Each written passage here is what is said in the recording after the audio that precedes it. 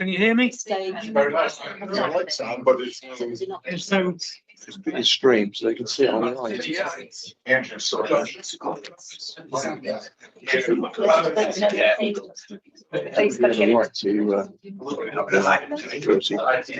no, but people in the public. And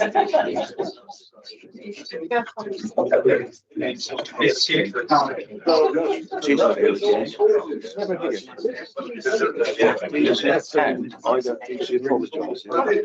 There's a seat on the end for you. Well, they have to. Yes.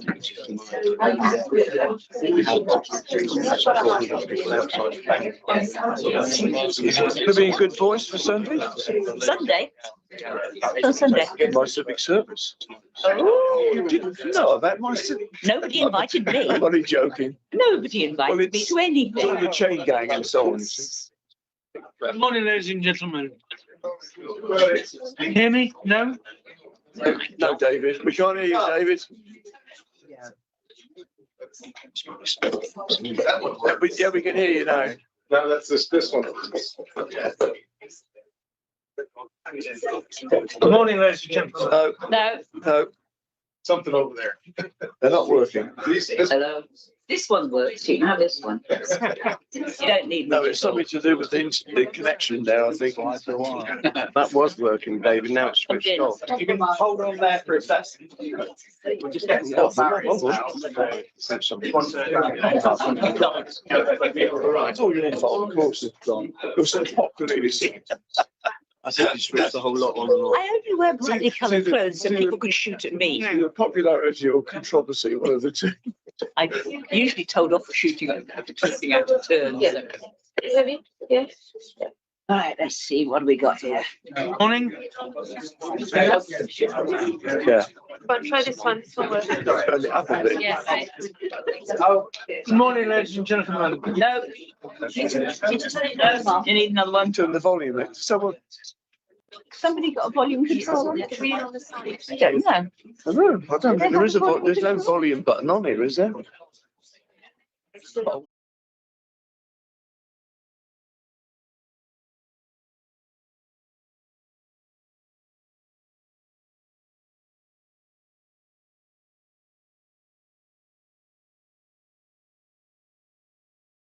Good morning, ladies and gentlemen.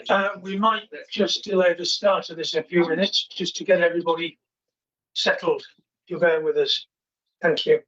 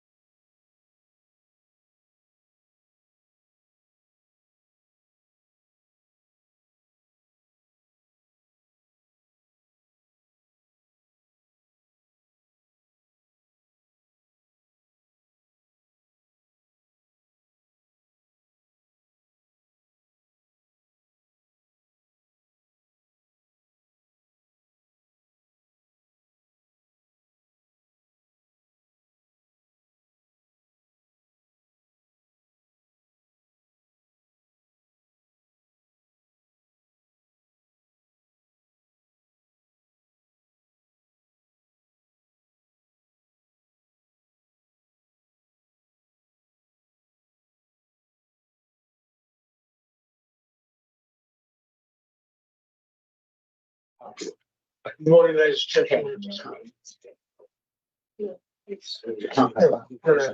Sorry, could you get behind the barriers, please?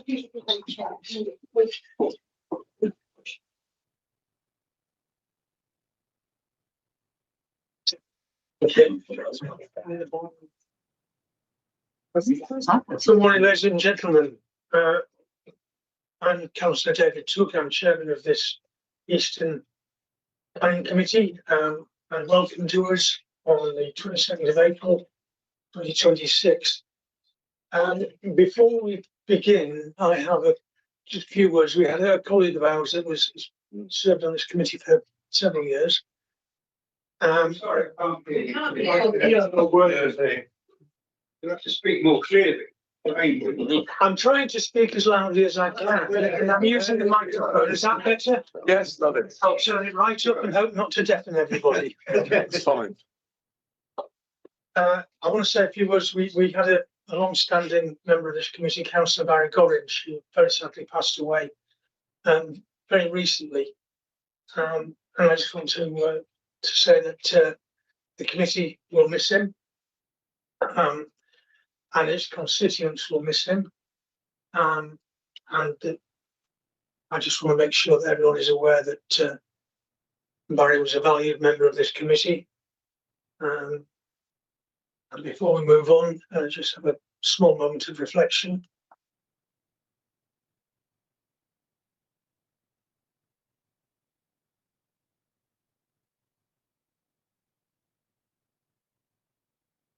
Okay, this meeting is being live streamed. It is available to view on the council's website, and by attending this meeting, you consent to being filmed. The planning committee is not a public meeting, but a meeting to which the public is invited. And all attendees must comply with the ruling of the chair. Members of the public must not interrupt the meeting or cause undue disturbance. And to support this, please switch off your mobile phones or select silent mode for the duration. I'll give you a moment to check that.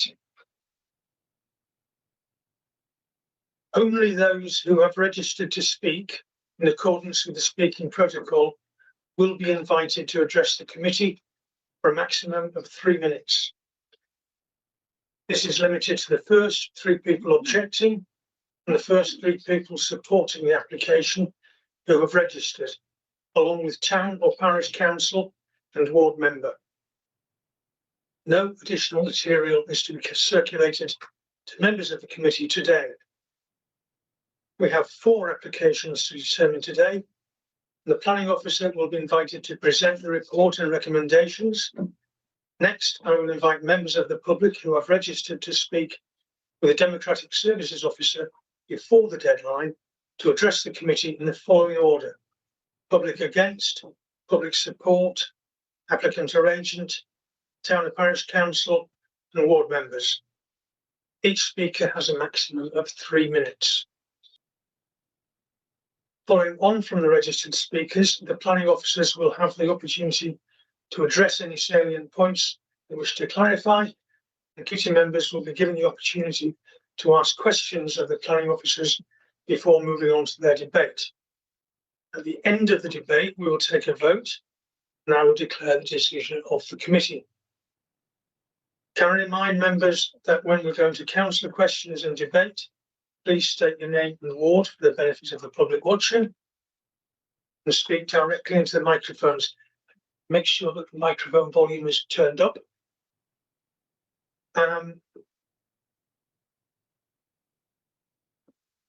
Please remember, the microphones on the tables are always on. They're the ones that feed the live feed. So any small comment you make at any time, even if your microphone is not on, will be picked up by the table mic and broadcast to the world in general.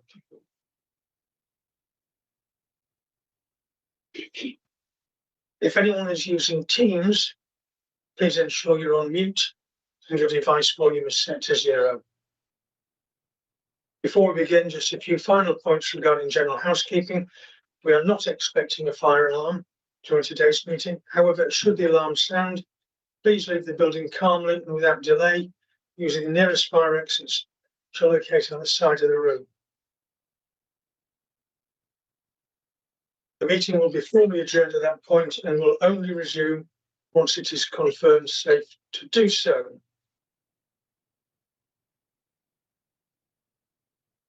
Officers involved in today's meeting include Kim Cowell, who is the Eastern Area Development Manager, Elizabeth Adams, who is here later on, Naomi Shinkins, Lead Project Officer, Thomas Wild, Lead Project Officer, Claire Marshall, Landscape, Claire Marshall, Highways Engineer. I hesitated because I skipped over Alistair Trendle, who's a project engineer who is available online. Conor Kelly, Senior Landscape Architect, here this afternoon. Daniel Campbell, this afternoon, is a Development Liaison Manager. Sam Williams, who's our Lead Senior Ecologist. Susan Hetherington, Transport Development Liaison Management. Phil Crowther, who is on his way, although we do have online Hannah Massey, but Phil Crowther, once he gets here, will be our legal partner.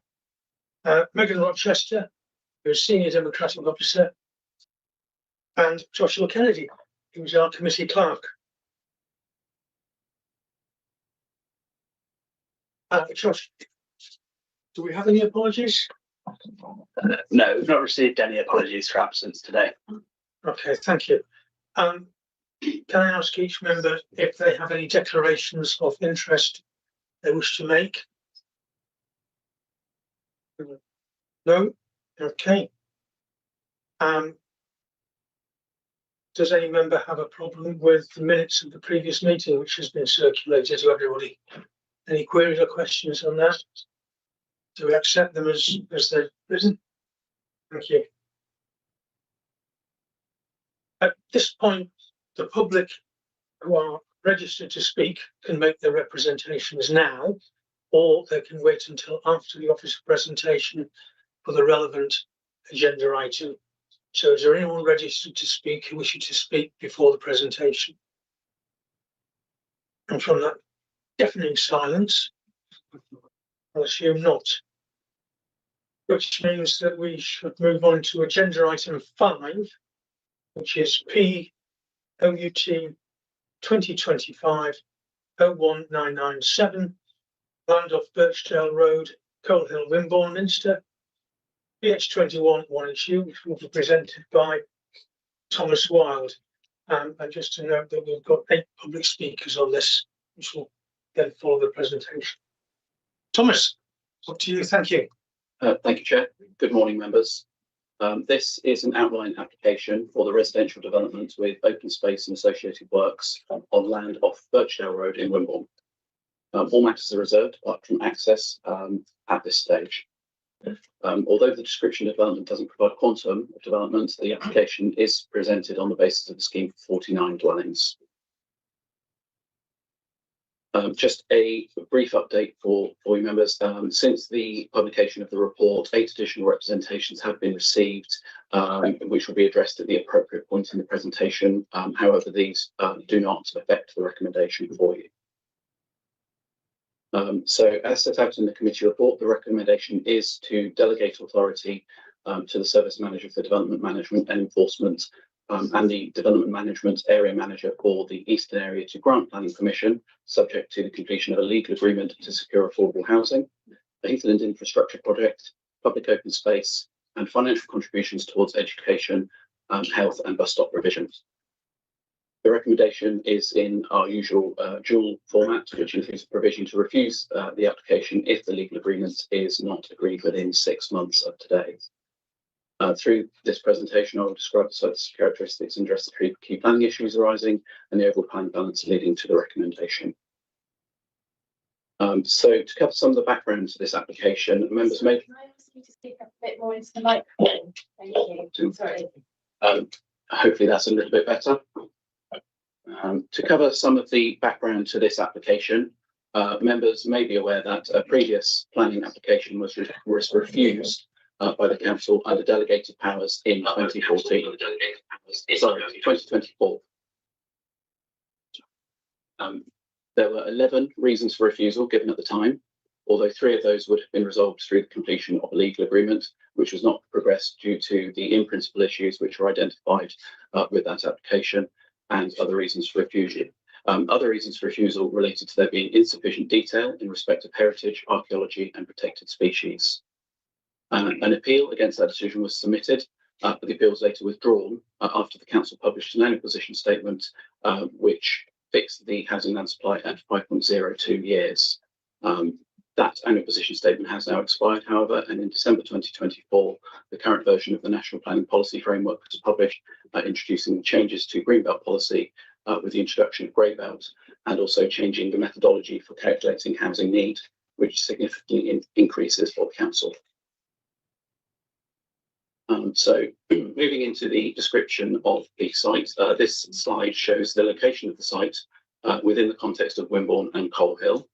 So the site is outlined in red. We have Wimborne to the west, Coal Hill to the northeast. And this slide shows the extent of the application site outlined in red and the immediate context. Birchdale Road is on the western boundary of the site and is accessed, as I'm indicating here, and is accessed from the southern side of Cranfield Avenue, where the character is of late 20th century suburban development. To the east and northeast, you can see lower density, larger houses on Bowcroft Lane, which back onto the site. The former railway line can be seen forming the southeastern boundary of the site and is visible as a tree line on the slide. And to the south, we can see that the land is largely open with Old Manor Farmhouse visible, adjacent to some commercial development, which is all accessed off of Lye Road. This image shows the site constraints analysis, which has been provided by the applicants in the applicant's documentation. It shows significant vegetated areas in green, and areas that they had identified as being of particular ecological value with potential for enhancement in the orange hatching here.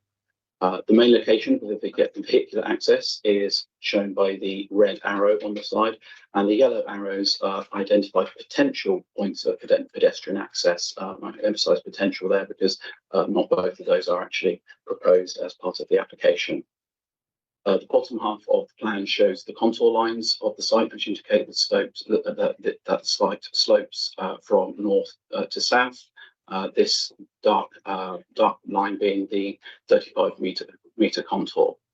The larger orange-coloured arrows show positions where particular views towards the site, into the site, are available.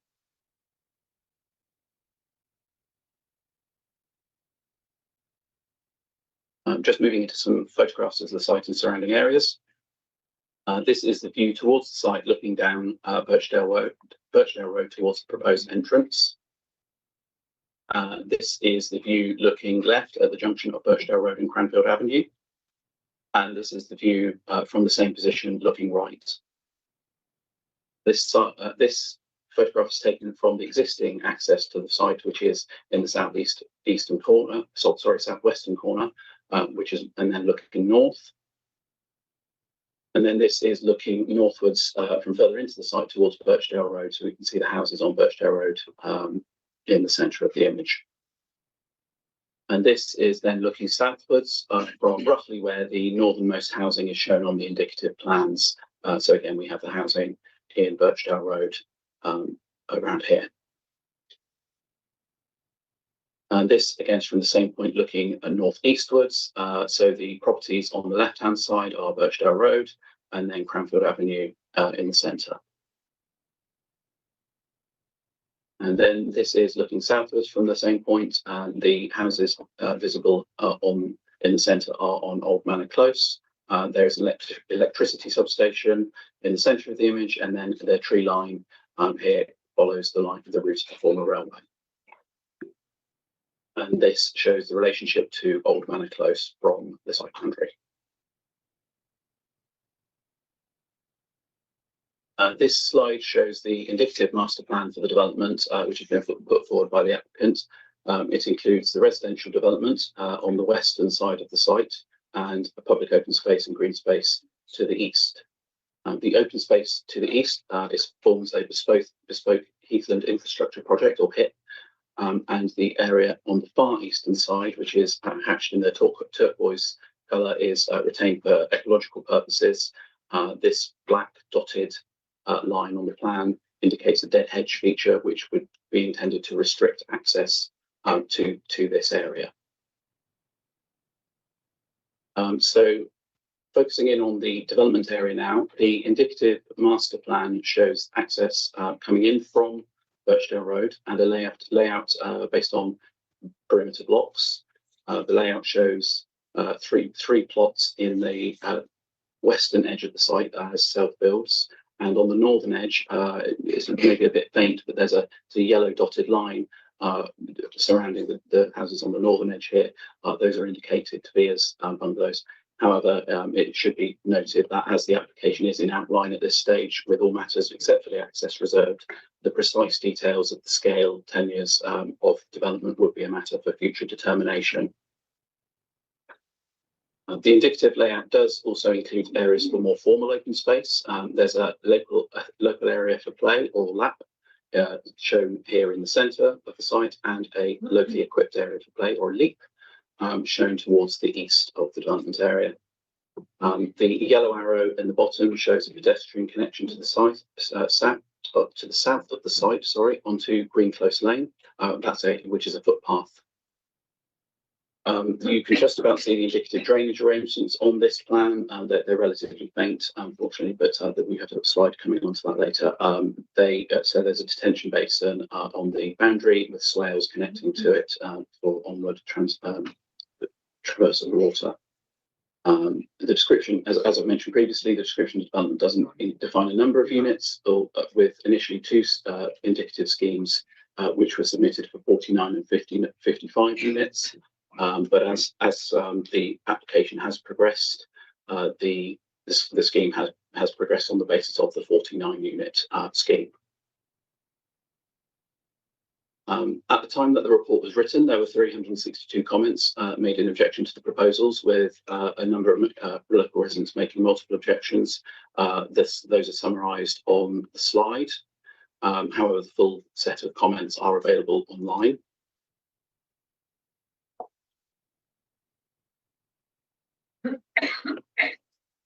And some, as I've mentioned previously, some additional comments have been made since the completion of the report and its publication. These have related to air quality, which have largely repeated previous comments, and flood risk, which have suggested that, with suggestion that culverts currently draining the site do not drain to a watercourse. There are also further concerns raised in respect of the Greenbelt and coalescence of Wimborne and Coal Hill, biodiversity impacts, deliverability of the affordable housing, and questioning whether the contributions identified would constitute benefits of the scheme. These have been reviewed carefully reviewed, and it is considered that they do not alter the recommendation before you today.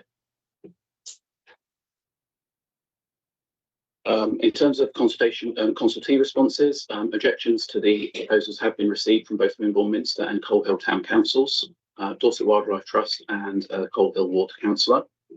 And all other consultees have either have no objections subject to conditions or provided advisory comments. That has been the result of an ongoing consultation with reconsultation on various amendments to the scheme throughout the lifetime of this application. So this represents the final position of the application. So moving into the key planning issues considerations, we'll start with the principle of development. This slide shows the site in relation to the main urban areas as designated within the Christchurch and East Dorset local plan. The site is outside of these main urban areas, but as can be seen from the plan, as we see from the plan, the site is adjacent to it and well related to the main urban area, which is the purple, which effectively wraps around the site. Within the settlement hierarchy, as set out in policy KS2 of the local plan, Wimborne Minster is identified as a main settlement, which is a main focus for development, with Coal Hill being identified as a suburban centre where some residential development is anticipated. Being outside of the defined urban area, the site is located in a location where new residential development would not normally be permitted. However, as the council is currently unable to demonstrate a 5-year supply of housing, the development plan is considered to be out of date, and the tilted balance applies as set out in paragraph 11D of the National Planning Policy Framework. That requires planning permission to be granted unless issues including heritage, protection of habitats or flooding provided a strong reason for refusing permission, or the harms of the development was significantly and demonstrably outweigh the benefits.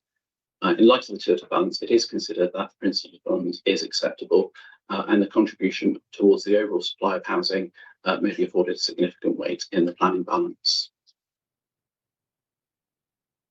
So then moving on to the impact of the development on the greenbelt. Could you speak a little louder, please? In addition to being outside of the main urban area, the site is located within the greenbelt, which is shown as the green colour on the slide. The boundaries of the greenbelt essentially follows the same boundaries as that of the main urban area. The designation extends southwards into the administrative area of BCP Council. The boundary is shown on this slide with this dark line, which follows the line of the River Stour. But local plan policy KS3 states that development will be contained by the greenbelt, which is consistent with the approach set out in national planning policy. Paragraph 153 of the NPPF states that inappropriate development is, by definition, harmful to the greenbelt and should not be approved except in very special circumstances. Paragraph 154 sets out a number of specific exemptions to inappropriate development, and these are shown on the screen. As the proposal is for residential development on a greenfield site, outside of the built-up area, it does not fulfill any of these exceptions. However, paragraph 155 of the NPPF states that development should not be regarded as inappropriate where the criteria listed on the slide apply.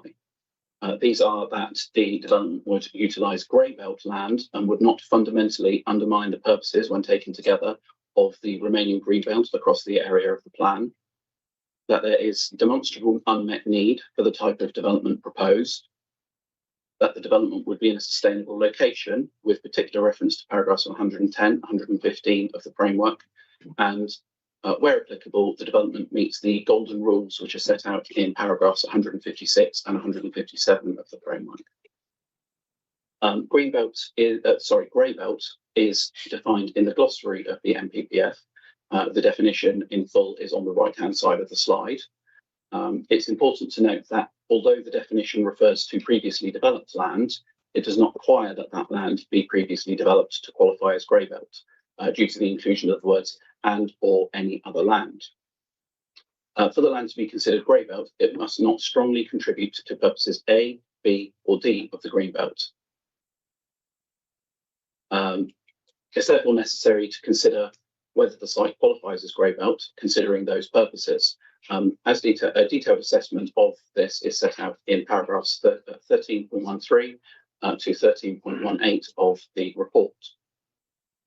For the first criterion of checking the unrestricted sprawl of large built-up areas, the site is considered to have a weak or no contribution, as is separate from the large built-up area defined in the 2021 Greenbelt study as being the conurbation of Poole, Bournemouth and Christchurch, and the site is also largely enclosed.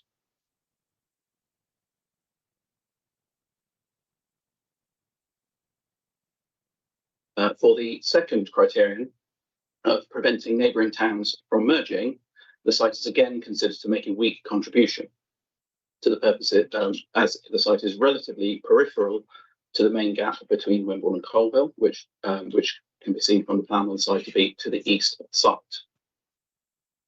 For the final criterion, it is considered that the site makes a relatively weak contribution to the preservation of the setting and character as a special character of historic towns.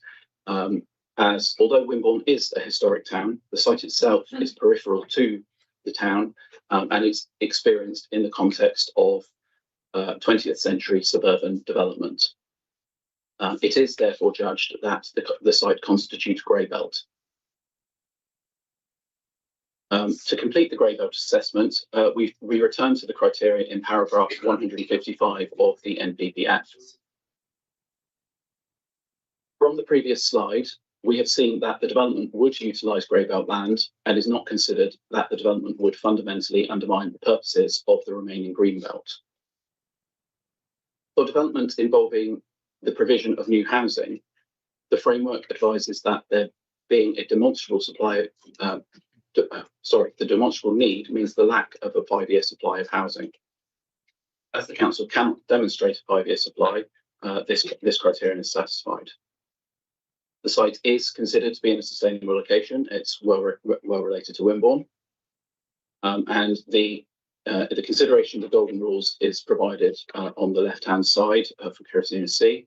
The proposals include 50% affordable housing. There would be financial contributions towards the provision of infrastructure, and the development would provide new accessible green space.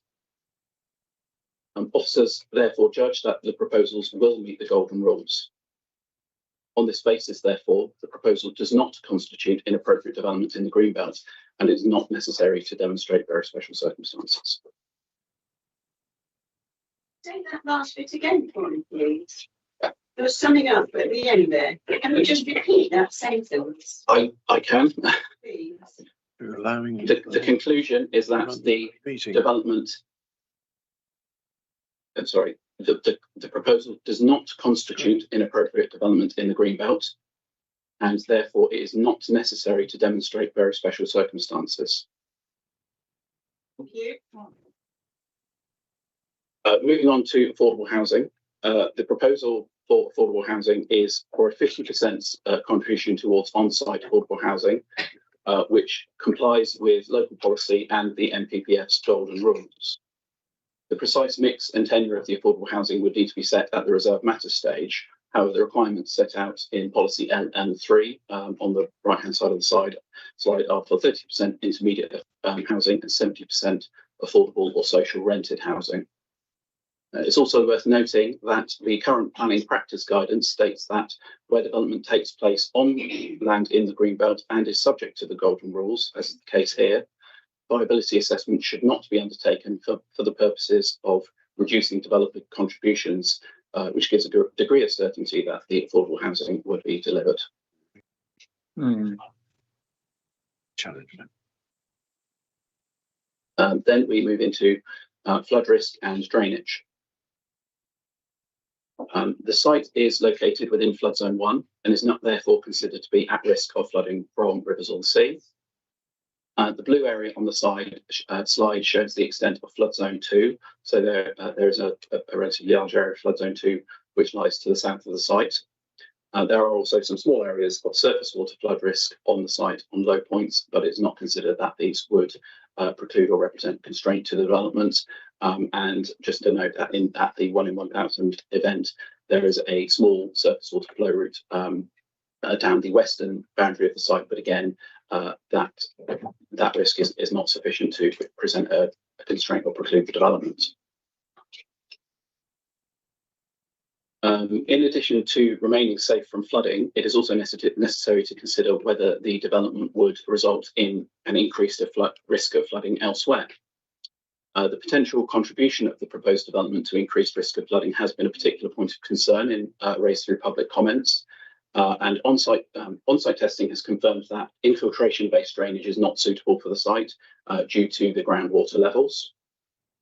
Therefore, a drainage strategy has been provided which proposes to drain to a detention basin, which is shown hatched blue on the slide, which would connect to an existing watercourse at the southeastern corner of the site via a swale.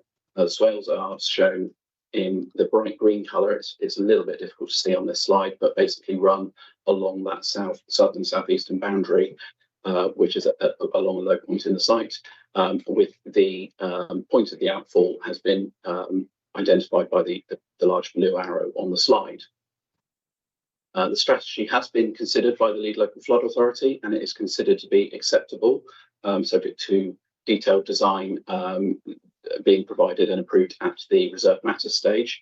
The drainage solution would largely replicate the existing drainage routes for the site, and through the design of the detention basin and swales would allow for a controlled discharge to the watercourse to control that to the greenfield runoff rates, therefore avoiding increasing flood risk elsewhere. Just to cover the detention basin that was shown, this image shows an example of a detention basin. It's actually from a scheme in Gateshead, but it's an example of what a detention basin can look like. As can be seen, it's not designed to be a permanent pond, but a depression in the landscape, an area to which can hold water in times of high rainfall and allow for the discharge to the watercourses to be controlled. In the flood risk assessment, the detention basin is detailed to be of 1.3 metres depth, having a minimum volume of 480 cubic metres, and the slopes on the sides would be 1 in 4 the slopes into it. And then finally, just to cover the watercourse, this photograph shows the watercourse that the swales would connect to. This is looking up the northeastern boundary of the site. You can see the watercourse on the photograph. This is taken on the 8th of January this year, which was during the period of extremely heavy rain that we had this winter. We can see that the watercourse was there, transferring water out of the site. And then this is from the same point looking southwards. I'm sorry, the arrow is pointing in the wrong direction there. My apologies. But it is looking southwards. So this shows the culvert in the corner of the site into which the watercourse can be seen to be running, and that goes underneath the railway line and drains ultimately towards the River Stour.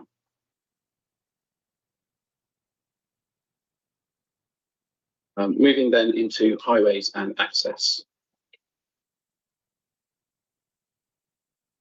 The application seeks detailed approval for the access arrangement, which is proposed to be from Birchdale Road, essentially just as a continuation of the existing road. Concerns have been raised about the suitability of the access for development and the impacts upon highway safety. However, the present proposal has been supported by a transport statement which has been reviewed by Dorset Council Highways, who have no objection to the scheme. The predicted trip levels within... Joe. Can we keep it quiet, please? Yes. Yes, we will. You can speak up if you're better. Okay. The predicted trip levels within the AM and PM peak periods are approximately 30 and 28 respectively, which is considered to represent a relatively low level of traffic. There are no objections from Dorset and Wiltshire Fire and Rescue and the Dorset Council's waste teams as well. Some comments have raised concern about refuse vehicles, as currently it's understood that vehicles have to reverse down Birchdale Road because the existing turning head on the road wouldn't allow them to turn safely on the site. However, the proposal in this instance would be or expectation would be for refuse vehicles to enter the site in forward gear, and then they would turn on the site and exit the site and Birchdale Road in a forward gear. The waste team did note that reviewing the indicative layout, that larger turning heads would be needed to allow for refuse vehicles to turn on the site. However, that would be able to be dealt with at reserve matter stage, and it's not wouldn't constitute a reason for refusal in this instance. It is therefore considered that the proposal would be acceptable in highways terms, subject to appropriate conditions. Then we have impacts on heritage assets. Just noting that this did form a reason for refusal previously, due to lack of information, rather than necessarily the impacts themselves. There are 2 listed buildings in the vicinity of the site. They are coloured orange on the slide. So they are Green Close Farmhouse, which is Grade 2 listed, and Old Manor Farmhouse to the south, which is Grade 2 star listed.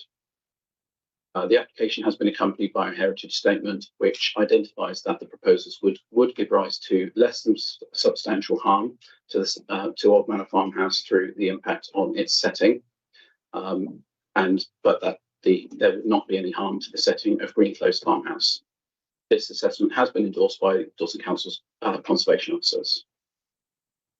Where less than substantial harm is identified, the NPPF requires that this must be weighed against the public benefits of the scheme.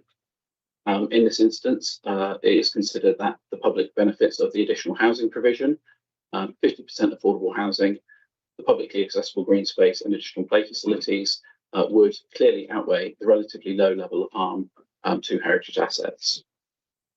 In addition, an archaeological assessment has been carried out. Again, that was a reason for refusal of the previous application on the basis that no assessment had been provided at that time.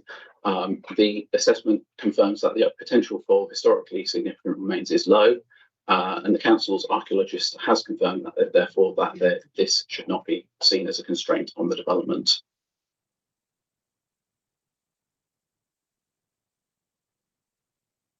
We have biodiversity and habitats.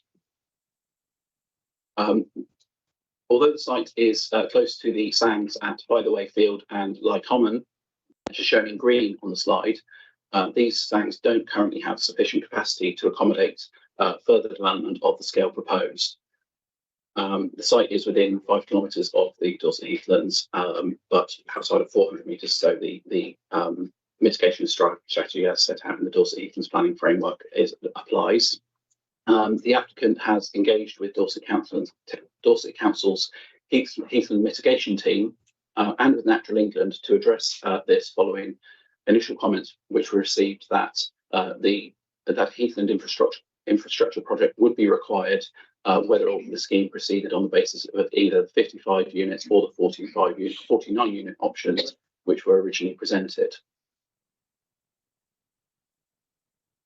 As a result of those discussions, the applicant is now proposing the provision of an area of open space to the eastern side of the site as a bespoke Heathland infrastructure project. Although the area does not provide the length of walking routes which would ordinarily be required for a SAN, in this instance, it has been accepted by both the council and Natural England that this is sufficient to mitigate the impacts of the development.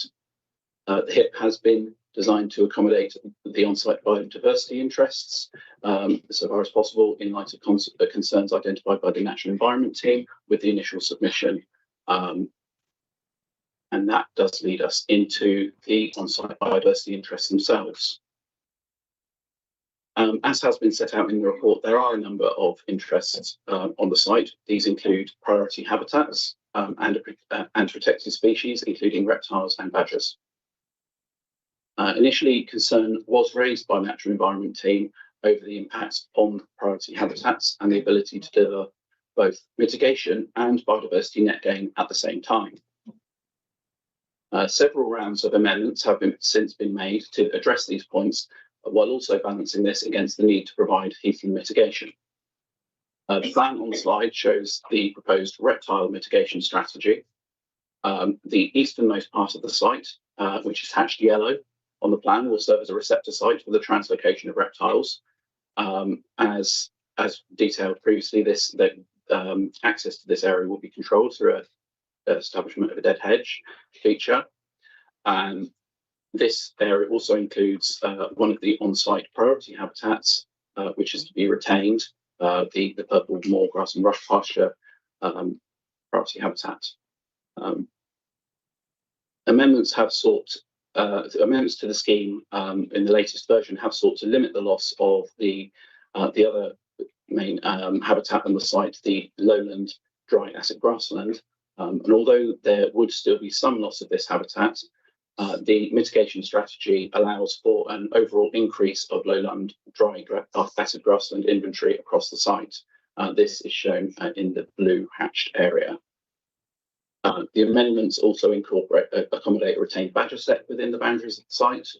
And on the basis of the most recent proposals, the Natural Environment Team does not object to proposals subject to appropriate conditions to secure appropriate mitigation and monitoring. With regard to biodiversity net gain, an amended metric has been provided for the latest scheme, which confirms that BNG cannot be achieved on the site. So the applicant has indicated it's their intention to purchase biodiversity units from a habitat bank in order to achieve the legally required biodiversity net gain.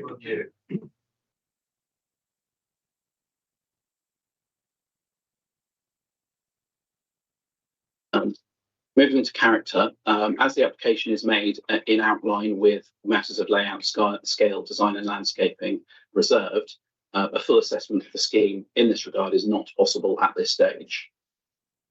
Nonetheless, comments from the Council's urban design and landscape officers have confirmed that they consider the site can accommodate development with appropriate conditions to secure the design at reserved matter stage. The surrounding area is predominantly late 20th century suburban housing. On the slide, we can see some examples of that in the photographs. We have Birchdale Road on the top left, Wesley Road at the bottom left, Cranfield Avenue and Ashdean Close at the top right, and then Old Manor Close at the bottom right. As shown on the slide, the proposals would be at a density of approximately 27 dwellings per hectare. For context, the Highland Park estate, which includes Birchdale Road and Cranfield Avenue, is around 24 dwellings per hectare, and Old Manor Close to the south is around 50 dwellings per hectare. It's not considered that the density was result in a development which appeared incongruous or out of character. Although detailed design would be considered in the future, the indicative layout allows for the inclusion of landscape buffers to neighbouring developments and the retention of boundary vegetation, and the layout is based on perimeter blocks with tree-lined streets. Then we move into amenity. As was the case with character, this can't be assessed in complete detail due to the outline nature of the proposals. Nonetheless, concerns have been raised in third-party comments over the potential impacts of the development from overlooking, overbearing, overshadowing, and from noise and disturbance. Minimum separation distance of the indicative layout is 16 metres to a property on Cranfield Avenue in the northwestern corner of the site. Although, as shown, it's expected that this would be a back-to-side relationship. There would be greater separation to properties to the south, including, as we see, 28 metres here to the properties on Old Manor Close. And the site's topography would mean that for parts of the site, the housing would be at higher levels than immediate neighbours. However, this is not considered to be an unusual feature in the vicinity because the wider estate is built on similar topography, and there are similar relationships with properties on changing land levels.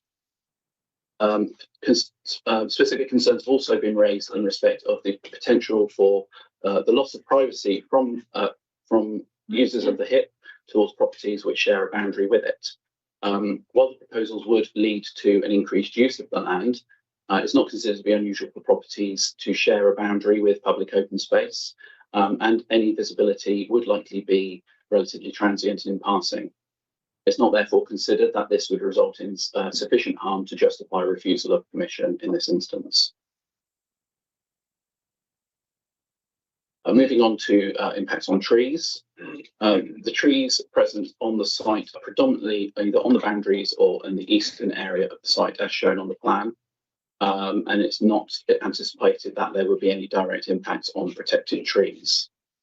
The submitted arboricultural assessment has indicated the retention of all trees on the site, save for those whose removal is necessary to facilitate the creation of the new access at the end of Birchdale Road. And there is no objection to the proposals from the tree officer, subject to conditions requiring a detailed assessment to inform the proposals at reserved matter stage. And then moving into in terms of contributions, this slide sets out the overall contributions which would be provided as part of the development, which include the affordable housing at 50%, the provision of the open space and play space, and the bespoke HIP. Concerns have been raised about pressure on services within Wimborne. As you can see from the slide, financial contributions would also be secured towards education provision, towards the NHS and public transport infrastructure. Excuse me. Please don't laugh. Please don't interrupt. Otherwise, you might have to leave. Thank you. Please could you ask the speaker to articulate better? It's slightly, we can't make out what he's saying. He's been talking for an hour and he's doing his very best. Quiet. The benefit Just of try choice anyway. Carry on.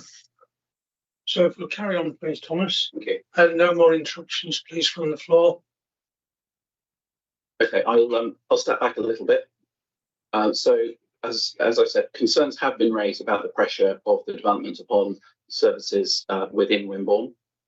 The development is not of a scale where it would be expected or reasonable to require the provision on site of new schools or health facilities. But in this instance, financial contributions would also be secured towards the provision of education at a rate of £5,818 per dwelling of 2 bedrooms or more, towards NHS infrastructure at a rate of £516 per dwelling, and £2,400 to specifically to fund provision of 3 new bus stops in the vicinity of the site towards public transport infrastructure. And just noting that in terms of SIL, as a HIP is being provided, the site would be 0 rated for SIL, hence the financial contributions that are being sought. Then moving on to other matters, very relatively briefly, in terms of ground conditions, an invasive investigation would be secured by condition. An initial desktop assessment was provided and reviewed by the council's consultants, which was considered to be appropriate. It did recommend further invasive investigation. If that investigation identifies that any remediation is necessary, then the condition is worded in such a way that that remediation would also be secured by the condition. In respect of air quality, an air quality assessment has been submitted, which highlights that background particulate levels and nitrogen dioxide levels are well below the relevant objectives and limit values, and based upon the anticipated trip generation and background levels, pollution levels are unlikely to exceed the annual mean air quality objectives for the area or have significant impacts. The assessment does identify the potential for impacts from dust during the construction period and recommends mitigation to be secured by condition, which is proposed. And then on noise, the screening report has been provided, which identifies that for the development itself, traffic noise is expected to be the main potential source of environmental noise. And it's therefore recommended that a condition is applied to secure a scheme for protecting the proposed dwellings from environmental noise by condition, and also a further condition requiring an assessment of noise specifically from heat pumps if heat pumps are to be proposed for the detailed design of the scheme. In terms of the impact of noise from the development on the neighbouring areas, it is considered that the development, the residential nature of the development, it is a relatively low impact development from noise perspective, and that there are potential for impacts during the construction period, but a construction management plan condition has been proposed. So this is a final summary of the key planning issues as set out in the report. Following the various amendments that have been made, all matters are considered to be acceptable, subject to the appropriate conditions being imposed, and the planning obligations that set out in the recommendation.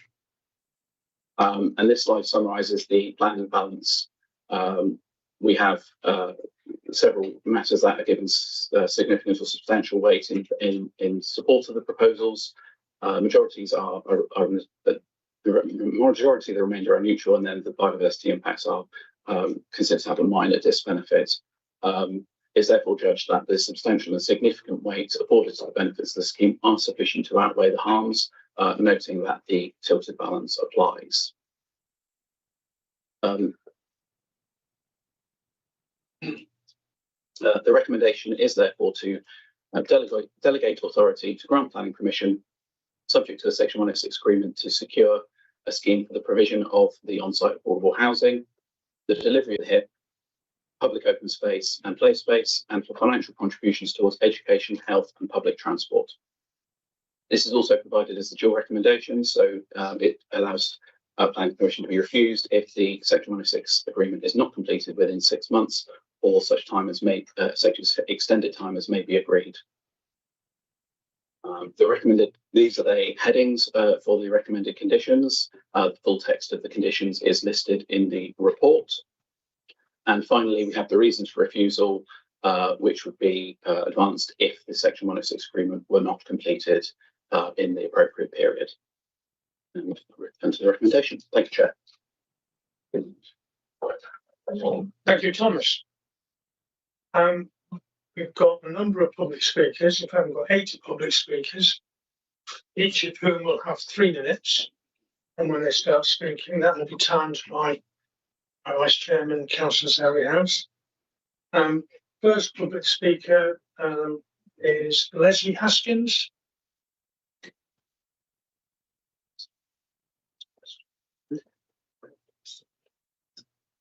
Yeah.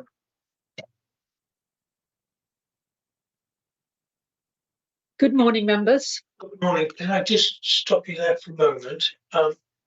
If we could open the door and just let a little air in, that might help. Is that going to be comfortable for you guys near it?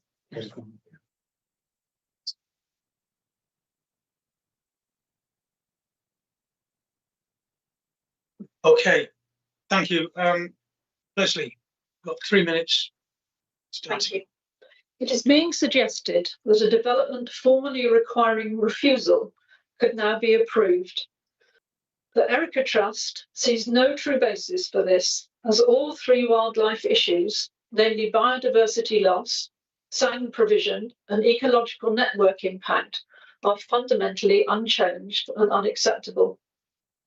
There remains the almost complete loss of the unimproved neutral grassland, I'm not talking about the acid grassland mentioned earlier, misleadingly called other grassland, but in fact one of the 3 priority habitats present, which the NPPF states should be avoided. The included loss of a large swathe of internationally protected native bluebells seems to be totally overlooked. This priority grassland is the basis of a vital food chain, providing, amongst other things, insects for the bats. You cannot mitigate for a protected species whose vital food supply is so diminished. Various proposed on-site compensations are either insignificant or highly questionable, notably trying to force already useful bracken into acid grassland.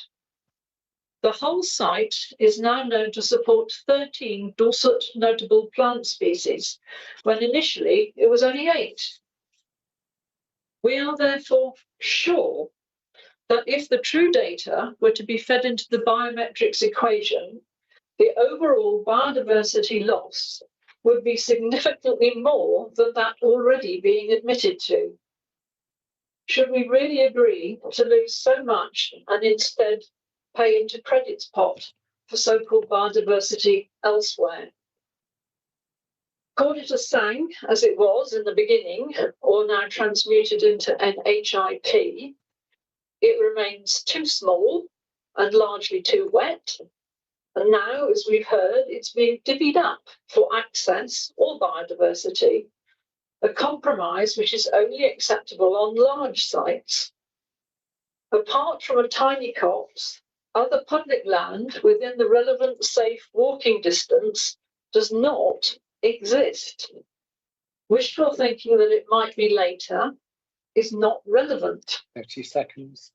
The ecological network remains hugely compromised. The Erica Trust owns some land within it and attempted purchase of the application site, such as the store we set by it. Wildlife is important to us all in so many ways. I was initially reassured by your core strategy policies, reflecting all the correct guidance, and by the refusal of this original application. But now I am deeply alarmed that persistent manipulation, as occurring here, is in danger of confounding us all. Please do not flinch from refusal for the sake of this site and for the other important wildlife sites which are likely to come forward in the future, because it is a really significant wildlife site. Thank you. Thank you.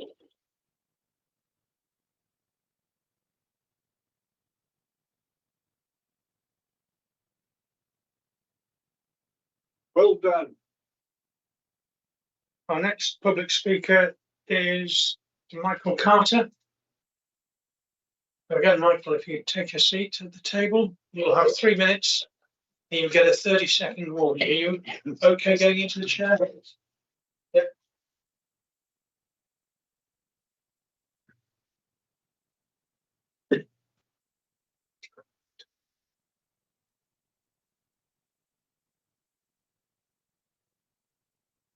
Hello, is that still on? Yeah. If this proposed development on land formerly part of Life Farm was allowed to happen, the runoff from its hard-standing footprint would put at serious risk of further flooding to neighbouring lands, properties and roads. This site is situated considerably higher than its surrounding land. To the south exist the remains of the former railway embankment with drainage tunnels under this Victorian construction. There is also a stream used for surface water drainage crossing the lower western field. This joins the southern side of a moat, originally surrounding Old Manor Farmhouse, eventually to join the River Stour. Old Manor Farmhouse is a 16th century Grade II star listed property, a designated asset of the highest level. It was considered as far back as the 16th century to surround this very important building with a moat to prevent it being flooded even then. Contrary to what some people seem to think, water always flows downhill. The fields to the south of the railway embankment, including the one immediately to the north of said farmhouse, are subject to regular flooding, putting the listed building and other residential properties at risk. Also, Lye Road itself, which often floods. As the owners of the said listed building, we have personally reinstated the eastern side of the moat. This serves to help drain our land, and at times of heavy rain is at risk of being overwhelmed. It is proposed to site a so-called sustainable drainage system, i.e. a large pond of unknown depth, directly above the disused railway embankment, siting it approximately 4 metres above and to the north of Old Manor Farmhouse. The intention to retain such a large volume of water beside a 175-year-old embankment could easily prove catastrophic. It could lead to this man-made structure becoming particularly vulnerable to saturation, internal erosion, and structural failure. In a worst-case scenario, it could lead to the sudden and highly dangerous collapse of the railway embankment, resulting in extreme risk to life and structural destruction, especially to the listed building. It must be noted that around the UK, this has already happened to similar engineering earthworks. We respectfully ask you to please listen to the views and concerns of the local community and reject this proposed development. Thank you.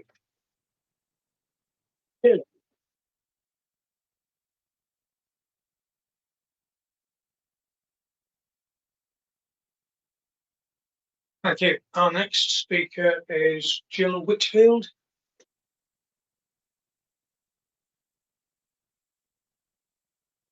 Again, Ms. Whitfield, you've got 3 minutes from when you start speaking. You'll get a 30-second warning.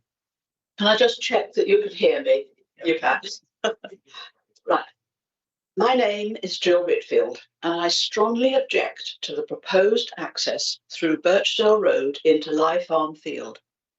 I trust that you all have had a visit to Birchdale Road. This proposal would force all construction and heavy goods traffic through a narrow residential cul-de-sac directly beside a newly registered village green. The green is legally protected under the Commons Act of 2006, intended as a safe space for recreation. Yet this plan would place frequent HGV movements, estimated by the applicant to be 275 per day, right alongside the green, bringing noise, danger and constant risk to an area that's meant for peace. Birchdale Road is simply not suitable for this level of traffic. It is narrow, includes a blind bend and has a steep 1 in 12 incline. Also, access to Birchdale Road from the very busy Cranfield Avenue is already a dangerous manoeuvre due to the blind bend and reduced sightline. Existing conditions already present challenges.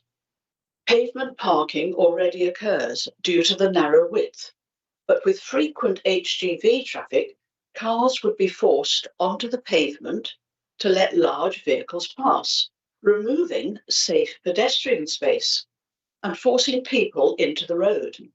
At the same time, these constraints create a real risk that HGVs and parked vehicles could block each other altogether, delaying or preventing emergency service access. Now, this is a serious and unacceptable risk. The public health impacts are equally concerning.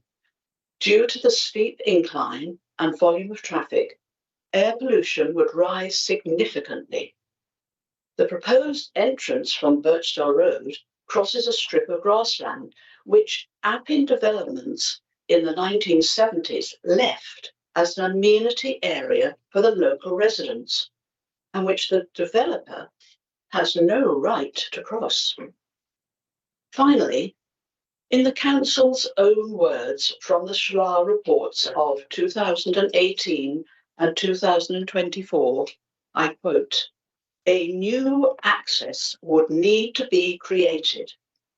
Birchdale Road, given the narrow nature of this road, could not be the only access point. For all these reasons, I urge the committee to refuse this application." Thank you for listening to me.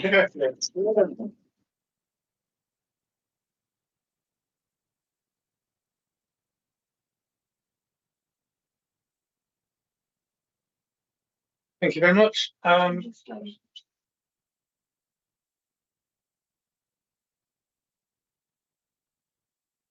Yeah, I trust everyone else has a silent phone. Thank you very much indeed, Ms. Whitfield.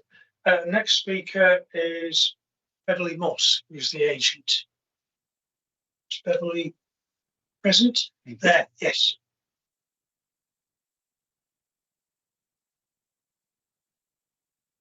And once again, 3 minutes, you get a 30-second warning. Thank you.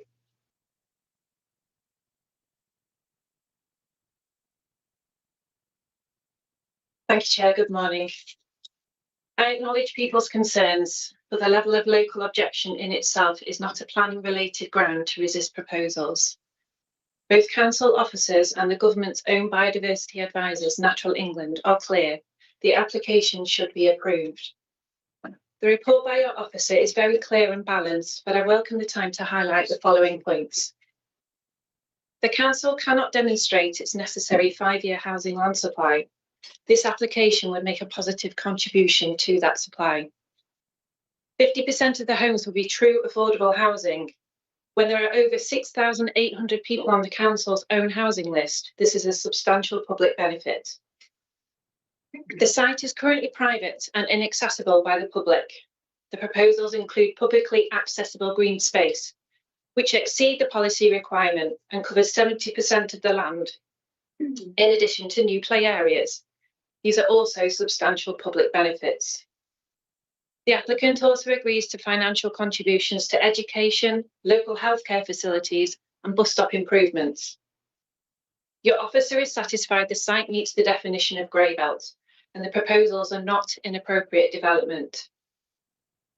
The bespoke heathland infrastructure project will mitigate the impact of the new homes on the nearby heathlands, and Natural England is happy with the assessment completed by your officers. Without this development, existing habitats on site will continue their unmanaged decline. While some existing grassland will be lost, the overall amount will actually be increased and improved. Your officers are content with the proposed approach to priority habitats and protected species. Delivering the necessary 10% in BNG, both on and off site, is a reasonable approach, one which is accepted by your officers. Highways officers are happy with the proposed access and that the development would result in low levels of traffic. The reserved matters would address turning spaces for refuse vehicles and parking, etc. The development would include a detailed drainage system to ensure that surface water is controlled, unlike the current situation where the fields drain naturally and unmanaged. The proposals could include bungalows, self-built homes, and homes which would be accessible and adaptable. The reserved matters would deal with design and layout. In summary, the site is surrounded by housing and well related to the urban area, with good accessible connections by foot, cycling, and public transport. The new homes will inevitably result in a changed view for residents, but a view is not a material planning consideration, and the substantial benefits from the delivery of up to 49 homes and new public open space in a sustainable location simply cannot be discounted. All relevant technical matters have been robustly considered and addressed, and consequently there are no reasonable technical reasons to resist the application, and I respectfully request that you support your officer's recommendation and approve. Thank you. Thank you. Our next speaker is Councillor Carol Butter from Coal Hill Town Council.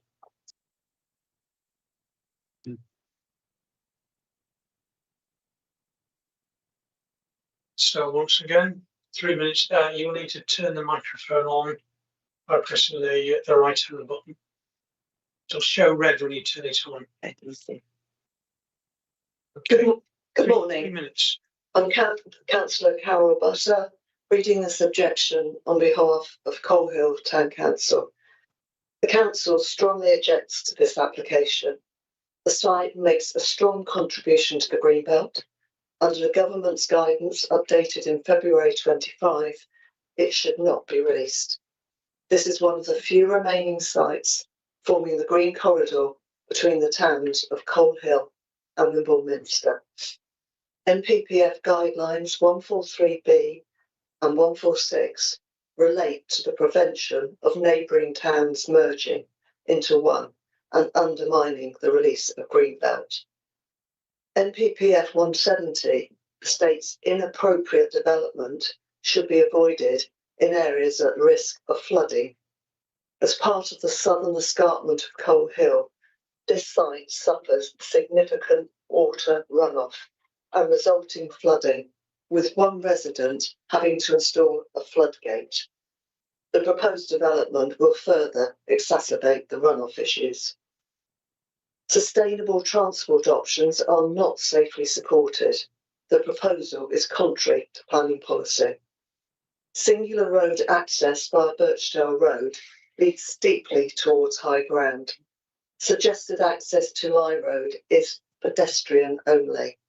Cycle access towards Wimborne Centre can only be uphill via St John's Hill. We question the viability of the Sang, previously named Sang, in terms of layout and topography. We believe the diagrams submitted are misleading, and we doubt the Sang will fit into the area as claimed. The proximity and extreme elevation of the site will cause significant loss of privacy to neighbouring residents. The proposal does not support a coherent ecological network required by NPPF 179. The site forms part of the crucial nature corridor stretching from Holt Heath to the Stour. The vast majority of the site is unimproved or semi-improved neutral grassland, a recognised priority habitat with high botanical value. We question the practicality of capturing a significant number of protected species and wildlife that occupy the site. Off-site BNG contributions rely upon lasting legal covenants being placed upon the land involved. We doubt the practicality of this. The impact of this development will be significant. The loss of habitat would be irreversible. Importantly, Dorset Council declared a nature emergency in 2024. Approval would undermine this policy. We urge the committee to refuse this proposal. Thank you.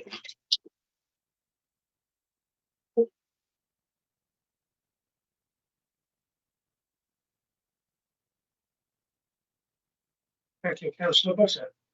Next speaker is Councillor Simon Wheeler from Wimborne Minster Town Council.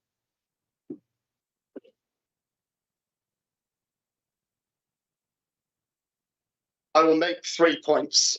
First, new evidence from the independently prepared housing needs assessment commissioned as part of Wimborne Minster Neighbourhood Plan as material consideration. In the determination of this application and as new evidence, we would suggest warrants careful consideration before any decision is made. It shows clearly that Wimborne's need is not for additional general market housing, but for more smaller, more affordable and more accessible homes. It identifies a clear mismatch between the homes we have and the homes that people need.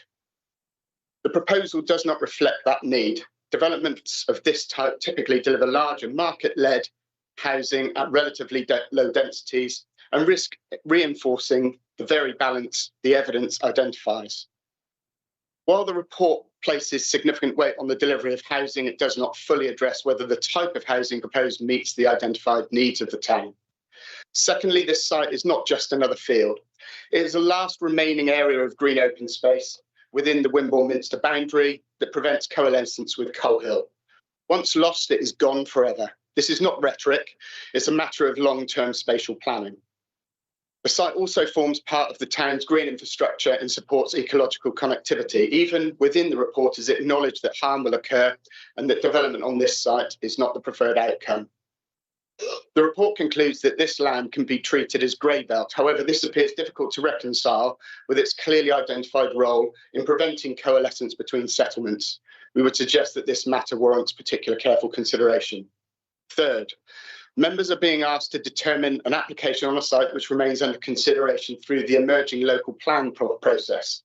Determining such sites in advance risks undermining public confidence in plan making and places members in a difficult position in relation to the integrity of the plan-led system. Our neighbourhood plan is being developed on a clearly evident basis, reflecting local need, and provides a robust and transparent framework for how the development should come forward in Wimborne.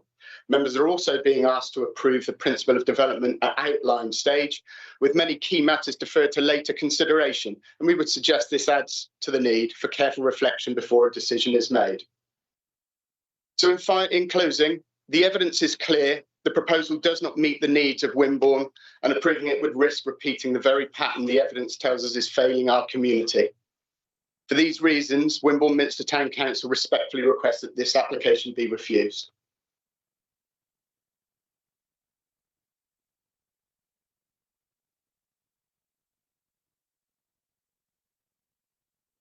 Thank you, Councillor Wheeler.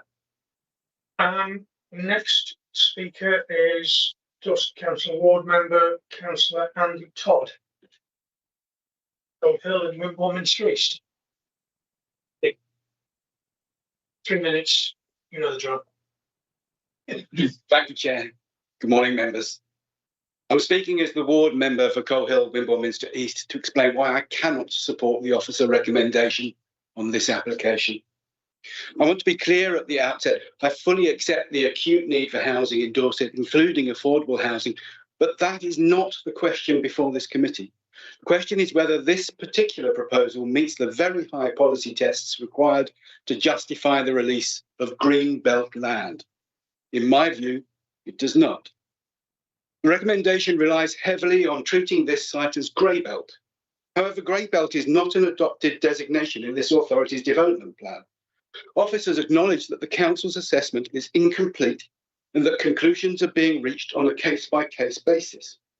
Members should be clear, in policy terms, this land remains greenbelt. The substantial weight must be given to that fact.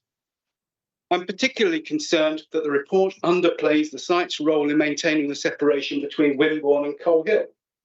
This is not simply a matter of views or adjacency to housing. This land functions as one of the last meaningful green corridors between the two settlements, a role consistently recognised by both town councils, ecological consultees and local residents. Once that separation is eroded, it is lost permanently. On biodiversity, the officer report itself confirms that the mitigation hierarchy was not applied at the outset of the scheme, that ecological harm is expected, and that biodiversity net gain cannot be achieved on site.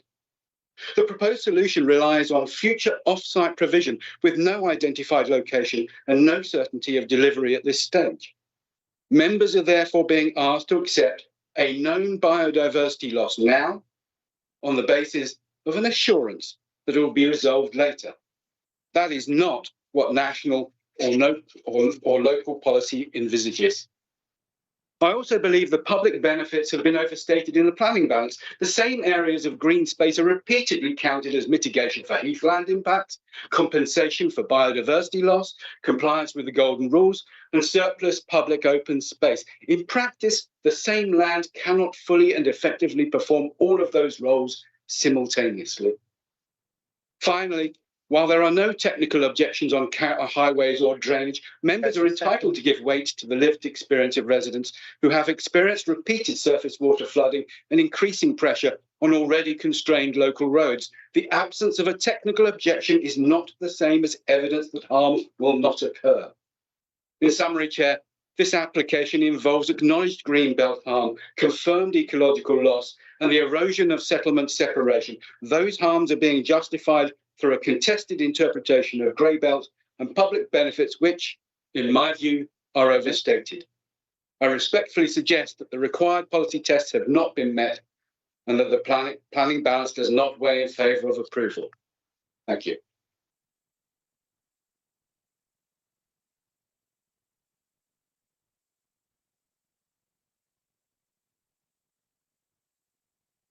Thank you, Councillor Todd. Our final speaker on this is Councillor Shane Bartlett from Wimborne Minster. Okay.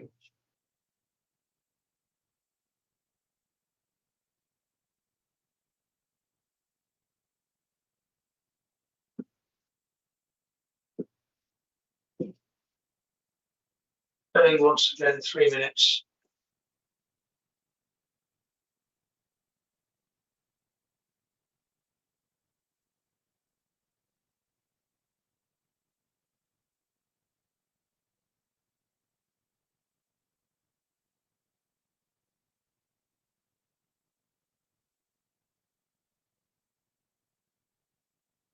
Thank you, Chairman. Thank you, Chairman and Committee, for allowing me to speak, which I'm doing as a ward member whose ward would be affected if this development took place on behalf, and I'm speaking on behalf of my ward residents. Wimborne took 50% of the new build housing in the 2014 adopted East Dorset District Local Plan. Wimborne, as an ancient historical market town, has a road infrastructure that was laid out during the horse and cart era. It was never designed for the modern motor car. Any commuting traffic would have to use Rowlands Hill, taking traffic into the heart of the town, or using St John's Hill, taking traffic onto Lye Road, a main arterial route into the town. Highways consider the present road infrastructure to be at capacity, with no possibility to material change and improve things. And anybody who navigates around the town driving knows that to be true. With regards to the site itself, as a green corridor between Wimborne and Coal Hill, preventing the urban sprawl of Wimborne and Coal Hill merging, I have long been an advocate that while I accept that towns and villages expand outwards, those green areas that exist internally within the curtilage of the parish, or in this case separating two parishes, should be preserved and protected from development, and where possible allowing recreational activity and or allowing nature to play its part in our natural environment. Dorset Council has declared a climate ecology and nature emergency. The development site provides an important local site of ecology supporting many species of wildlife and flowers and fauna. Internationally and nationally, we are seeing the rapid acceleration of extinction of species. This is occurring at a frightening rate. Developing sites such as this one that provides wildlife with a safe haven on it exacerbates the problem. There are within the vicinity of the area potentially other development sites earmarked in the emerging local plan.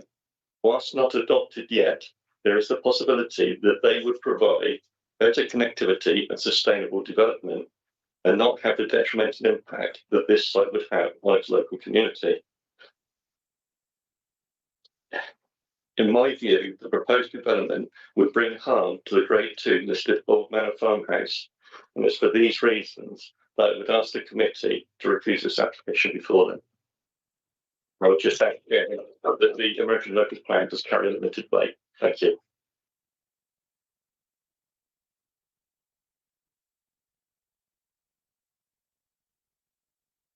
Yeah, Shane. That's all our public speakers. I'm going to hand it back to the officers who there may be several officers involved in responses to these. But we'll see if we can get a response to the points raised. Thank you. Thomas, do you want to kick off, Thomas, and then pull in other officers as you need? Yeah, thank you, Chair. Yes, I'm going to try and do this theme by theme rather than speaker by speaker because there were some overlaps there. So bear with me while I can flip back and forth if you will. I think I'll just start with the status of policies, etc., because that's picked up in some of the comments.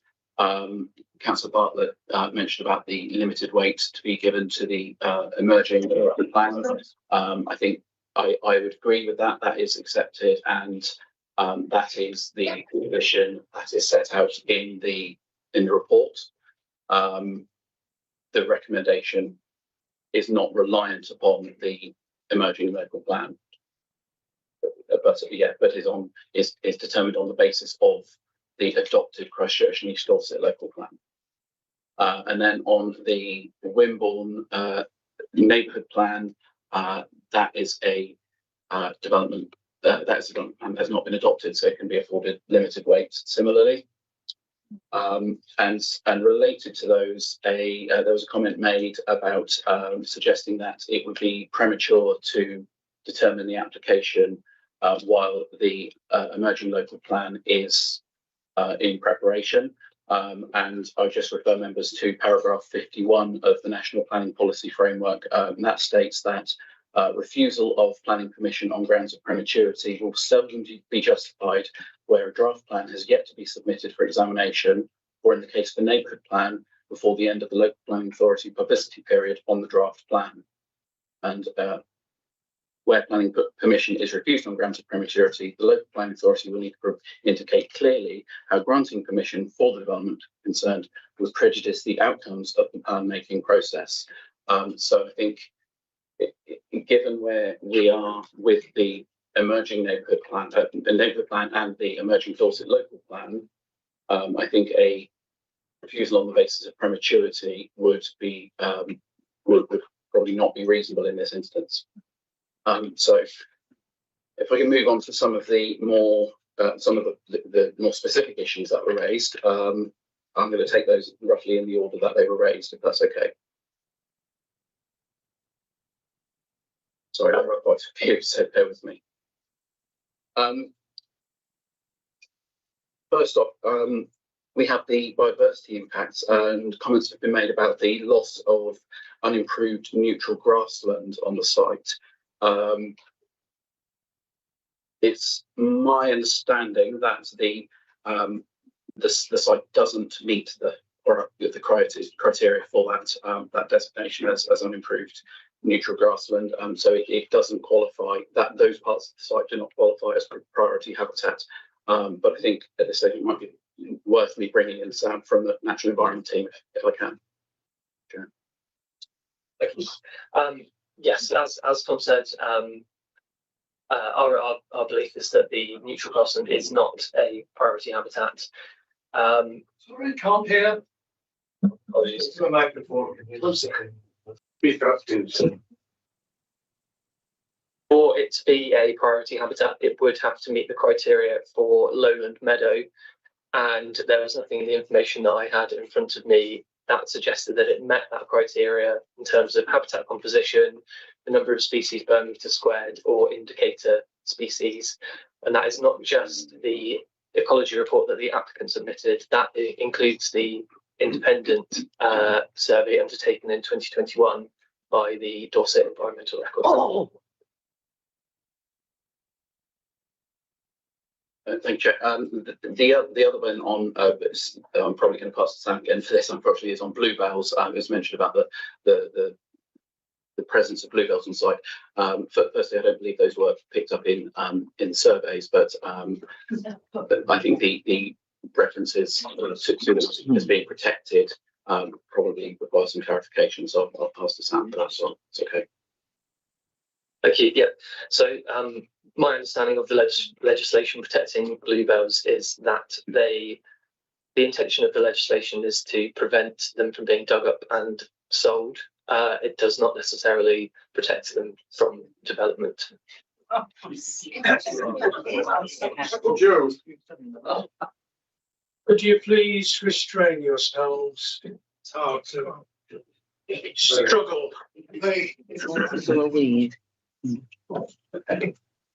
Thank you. And I will stick with biodiversity while we're on the theme. The other point that was made by various comments was about biodiversity net gain, and the fact that there would be the submitted metric that the applicant, the most recent version of the metric that the applicant has submitted, does identify a net loss in biodiversity, and they are relying on the habitat bank to deliver biodiversity net gain. So I thought it'd be helpful just to provide members with an update on the process of how biodiversity net gain is considered and how it's dealt with.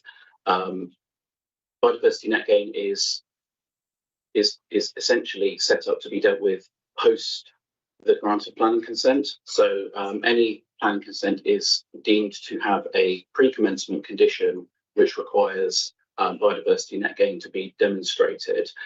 So the developer would need to discharge that condition by submitting their proposals for biodiversity net gain prior to commencing development. It is the intention in this instance that this is achieved through off-site, through purchase of habitat bank units. That is a valid approach within the biodiversity net gain legislation. It is allowed for. They have indicated a biodiversity bank in their submissions. That has been secured through a Section 106 agreement with the council, so that is already established as a biodiversity bank. So there is already a legal route and established protection for that. So and again, the National Planning Policy Framework and Planning Policy Guidance does indicate that it's unlikely to be appropriate to refuse planning permission on the basis of biodiversity net gain, given that the system is set up in such a way that the detail is dealt with after the grant of planning permission, and there is always a fallback of buying either buying biodiversity units either from a habitat bank or through statutory biodiversity units. There is always an option. So that hopefully addresses things on biodiversity net gain.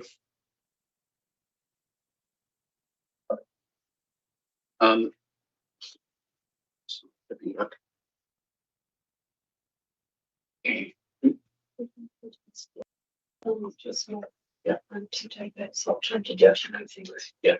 Yes, and then again, sticking with habitat, sorry, I've just been reminded that there was a comment about the size of the heath and infrastructure project and its suitability.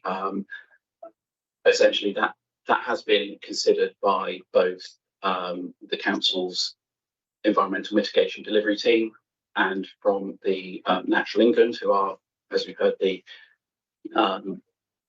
government's advisors on protected species and habitats, and their view is that in this instance the proposal is suitable and would allow for the impacts upon the Dorset heathlands to be adequately mitigated. That's a side-by-side consideration. Doesn't hold any implications for other sites which may or may not come forward, but that's the assessment in this instance, and that process was quite a detailed consideration. Natural England were round the table while those discussions were being held as well.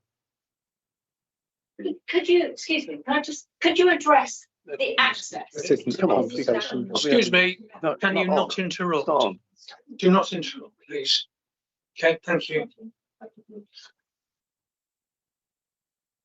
So I think that covers. Sorry, Chair. For me, I think that covers everything on the biodiversity that has been raised in the comments. There was a comment about the town and village green designation on the site, adjacent to the site. So I just wanted to cover that off, if I may. So this slide shows the area that has been relatively recently designated as town village green, which is shown in the kind of bright green colour. This kind of wedge of land at the end of Birchdale Road. The new access, Birchdale Road would pass through it, and yes, there would be traffic passing that town village green. However, it's not considered that that's necessarily a suitable harm or reason to refuse development in this instance. The development doesn't prevent access to that town or village green, and the town village green doesn't prevent access to the site. The other point that was raised in that context was in relation to the land at the end of Birchdale Road, the verge at the end of Birchdale Road. This slide just shows the extent of the highway in purple. So for Birchdale Road, we can see that it includes the carriageway itself, it includes the pavements either side, and it does also include that verge at the end of the cul-de-sac. So it is understood that land forms part of the highway, and I've not seen any evidence to indicate that that's incorrect. So that's the position as we can understand it at present for that respect.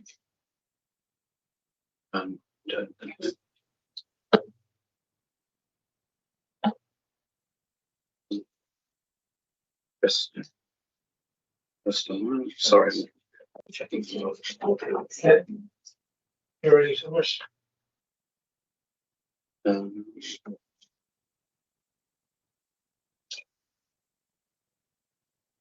Sorry, yes, there were some comments just while sticking with highways and access. There were some comments about the capacity of the town for traffic and the assessment that's been carried out, and also the suitability of the access. So in terms of the suitability of the access and the comments from the strategic housing land availability assessment, the SHLA, those comments aren't based upon a full assessment of the proposals. We have a proposal in front of us that's been supported by a transport statement that's been reviewed by the Highways Authority, who consider the access arrangements to be suitable. And in terms of the overall capacity within Wimborne, it's not understood that there would be that there is an overall capacity issue, but I can bring the Highways Authority in if they might have something to add on that, if that's okay. Yeah, that's right.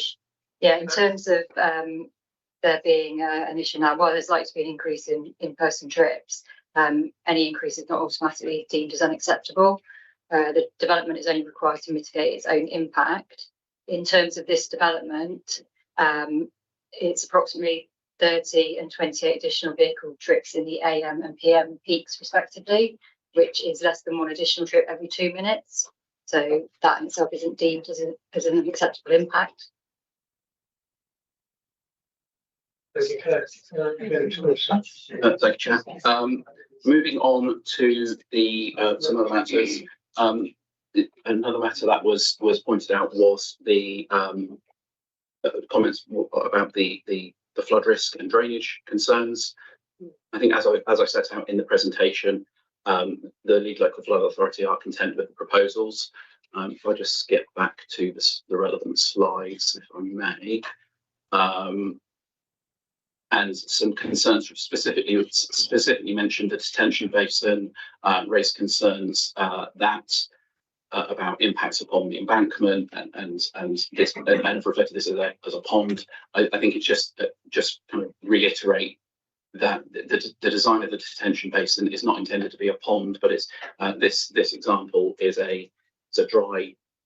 It spent most of its time as a dry basin depression. It would fill up in periods of heavy rainfall, and the intention is then that it would drain slowly at a controlled rate, so that the actual rate of discharge to the watercourses would be no greater than the existing established greenfield runoff rates.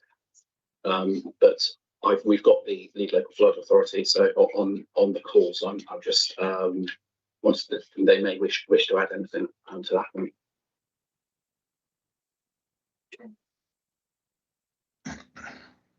Yeah, thank you, Tom. No, you summarised it very well, thanks. It is designed as a very shallow basin. The maximum depth is 1.3, so that would provide also 300 millimetres of freeboard. So the maximum depth is likely to be 1 metre, and that's in the most extreme event. But it is designed to fill up slowly and drain away slowly and to be left dry for the majority of the time. And it's designed to be integrated into the landscape, so it can be used during dry times for recreation, walking dogs, etc. That's all I can really add to what you've already said about the basin. It's still at outline stage. Thanks. Okay. Yeah, sorry, there's still more to go, I'm afraid. And then, yes, sorry, just moving back as well to the grey belt comments. I just wanted to clarify some points on that, the grey belt assessment. I think what I would say in terms of the grey belt is yes, we have the council has not completed a grey belt review or its further greenbelt review, which sets out the land which, for the plan making purposes, would be considered grey belt. However, we have an application before us, and we are required, which argues that the site is grey belt, so we are required to consider that position and make an assessment of the site against the criteria that are set out. The assessment is set out in some detail. As I said previously, it starts at paragraphs 13.13 of the report. There's a table which considers each of the criteria that are relevant. In particular, the concerns in particular seem to focus on the prevention of towns merging into one another. The assessment on that basis was a weak or no contribution. That was informed by the previous greenbelt assessment, as well as an assessment for the purposes of this application. So there is an evidence base that recognises that the site makes a weak or no contribution. And I also want to clarify that the 2021 greenbelt assessment did classify Coal Hill as a town because there is a requirement in the planning practice guidance which clarifies that purpose relates specifically to gaps between towns and not gaps between towns and villages. But that is carried out on the basis of Coal Hill being a town. So that is the assessment from Greybolt.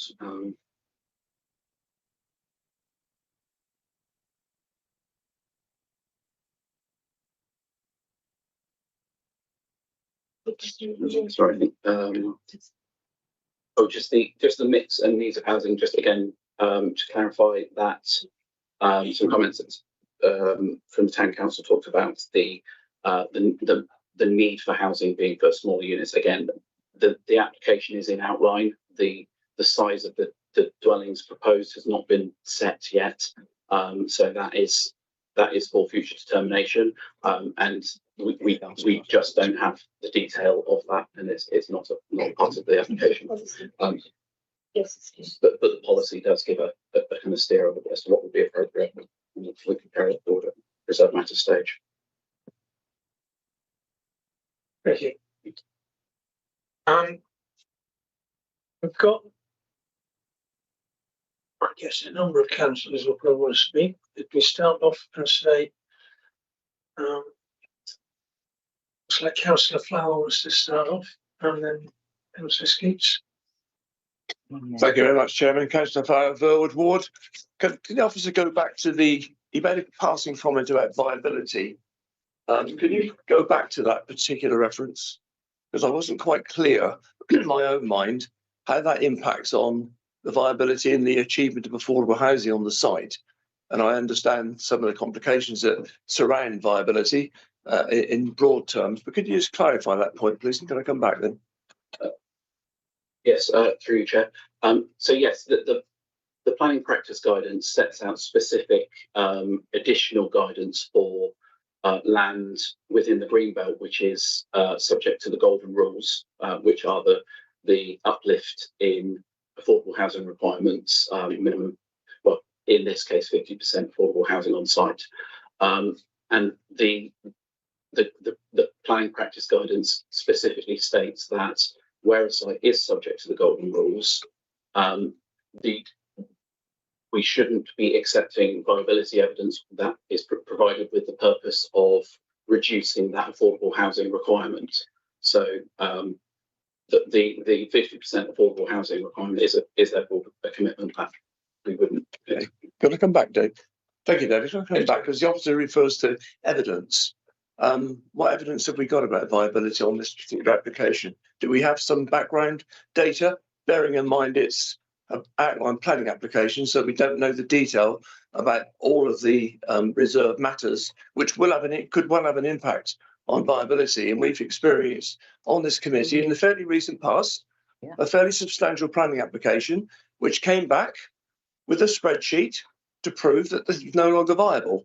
Now, I'm sure my colleagues around this committee would want some reassurance that if we're going to be allowing an application of this nature, the viability is going to come back and hit us hard. Bearing in mind, there's a reference you've made about affordable housing being a substantial feature in deciding the viability of this application. Thank you, Chairman. Thank you, Spencer. I agree with those thoughts. Yes, thank you, through you, Chair. So in terms of the assessment of viability, the National Planning Policy Framework does set out that where a proposal is provided, where an application is proposing to provide a policy compliant affordable housing requirement, we should not be requiring viability evidence. It's for the developer to satisfy themselves that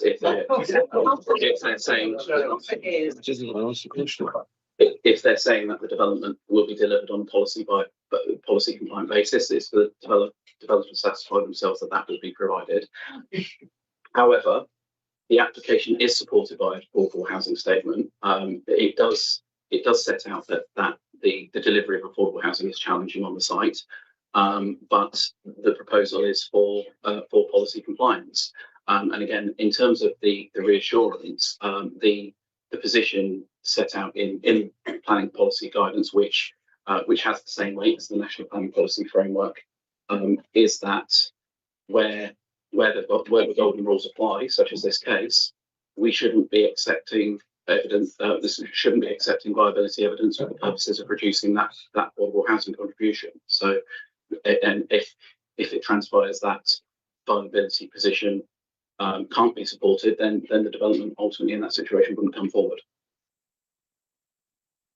Thank you, Thomas. So can I just confirm from that at a later stage, if we're getting an application to reduce the affordable housing, that would simply be ignored, be dismissed? Is that correct? Or would they be able to do an application to change that? On the basis of the current policy, yes, we would not accept that. Is it green belt or grey belt? Thank you. Can we have no more comments from the floor, please? No questions, no comments, no interruptions. Thank you. Rhianna, please state. Chairman, Planning committee. Meeting open to the public. Chairman, can I make a plea as well? There's a lot of murmuring going on and it's disturbing my concentration and I'm missing bits that the officers are saying, and that is going to affect my ability to determine this application. So please, everybody, give us some slack. Thank you. Thank you, Terry. Yeah, if we can just keep the interruptions out of it for the moment. Shout after we're finished.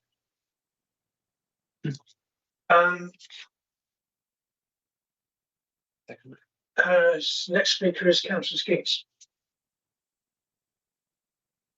Thank you, Mr. Chairman. Andy Skeets, Best Moors and Three-Legged Cross. I think there's a number of points been raised by the speakers, including the local councillors for the area, which I think are fairly strong. I'm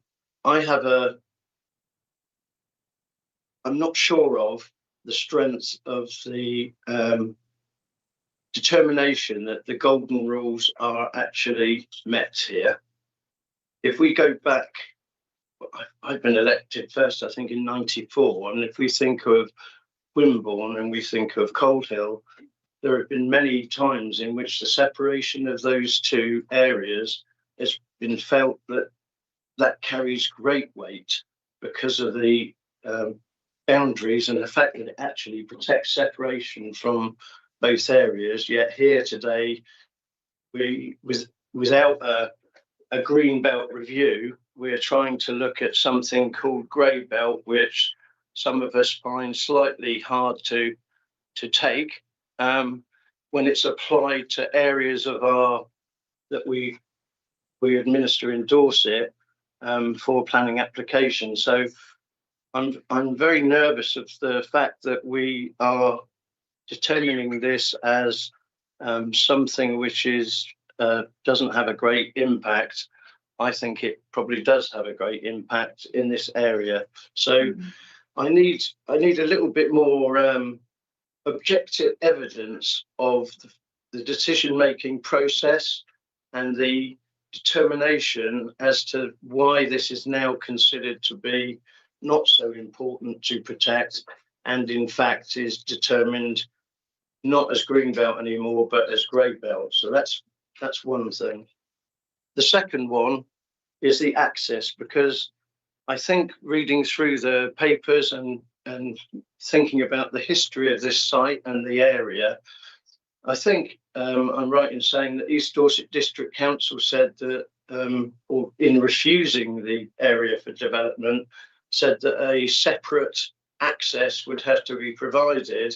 Yet in this application, somehow under Dorset, we seem to be saying that that's okay, and there's no recommendation for a new access to that particular site. So that's the second thing that concerns me.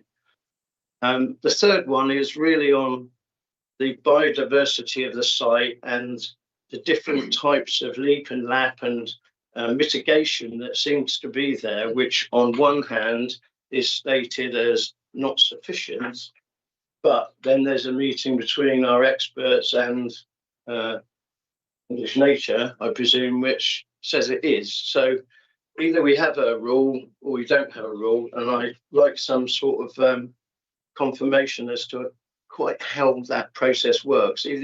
For me, it's it should be objective. You should be looking at objective evidence, not gut feeling. And I think far too much of this application is on that gut feeling. And I wholeheartedly support what Spencer said, but I'm not happy with the determination of grey belt here.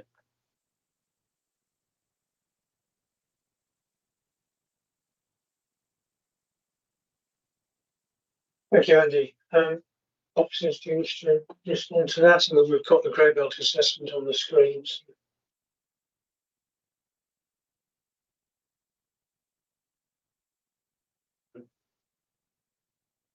Just a second. I think that the officers' question, ducks in a row. Ducks.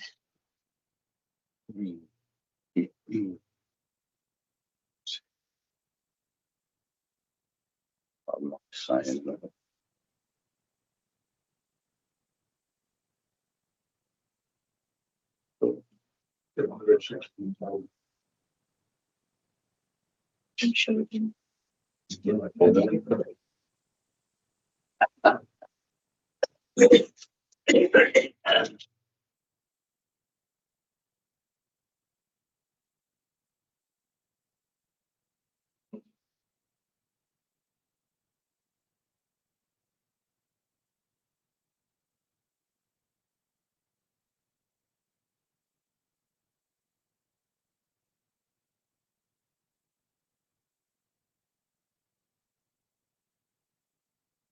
It's the last one.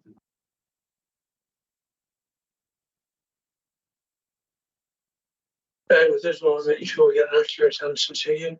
Thank you.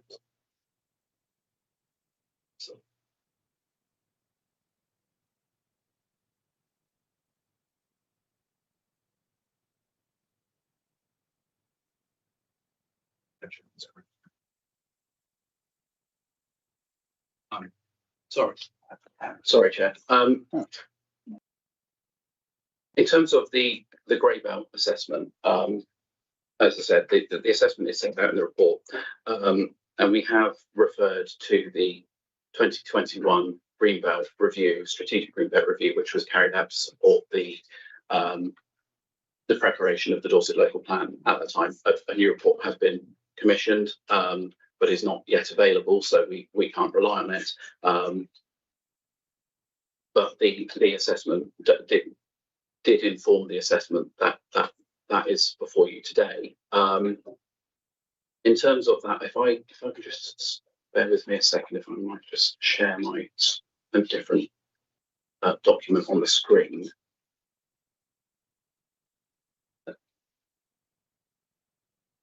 Which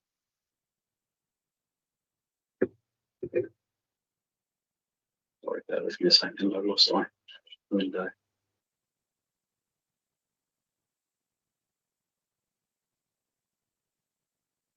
So this is the plan from the 2021 Strategic Greenbelt Review. So that shows the application site formed part of a larger parcel, which was parcel W134 in that Greenbelt Review. And this is the contribution to Greenbelt Purpose 4, which is the preserving the setting of special character for historic towns, for example. So we can see that it was assessed as having a relatively weak contribution. If we go to Greenbelt Purpose 2, which is on the screen now, hopefully caught up. Yeah, that's caught up. So we can see that the contribution of the site assessed there, and that is the purpose of preventing neighbouring towns merging into one another. That the assessment at that time was that was of weak or no contribution. So that's the assessment that's informed the that was informing the preparation of the local plan. It's been published and it remains a material consideration for this application. Yeah, that's the reasoning, and if members ultimately disagree, then there's opportunity to, yeah.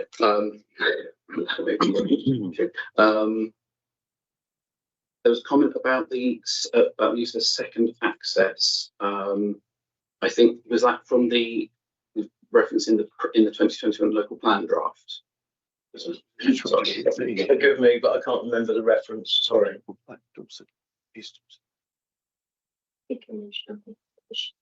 Yeah. I think from recollection, I think that was a reference that came from the 2021 local plan consultation. That site did have this. That consultation did have this site in it as a proposed allocation. It was for a greater level of development than is now proposed. Firstly, we can only give that local plan. Well, we can't really give it any weight at all. Very limited weight in the determination. Just hold on 1 second there. You just said that you can't use that to carry any weight in the plan, but earlier you said that in the plan, the reason for the determination was from that plan. So how does that be?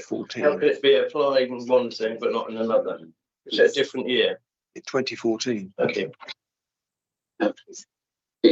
Thank you. So if I may, through your chair. So yeah, to respond to that point, you understand there's a difference there. There's the plan is it can only carry very limited weight because the plan itself was not taken forward, was not subject to public consultation, but we are able to give weight to the evidence that informs the preparation and underpins that plan. So that's because it was a professional assessment carried out at the time. So that's hopefully responded to that point. And then in terms of the second access, which was mentioned in the draft local plan allocation in 2021, notwithstanding that we can't. Oh, sorry. Notwithstanding that we can't give that draft allocation any significant weight. The application before us is for a lesser development and has been identified at that time.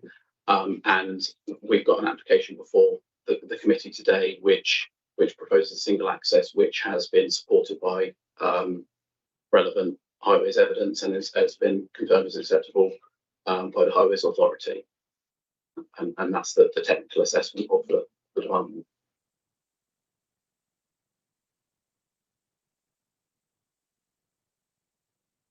So there was a comment on biodiversity and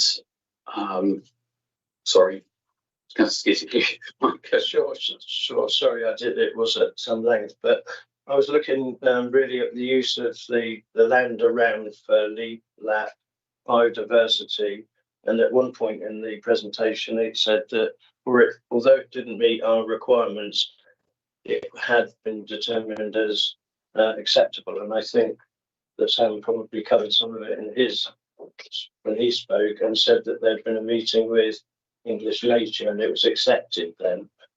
But my thoughts are that if we have a rule and we have a policy, then we should stick to that policy, and whether it suits us now to dismiss it is not really fair or relevant. So I think that one still stands up. But I think the actual calling something from green belt to grey belt is something that's not really defined in our system other than national planning that we've been forced on us. It's been forced on us, hasn't it? So, and also in terms of lack of provision of housing, that's influenced by the changes of governments where they've increased the numbers of housing that we have to supply.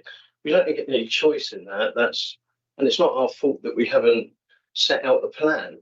But each time we come to a planning application now, it's set out for us that goes against us and restricts us on what we can do. Clearly, I'm not happy about that, and who would be? But when it affects us so significantly in our area. And if we allow this to go through in the terms questions, okay, I will form a question around it. If we allow ourselves to take this on board now and identify this land as greenbelt, and we're not in a strong position going forward in terms of what's happened historically, and it'll come against us, even though we haven't had the greenbelt review, and we can't take into account our latest thoughts. So I don't think that's fair in the planning process. Am I right? Is that fair in the local planning process, or is it unfair? I think that's not necessarily a question related to this application. It's more general application. And we are constrained by government, you're quite right. So we have the NPPF, we have definitions of greenbelt, and one of the definitions of grey-belt is that it is in the greenbelt, but not a significant contributor. And I understand the discussion around that. That's where we are. Are you happy with the answer you've had so far to your question? I'm happy with the answer because it's an honest answer to my question, but it doesn't actually solve the needs of the community that we represent, does it? Okay, thank you.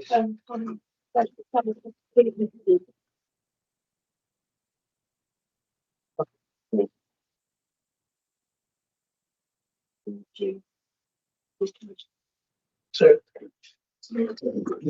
excuse me.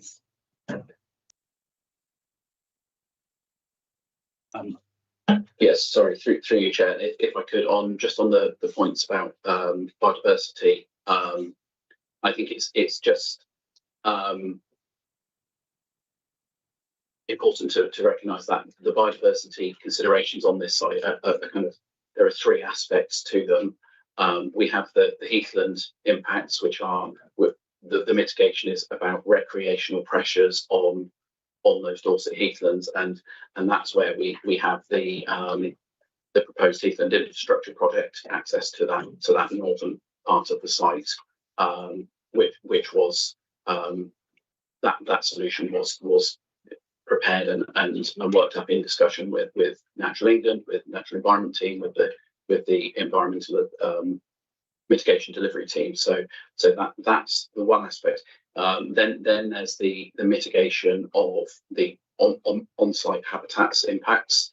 We've got translocation, we've got management, which would be secured, and then there's the B&G, which it is accepted that there's a net loss of biodiversity, but the legal framework for B&G allows that to be taken on where there is a commitment to provide the B&G through off-site means, and that's what the framework allows for. Thank you, Thomas. I've got a next speaker is Councillor Alex Brenton. Alex, thank you, Chair. Councillor Brenton, Richardson Upton. Okay. Like my colleague, I am concerned about the ability of developers to back away from commitments for affordable homes. We have seen it in the past. I accept that we cannot guarantee that, but we could reject a future application if that is the situation. My issue, well, various issues. When we talk about whether something is greenbelt or possibly greybelt, it is usually stated as previously developed land or land that doesn't really fit in with greybelt.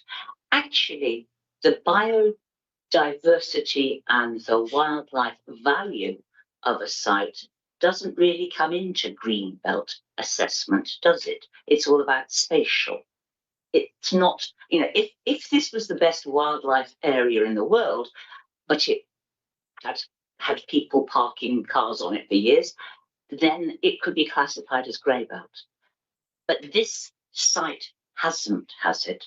Has there ever been any development on this site? Because it says in some of the reports that it has not been actively the soil has not been disturbed for 60 years. That's known of.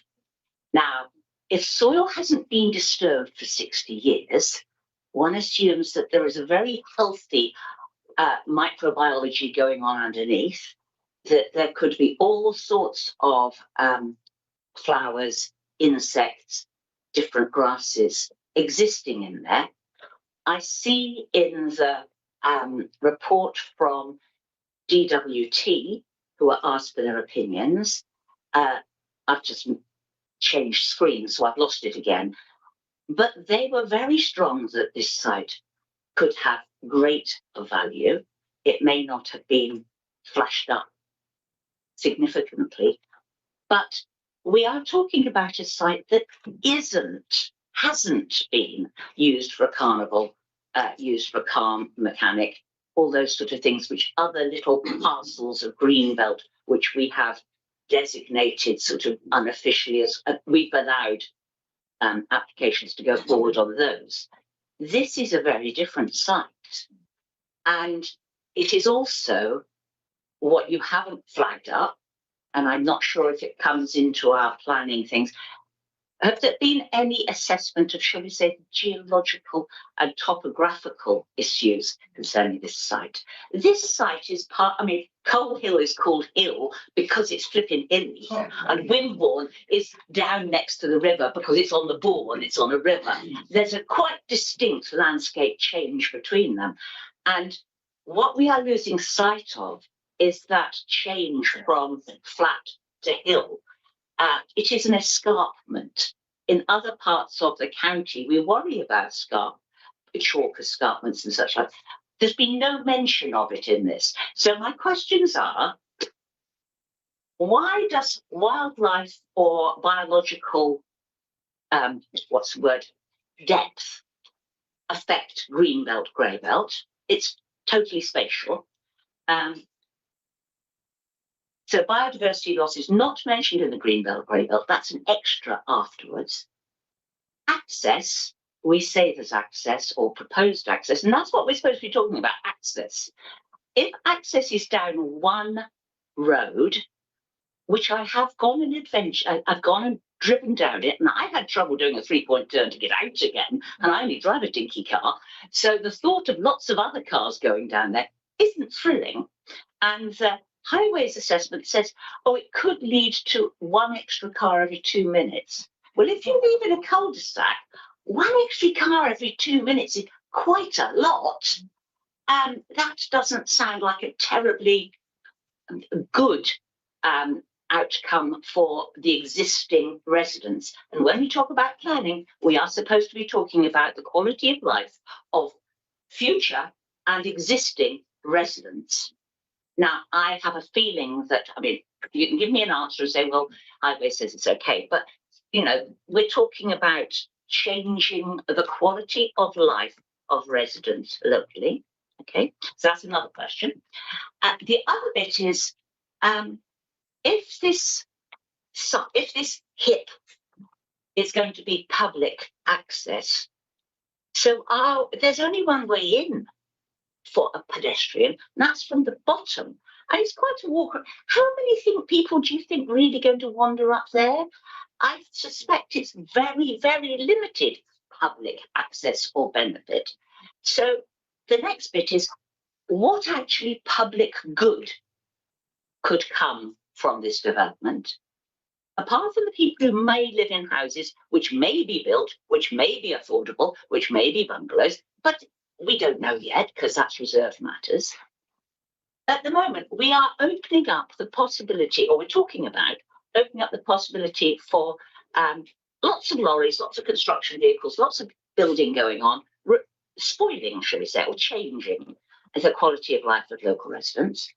We're talking about, possibly a bit of open access wandering about land, which is up a very steep hill, and there's only one way in, and the bottom of it is wet a lot of the time.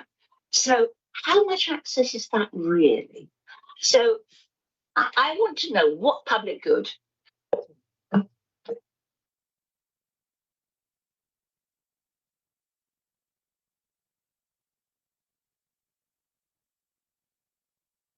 Thank you, Alex. Thomas, have you? Yes, thank you, Chair. Through you. There's a few issues that I'd like to just come back on, if that's okay. Just in terms of the affordable housing, it being mentioned again, and delivery of that, I thought it might be helpful if I just put up on screen the plan and practice guidance, which sets out the policy position of the government with regard to affordable housing. So that is. Sorry. Yeah, I can read that out if that would help. So that says that where development takes place on land situated in or released from the Greenbelt and is subject to the golden rules as set out in paragraph 156 of the National Planning Policy Framework, site-specific viability assessment should not be undertaken for the purpose of reducing developer contributions, including affordable housing.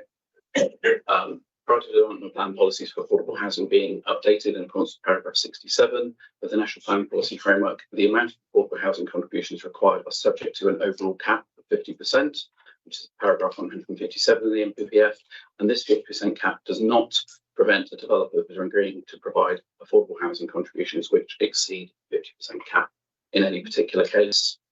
In paragraph 157, the highest existing affordable housing requirement that would otherwise apply means the highest requirement that the local planning authority could seek in line with its existing policy.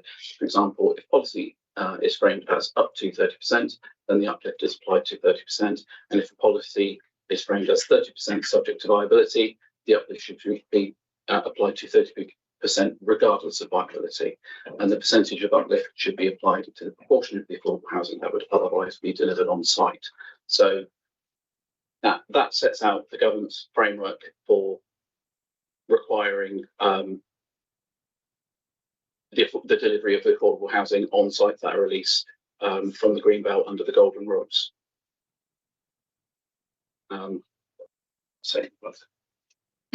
Come back, Alex. Can I just come back on that? Could you please explain what our policy is at the moment? Because we're told we can't give weight to this, we can't give weight to that. Can we give weight to this? This policy is this our 30% policy at the moment or not? I have to admit I do get a little bit bogged down in some of these policies which may or may not be given weight. I think it's government policy about tools. So yes, the development plan policy is for 50% affordable housing up to, but this is government policy that we've got on screen at the moment. This is central government's planning practice guidance. It's been determined by the courts that has the same weight as the National Planning Policy Framework and is a material consideration in the determination of planning applications.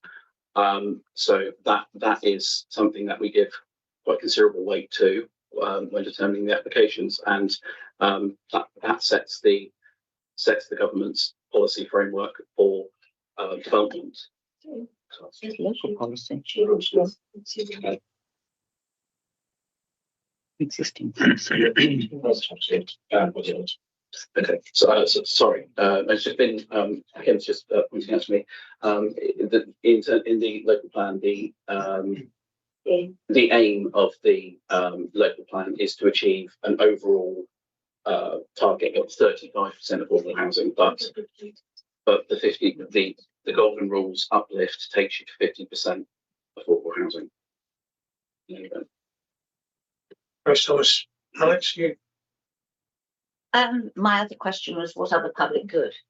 Public good. Oh.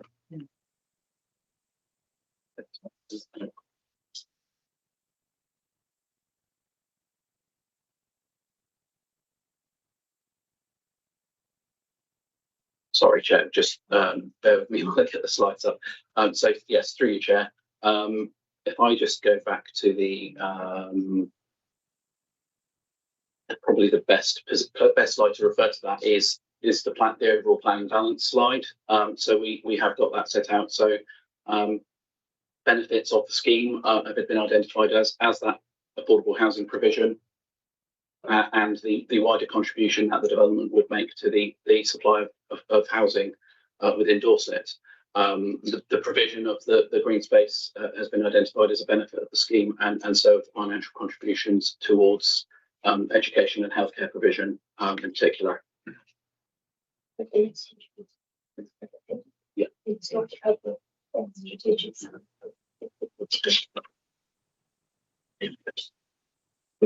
Yeah, and sorry if I could just as well, Chair, sorry, come back on the questions about the HIP. Again, it is. I'm just going to find the slides to show it.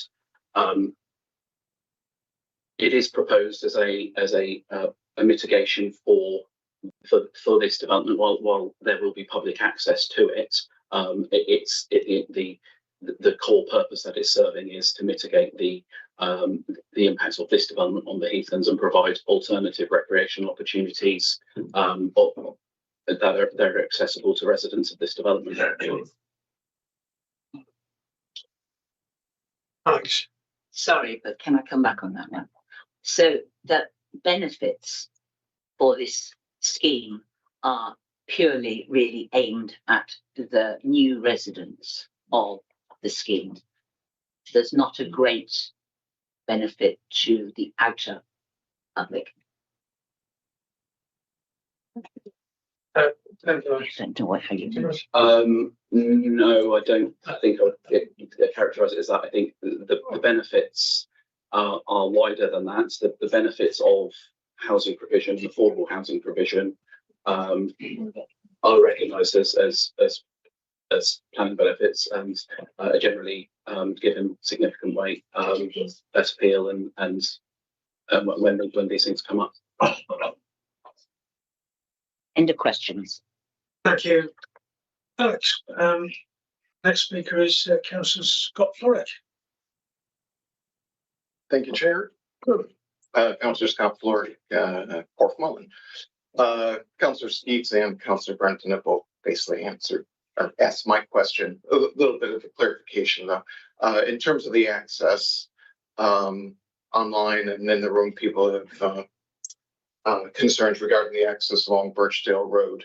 Is there potential for a different or additional access? I wasn't clear on the answer.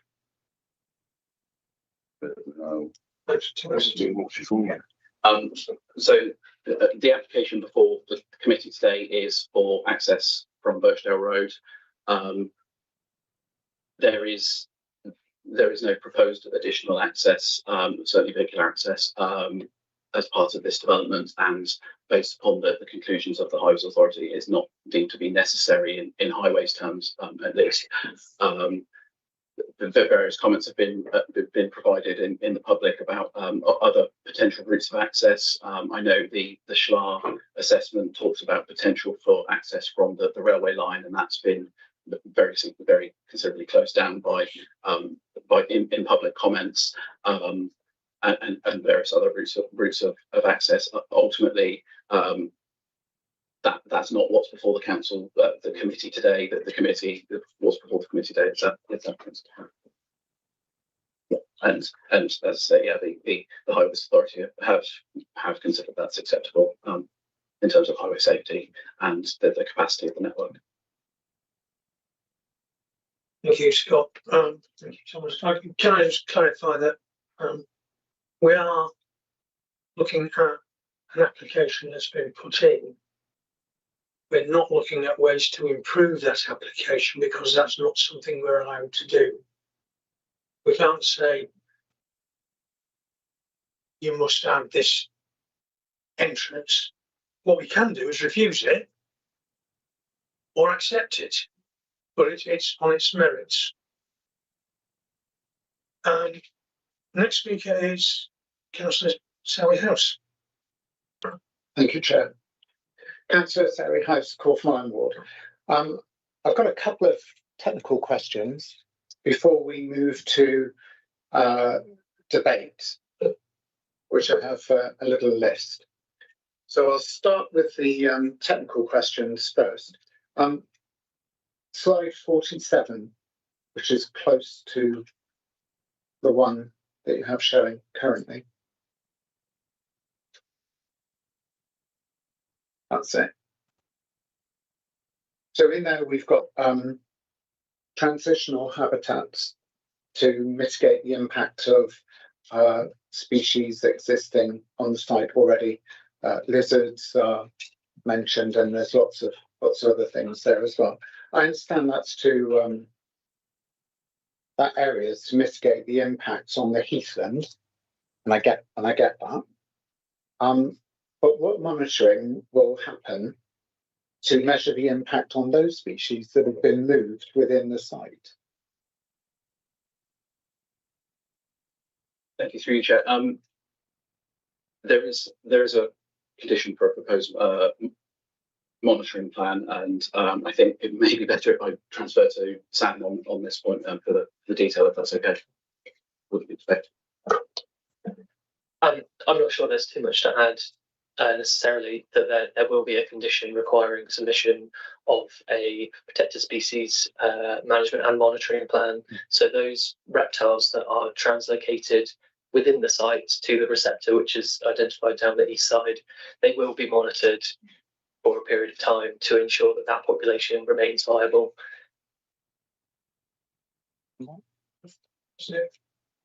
Thank you. I'm just mindful that that receptor is right next to the leap, where there would be quite a lot of activity. I'm not sure how I'd feel about that if I were a lizard. Can I just take you back to bluebells, please? Maybe Sam, if you wanted to answer this one. Thomas, I don't mind. You spoke about the bluebells. It would be the law, as you understand it, that it would be wrong to dig them up, take them and sell them, or pick them, but actually for development it would be okay. So we understand that, you know, destroying the bulbs would be against the law, but development is okay. Is that how you understand it? That is my understanding, yes. But I'm not a legal expert, so that's just my interpretation. Thank you, Sam. So if I can take you to the Wildlife and Countryside Act 1981, it's illegal to pick, uproot or destroy native bluebells growing in the wild. So we would understand that this site is the wild, and development would constitute destroying the bluebells in that area. And these are native bluebells, not the more, I was going to say aggressive. I don't want to cast any aspersions on the Spanish. Let's just say more fertile bulbs within that area. So that would appear to be quite a clear. I have the act in front of me. That would appear to be quite problematic. I'm not sure that I have an answer to that question. Okay, just a yes is fine. I'll save the rest of my list for when we get into debate. Thank you. Thank you.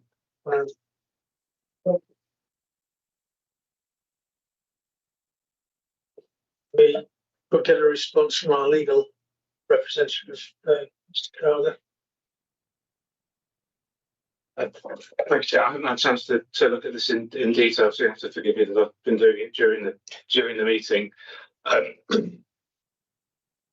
Councillor Sarah House said from the Wildlife and Countryside Act is accurate, but later on in the same section, that goes on to say, notwithstanding anything in subsection 1, which were the actions that Councillor House referred to, a person shall not be guilty of an offence by reason of any act if he shows the act was an incidental result of a lawful operation and could not reasonably have been avoided. So at point 1, there is a defence. So if planning permission is granted, I'm not opining on whether what that would be considered. That may be a lawful operation. And secondly, it's up to the developer. If it be the developer that commits the offence, it will be up to the developers to ensure that they were not committing that offence if planning permission was granted. By granting planning permission, you do not sanction the commission of that offence or not. Thank you.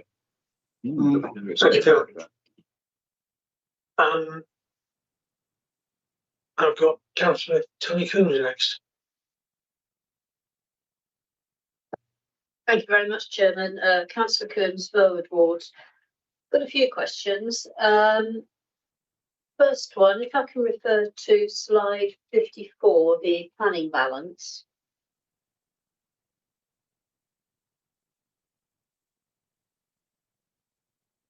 On that list, I can't see any reference to transport, yet on slide 53 and the contributions, there's quite a hefty transport contribution per property.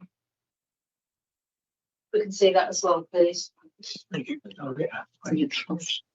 So in terms of the highways and access is referred to on the slide there as a neutral contribution. And just to clarify, the public transport contribution is an overall contribution of £2,400. That's not per dwelling, that's okay. 2,400 per dwelling. Thanks for that clarification. Even so, during the presentation, there was talk about that contribution was for bus stops. So my question is, given that the benefits appear to be within the development site, is Birchdale Road currently on a bus route? Will this development be on a bus route? And that's why we need the bus stops. And therefore, in terms of transport and connectivity, is it a sustainable location? And has also the government's connectivity tool been used in deciding whether or not it is a sustainable location? That's my first question. Thanks, Tony. Your first question noted.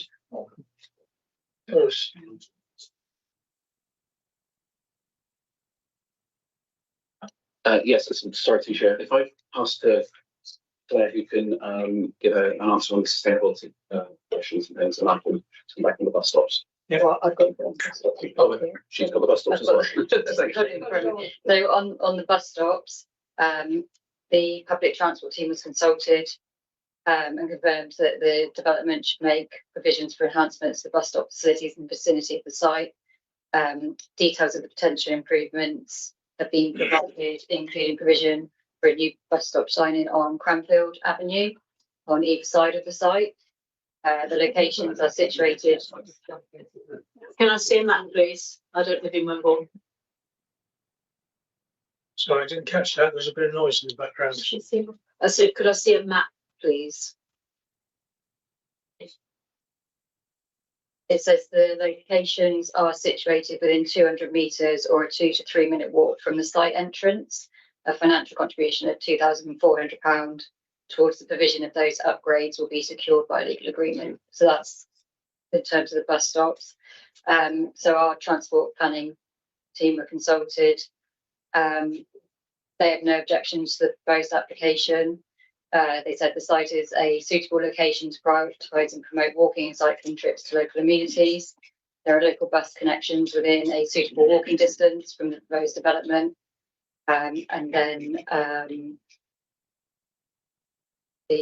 in my response that I gave, I said that the applicant has demonstrated that the proposed development is in a sustainable location with a wide range of facilities within walking and cycling distances.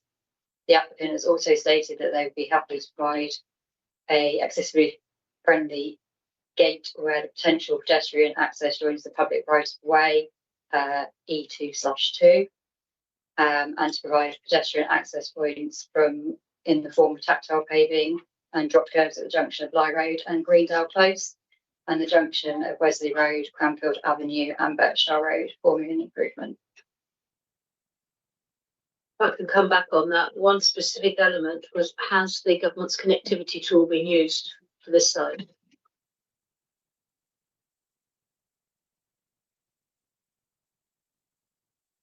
I believe that's for over 150 dwellings, that tool. I can't see that in the MPPF. It just says about sustainable transport considerations under policy TR1, vision-led approach to planning for transport. It doesn't talk about size at all. So through to, sorry, Councillor Coombs, did you refer to policy TR1 in the NPPF there? Was that? I did.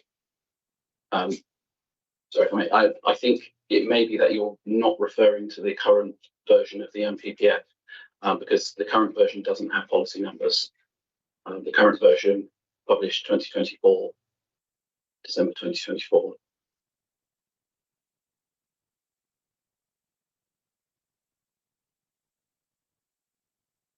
So the one I'm looking at was published in December 25. Yeah, so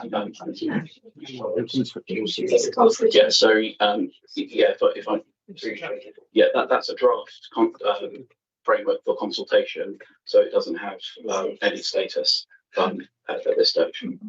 Another one. All right, I'll give you that one. Moving on to my next comment. Part of there's one reference in the report, and the agent referenced it in their submission, was about self-build. There was only one reference in the report, so I don't know what percentage of the potential 49 properties could be self-build, and how you would. I know we're just looking at outline at the moment. However, being a keen advocate of grand designs and all of these sort of programs, it's very clear that self-builders quite often have some quite visionary ideas. Whether they're good or bad visions is the debate. How do we ensure that any self-build properties don't suddenly take over the whole footprint of their plot with a minimal sized garden and small amenity because that's their preference, and that we end up with a site that looks really congested because we've got bigger properties on a plot than is perhaps envisaged in this schematic? The three chair. So I've just gone to the closest slide that has the layout on it. So it's got the amenity slide here. The indicative layout shows 3 plots for self-build. My mental arithmetic isn't good enough to actually calculate the percentage off the top of my head, unfortunately, but that's what they've shown. But at present, it's not intended that there's going to be a requirement for 3 plots. If members are minded to, we could look to put an informative on about providing those as self-build. And then in terms of the design, the concerns you outlined in respect to the design, any self-build proposals would still need to secure reserve matters approval for the detailed design and layout of the developments, and then it would be ultimately a planning consideration as with any other planning application as to whether that design was appropriate for the context and local area. Thank you for that clarification, because in your presentation you didn't point out those 3, so I was assuming that one of the indicative buildings could suddenly become a self-build and we could end up with some quite interesting designs. Moving on then, we are determining access, and one of the things that was passed on, touched on during the presentation was about refuse vehicles. So has there been any swept path analysis? Because I think you said that currently the refuse vehicles have to reverse up to access those properties. One assumes they will then be driving into the development site rather than reversing, and then having to reverse up the little cul-de-sacs. Have we done a swept path analysis to ensure that they have got the capacity? Because I think that the reference was made that it was quite tight. So we need to know that would be acceptable, and that to me counts as part of the access. And also, given the space around, would it not have been, I don't know, as you said, Chairman, that we can't design on the hoof, but would it not have been better to design a circuitry route through to make it easier for everybody?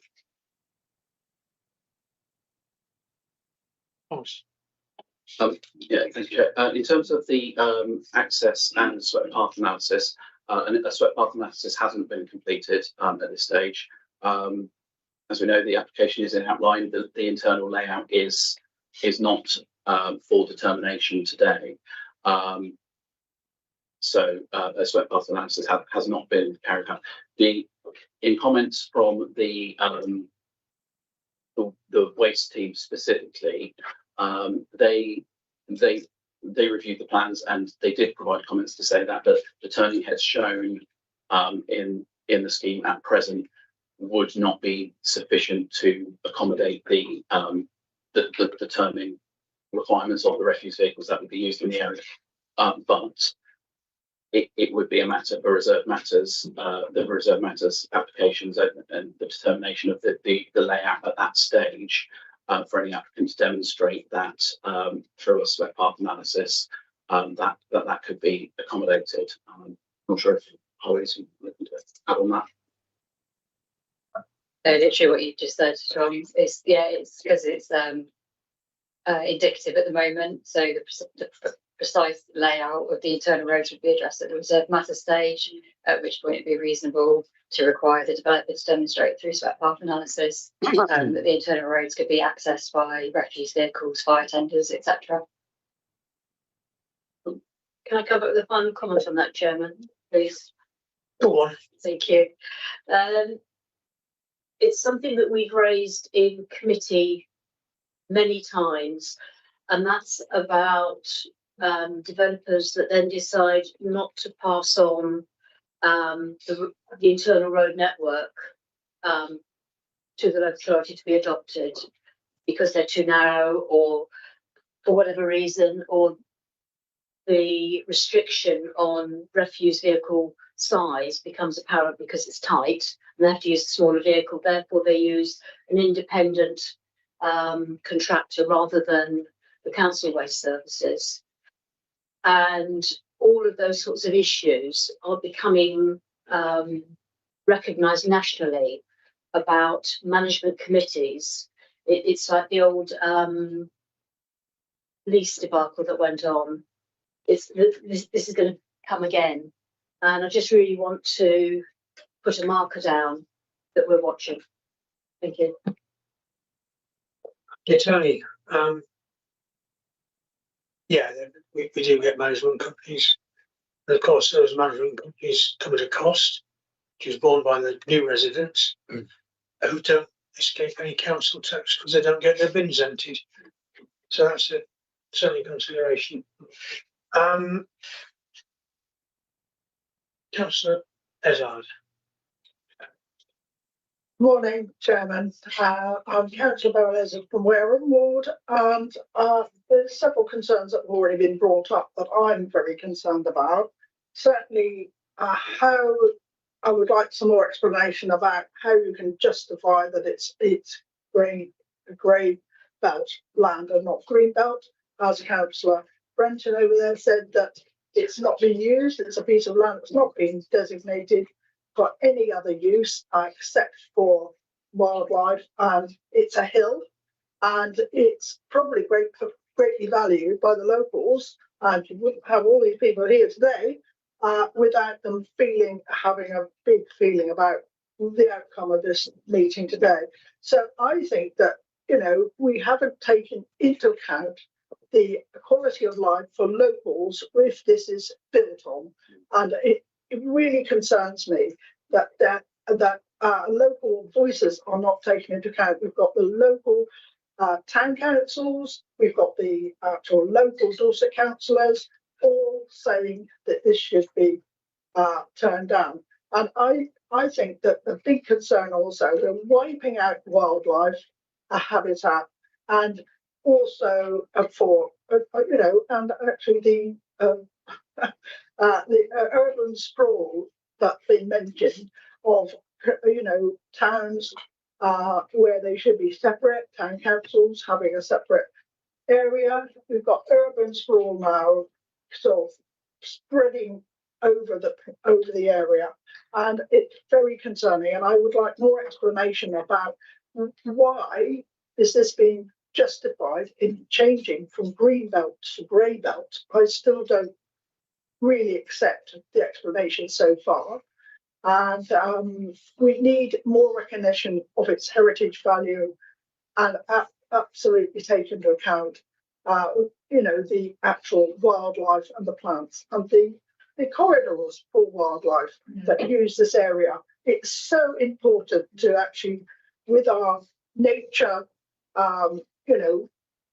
that we've actually just signed up to for taking things back to wild areas, then I think we should be more concerned, very much so, on actually conserving the wildlife, not building on it. So several things there.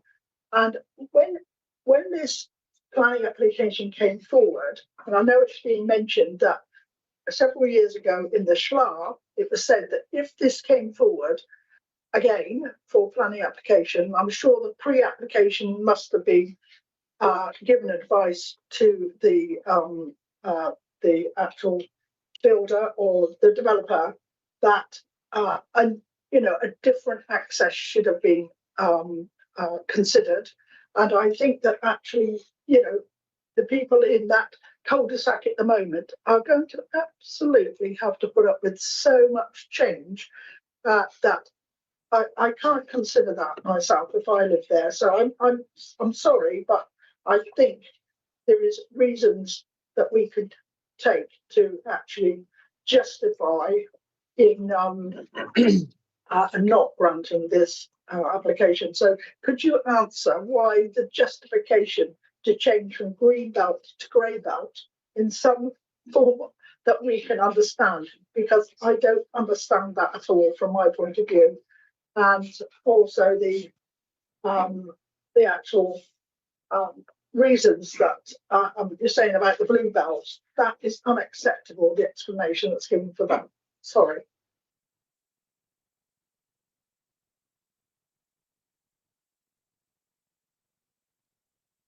Thank you, Beryl.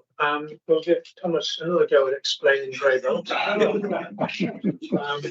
which he's done twice already, I think, to be fair. Yeah, thank you, Chair. If I may, I think one point for Councillor Ezard that you made was the site changing from green belt to grey belt. I think I should just clarify that the site is not changing from one to another.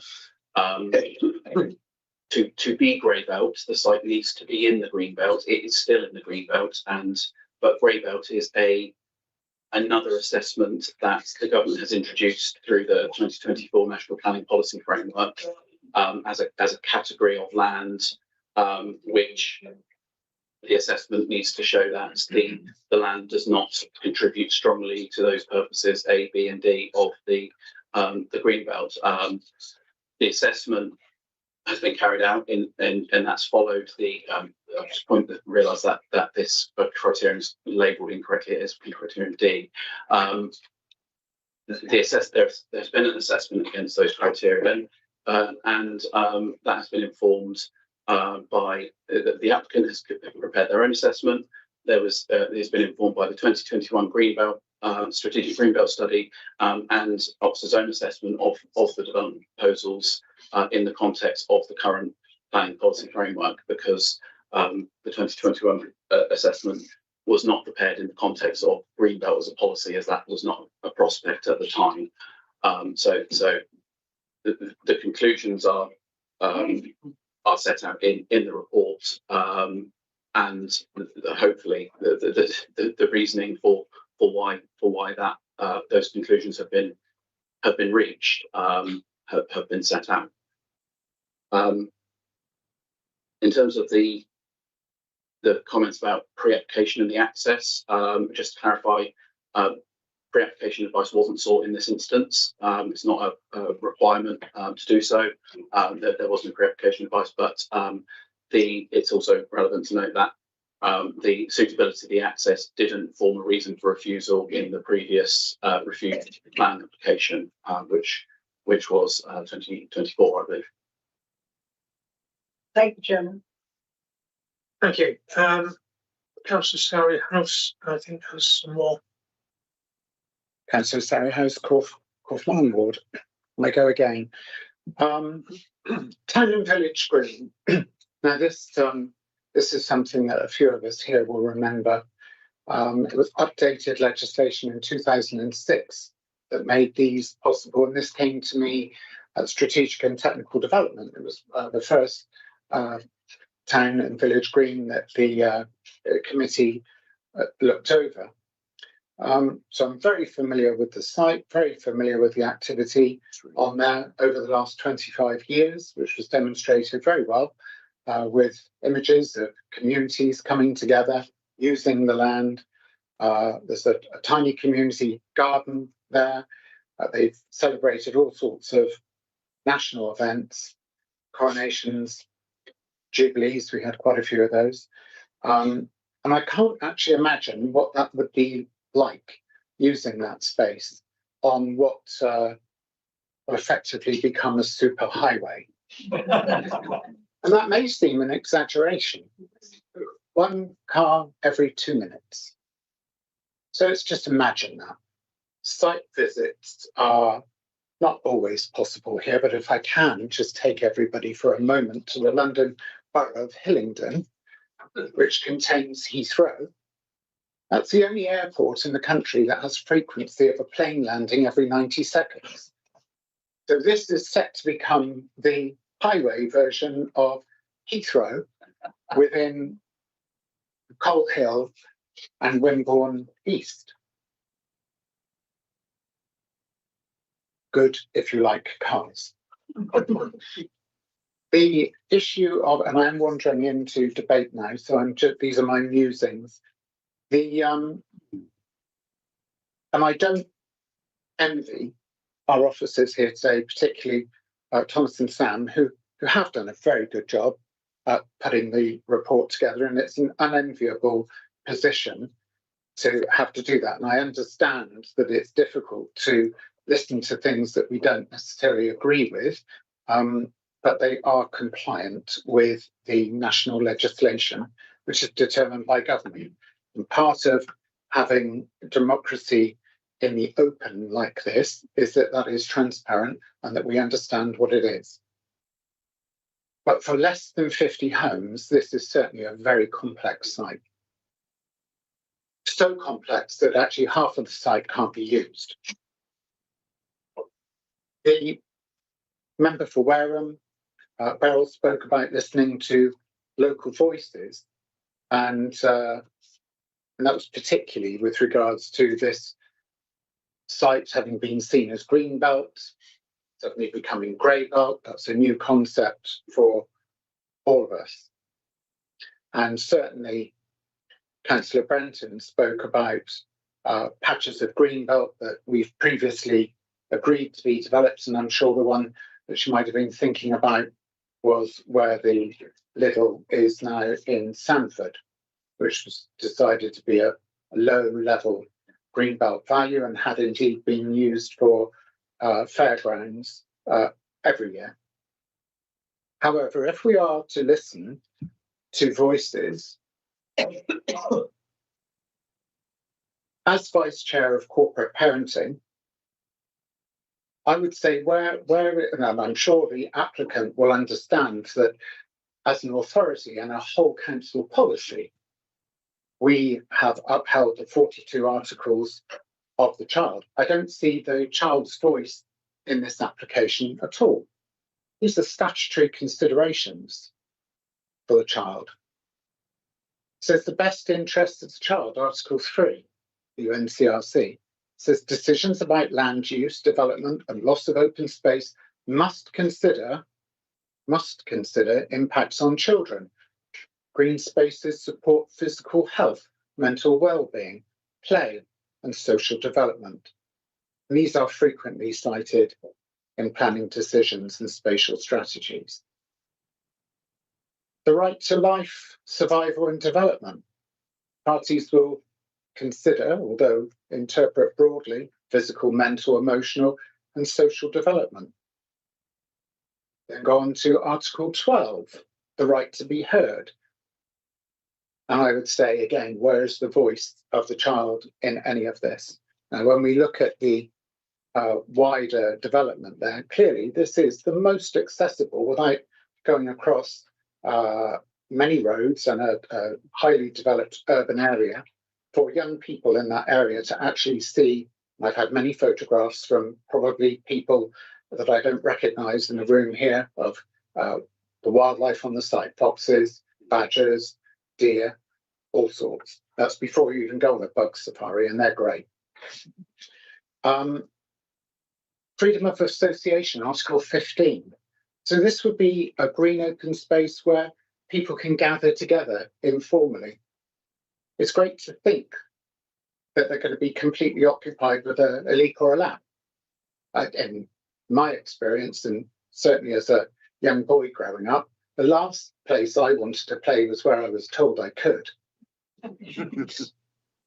So I think that's problematic, and I could go through. I don't necessarily want to go through the whole 42 articles with you, but a good 20 of them are impacted by this development. I agree with what I heard from Councillor Bartlett with insufficient road structure, and we've heard that again with the absence of a second entrance or conversely exit. Urban sprawl is something I've had to think about before, and that's a bit of a spectrum. And I would agree that this does constitute urban sprawl, albeit that the area is surrounded by development. But that doesn't mean that that development was necessarily right in the first place. There's nothing we can do about that now.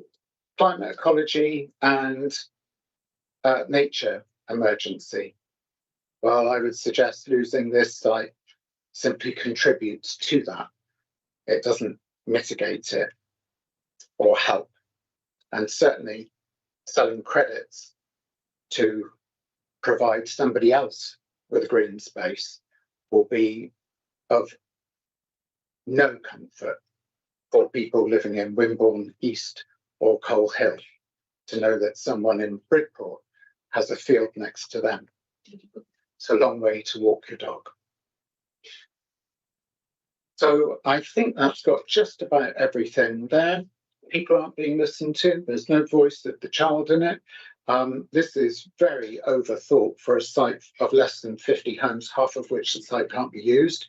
The bluebells are, and I think our lawyer may have a little bit more to say on that, but I think would be very problematic for the applicant. And I'm sure residents would want to flag that should this be granted. Road structure, urban sprawl, climate and native, and nobody wants to live in the London Borough of Hillingdon, which is why we're all here. Some people.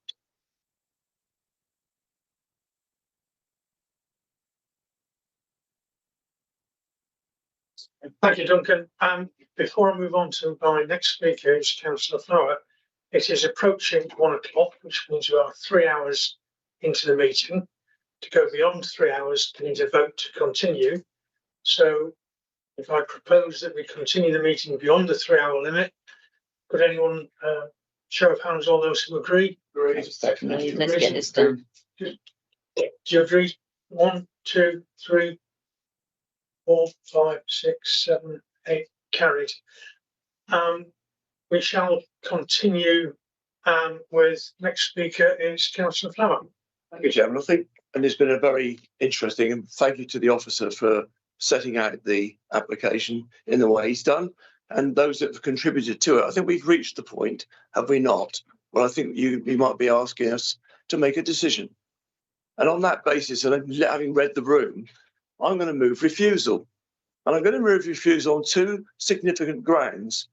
One is the reliance on the applicant's desire to say that it's grey rather than green before we've got our own assessment. I think that's fundamentally wrong, given that we rely on policy. We are taught when we become a member of a planning committee that we have to rely on policy to make our decisions. We haven't got a policy yet. We haven't even done our own assessment. That's one reason. The second reason, and there's probably two other reasons. One is urban sprawl. There's something in the Greenbelt policy and the NPPF that relates to that. But more importantly, it's the loss of the gap between Wimborne Town and Coal Hill Town. And I know that fits very well with current government policy on this. And I have, as you know, you've heard me say this many, many times, I have a fundamental concern about the fact that viability is a material planning consideration. And there's an old saying, if it looks too good to be true, it usually is. And when you read the applicant's desire to do all these wonderful things for this application, I'm not convinced that when we finally get if it ever was to come back, that it would come back in that form. And I'm particularly concerned about this only being outlined. I think a full application would have had a different opportunity for us members to understand all the ramifications of such a development. And I think we've been deprived of that. So I'm going to move, as I said, Chairman, I'm going to refuse on those grounds. Thank you.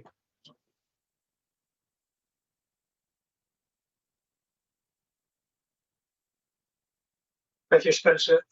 Just want to remind, if we do vote for refusal, then proposer and seconder will need to have material planning reasons already that are acceptable as a period.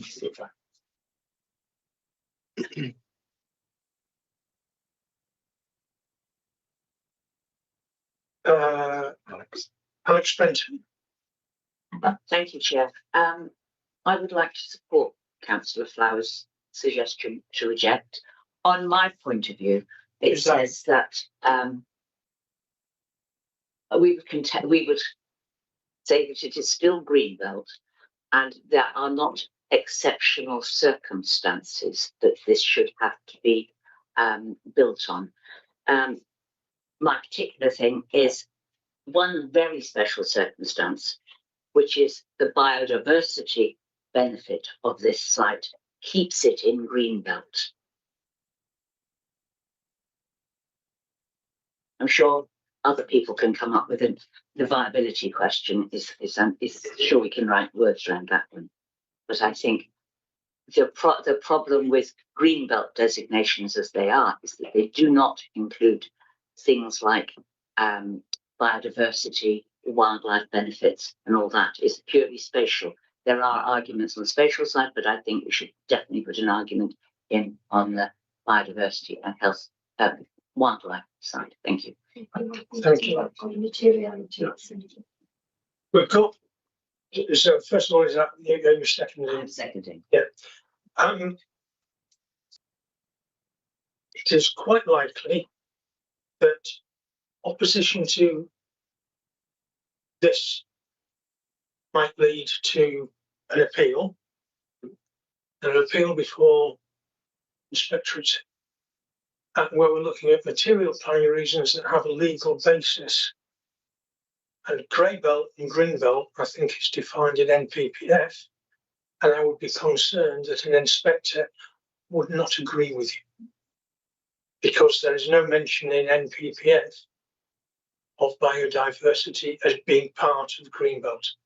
But I'll leave that answer perhaps to the planning officials, the planning officers. I've got Councillor Skeets as the next, followed by David Morgan and Scott Johnny Coombs.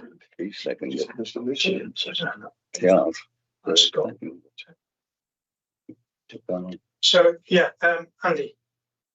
Councillor Andy Skeets, West Mawson, three-legged cross. Was that a second, or do you need a seconder? Because if you need a second, you have got one. Okay, well, I support what Spencer and Alex have said, so yeah, okay, I'll butt out. Thank you. Councillor Morgan.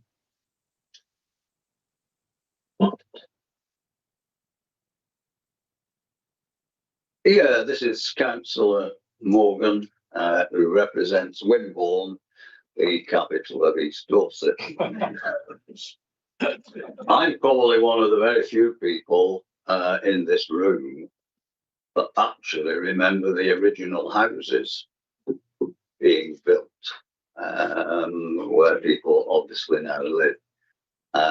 And we were very grateful at the time that there was a boundary place which is still there and now represents green belt, and it doesn't matter to me if it's the green belt, the grey belt, or even the black belt, as long as it remains protected. We had a very good description from Dr. Rachel Haskins over there, who represents the Erica Trust. And I know from my personal wanderings over there occasionally about the great diversity which would be lost if this housing estate was to be put on there. We've already heard there is evidence of deer. We mustn't forget the bats. There are at least 8 species of bats over there which fly around and depend in fact on the flora, which could be completely destroyed. Deer have been seen there and also foxes. So we were very grateful and have been over the last 50 years that that has been kept as a green space where no building has gone on. Because as has been pointed out, if we build on that green spot, then it's urban sprawl. And if you were to follow that through, you'd find you'd link up with Bournemouth. And so there would be all urban sprawl straight the way through. And we would have lost something which is of great value to the people of Coal Hill particularly, and also to those who get that far from Wimborne.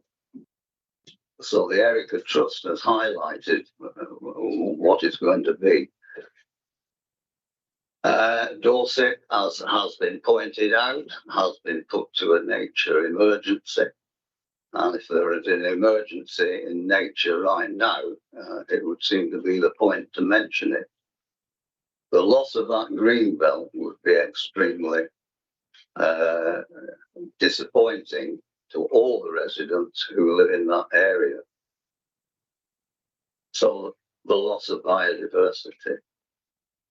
We've also had evidence of overlooking, because that ground is higher than that some of the houses on Oakdale Close, for example. It's higher than them. And yes, people could look in. And if it's a public open space, as it could be, then all kinds of people could be looking in. If people who live in the houses there can see people on that space, then the people on the space can then see the people in their houses.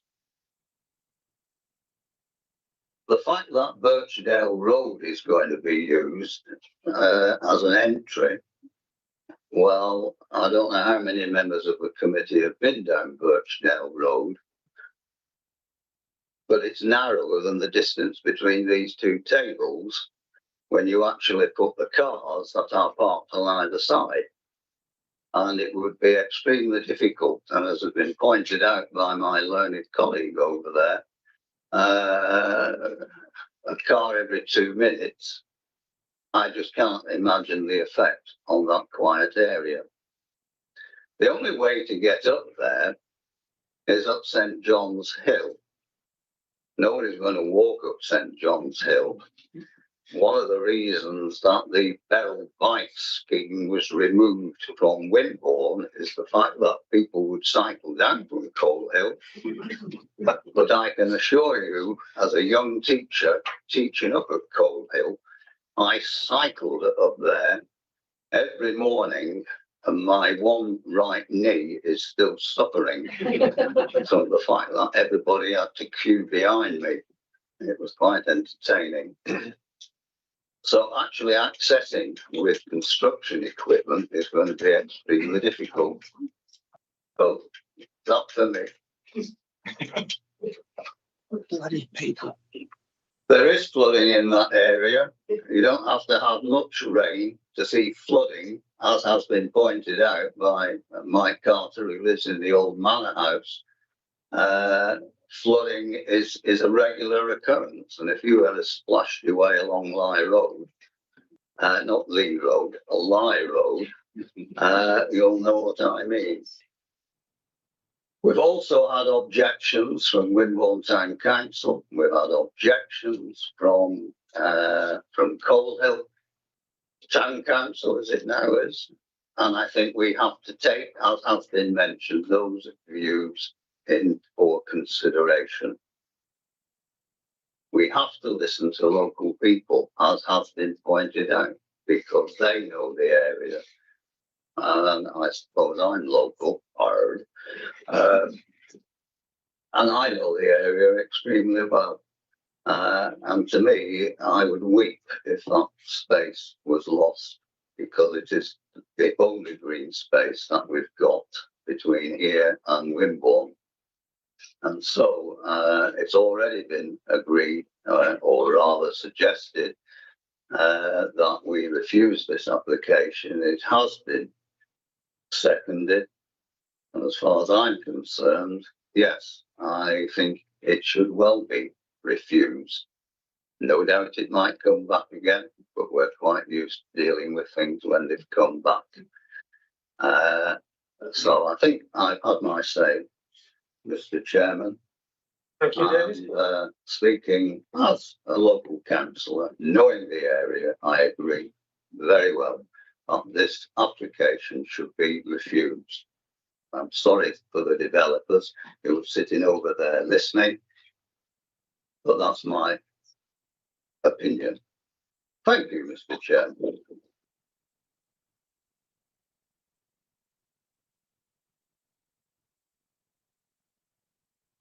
Thank you, David.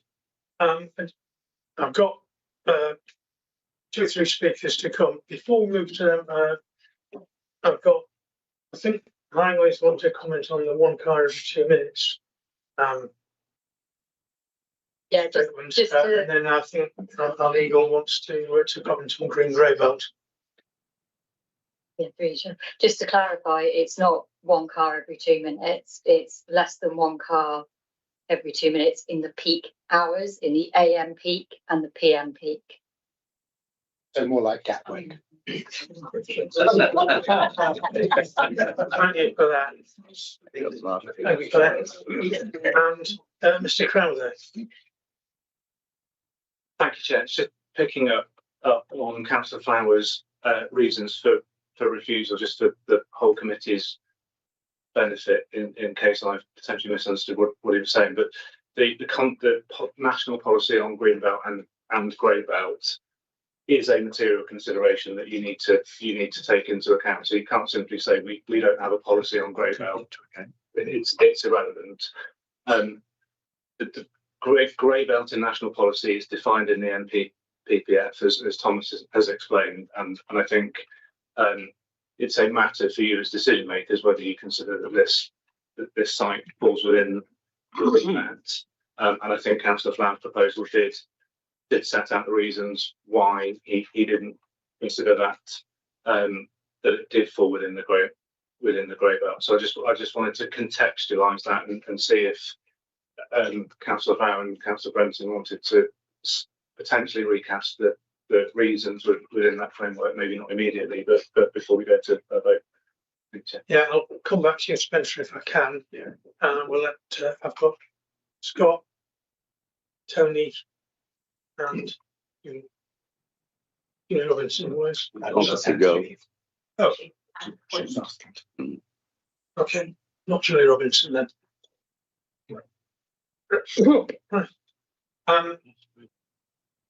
Scott. Thank you, Chair. Can we hold your applause to the end, by the way? Can we have slide number 30 on the screen, please?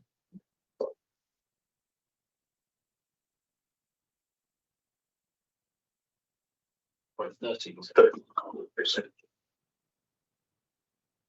Right, thank you. The site as it currently stands is of good design and has, as we've seen on previous slides, and I think as a committee, we would generally take a sympathetic view toward a proposal of this nature. Access is adequate-ish compared to other locations we've considered, and the layout at this early stage appears considered. However, despite these positives, I do feel that this development is urban sprawl. Urban sprawl does not always follow a straight line, and though this is peripheral to the main development, I believe, as illustrated on the slide, the boundary between the communities has already become blurred. I would disagree with the assessment that this is a weak contribution to reducing urban sprawl, as mentioned on the slide. The National Planning Policy Framework is very clear. The fundamental aim of Greenbelt policy is to prevent urban sprawl by keeping land permanently open. This is not just one of several aims, it is the fundamental aim. This development does not support this aim. Thank you, Scott. Councillor Coombs. Thank you, Chairman. I was very pleased to hear our legal intervention about Greybelt. It's true that we don't have any policy on Greybelt, but what we have, not meaning this with any disrespect, is an officer assessment of what the national policy is. As members, we are at liberty to take the same arguments, weigh them up, and come to a different decision. And I think in this case this morning, that is what we're doing, and that is what I'll be supporting the refusal.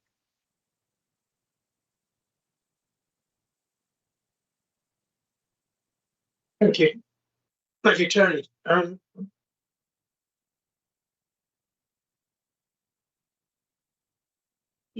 Based on debate ongoing. We could speak to big lecture from the master lawyers. Big lecture from speak. Okay, what we're going to do, we're taking the reasons for refusal that have been put forward, trying to draft those into a wording that we can then vote on. So once that process goes forward, we'll take a 10-minute recess, which will double as a comfort break, which may be welcome to some. I know it is to me.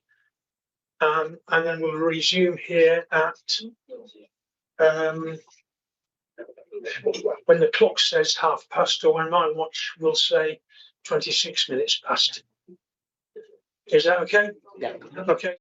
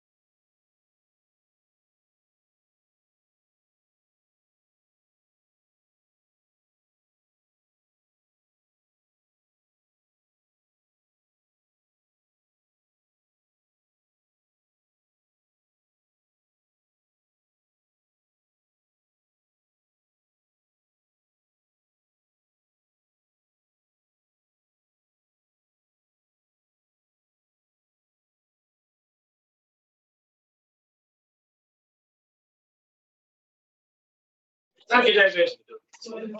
Can we cut the chat, please, and let's get on with the meeting? Here. Thank you.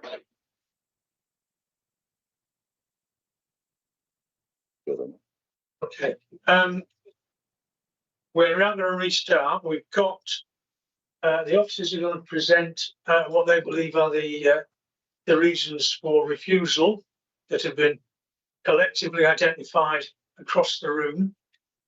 And then we're going to see if the proposer and seconder are happy with them, or wish to add to them or reject them. Entirely their choice. Thank you. So who's going to present? Is it Thomas? Thomas, thank you.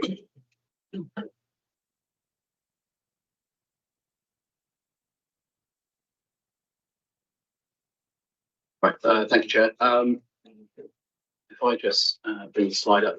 So I have listened to the debate and all the representations, comments by members in leading to the debate. And on the basis of the debate, we drafted this, which I believe reflects the concerns that were expressed specifically by Councillor Flowering,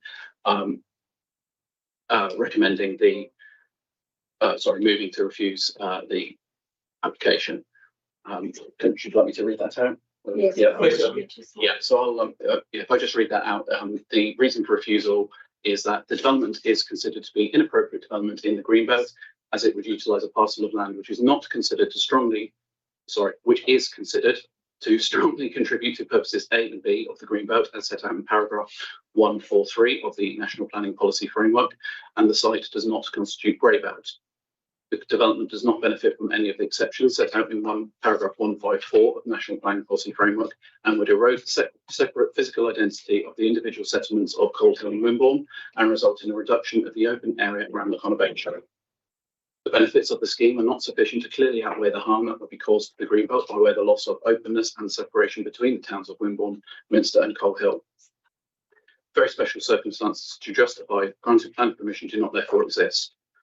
The proposal is contrary to policy KS3 of the Christchurch and East Dorset Local Plan 2014 and paragraphs 153 and 154 of the National Planning Policy Framework 2024. I will just add, Chair, that we would also need to add the additional 5 reasons for refusal that we had in the second half of the original recommendation, which relate to the provision of the HIP, etc. As we wouldn't have a section 6 agreement.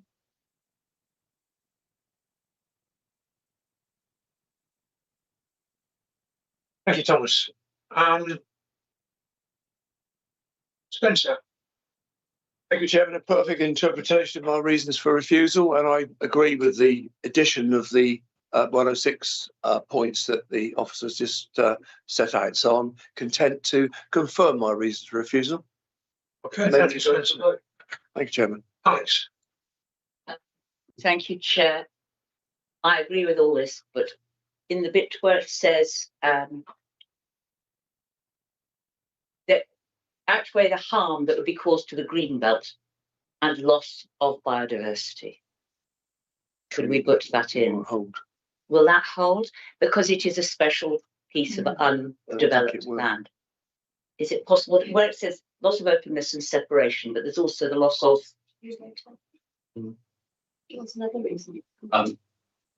I don't think we can include that in this reason for refusal because biodiversity is not one of the tests for including land in the greenbelt or one of the purposes that the greenbelt serves. But it could be an extra reason in that it is a special piece of land, whether it's in the greenbelt or not. Okay.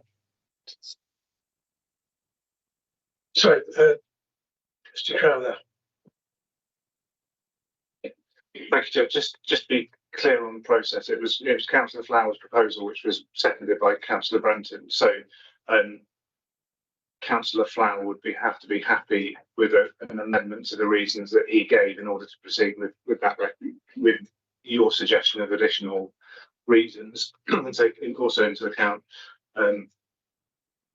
Tom's point about biodiversity is not one of the reasons for including land in the greenbelt. So there'd have to be a separate reason for refusal, which we'd have to consider separately. Thank you, Chair. Thank you, Mr. Crowther. And I guess that the applicant did suggest that they were going to buy PNG credits, which, yes, I know, but in terms of the process and the legal ramifications, that tends to negate that point, I think, if it goes to appeal. Councillor Flower, you? Yeah, I'm not inclined to change my recommendation. I pick up on the point that's been made about the material aspects of that. I take what Alex is saying, but one thing follows the other. If it stays green, then by definition, the wildlife continues to flourish. I think we can leave it like that. Okay, thank you. Do we have any more councillors wishing to? Alex needs to agree. Alex needs to agree now. Sorry, Alex. Are you agreeing with Spencer? I agree with Spencer at this point. I have a question, but you'll probably say it's the wrong time to put it in. Is it possible to actually? We don't really know who owns this piece of land. Is it possible to put in some sort of covenant on a piece of land to protect biodiversity? Is that something? It's not a planning consideration, but that's for later consideration. I don't think that's something we can consider here. You may be able to approach other legal aspects to try and do that. I'm sure somebody here knows who owns the land. But I don't think that's something we could include unless legal or planning. Okay. Okay. In that case, if we've got no more questions, comments, points to make on debate, we'll move to the vote. So the proposal is to refuse this application on the grounds that are on the screen in front of you, plus the grounds from the grounds from the previous section 106 refusal. All those in favour of this refusal, please show now. 1, 2, 3, 4, 5, 6, 7, 8.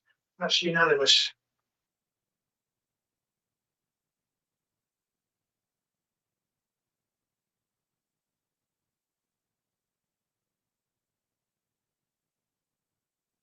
So, just to complete the formalities, POUT 2025-01997, land off Birchstone Road, Coalfield, Wimborne, Minster, PH21 1HU is refused. Thank you very much. What we will do now is we will break for lunch and allow these group of people who are perfectly welcome to stay for the rest of the meeting. In fact, since I'd love to be able to insist they do. But we meet again, we give it.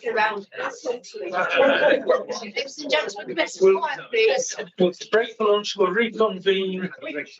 We'll call it 45 minutes for lunch because the officers have had a long day. So we'll reconvene at 2:30.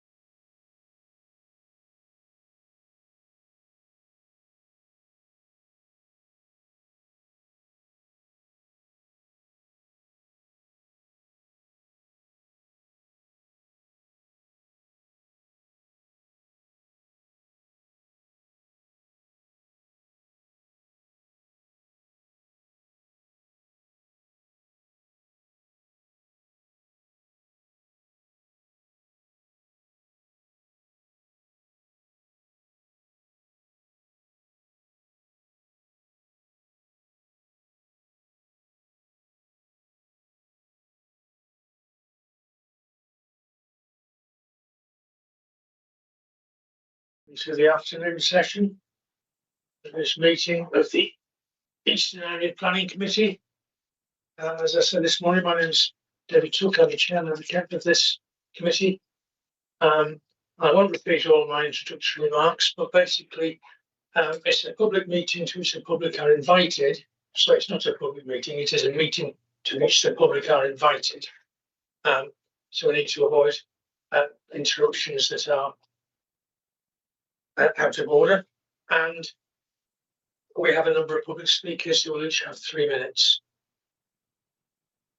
Right, without further ado, we are still quorate from this morning, having lost a couple of members. But we'll move on to agenda item 6, excuse me, which is P full 2025 01365 Rogers Hill Farm, Rogers Hill, Bryant's Puddle, DT2 7HJ, which will be presented by Liz Adams.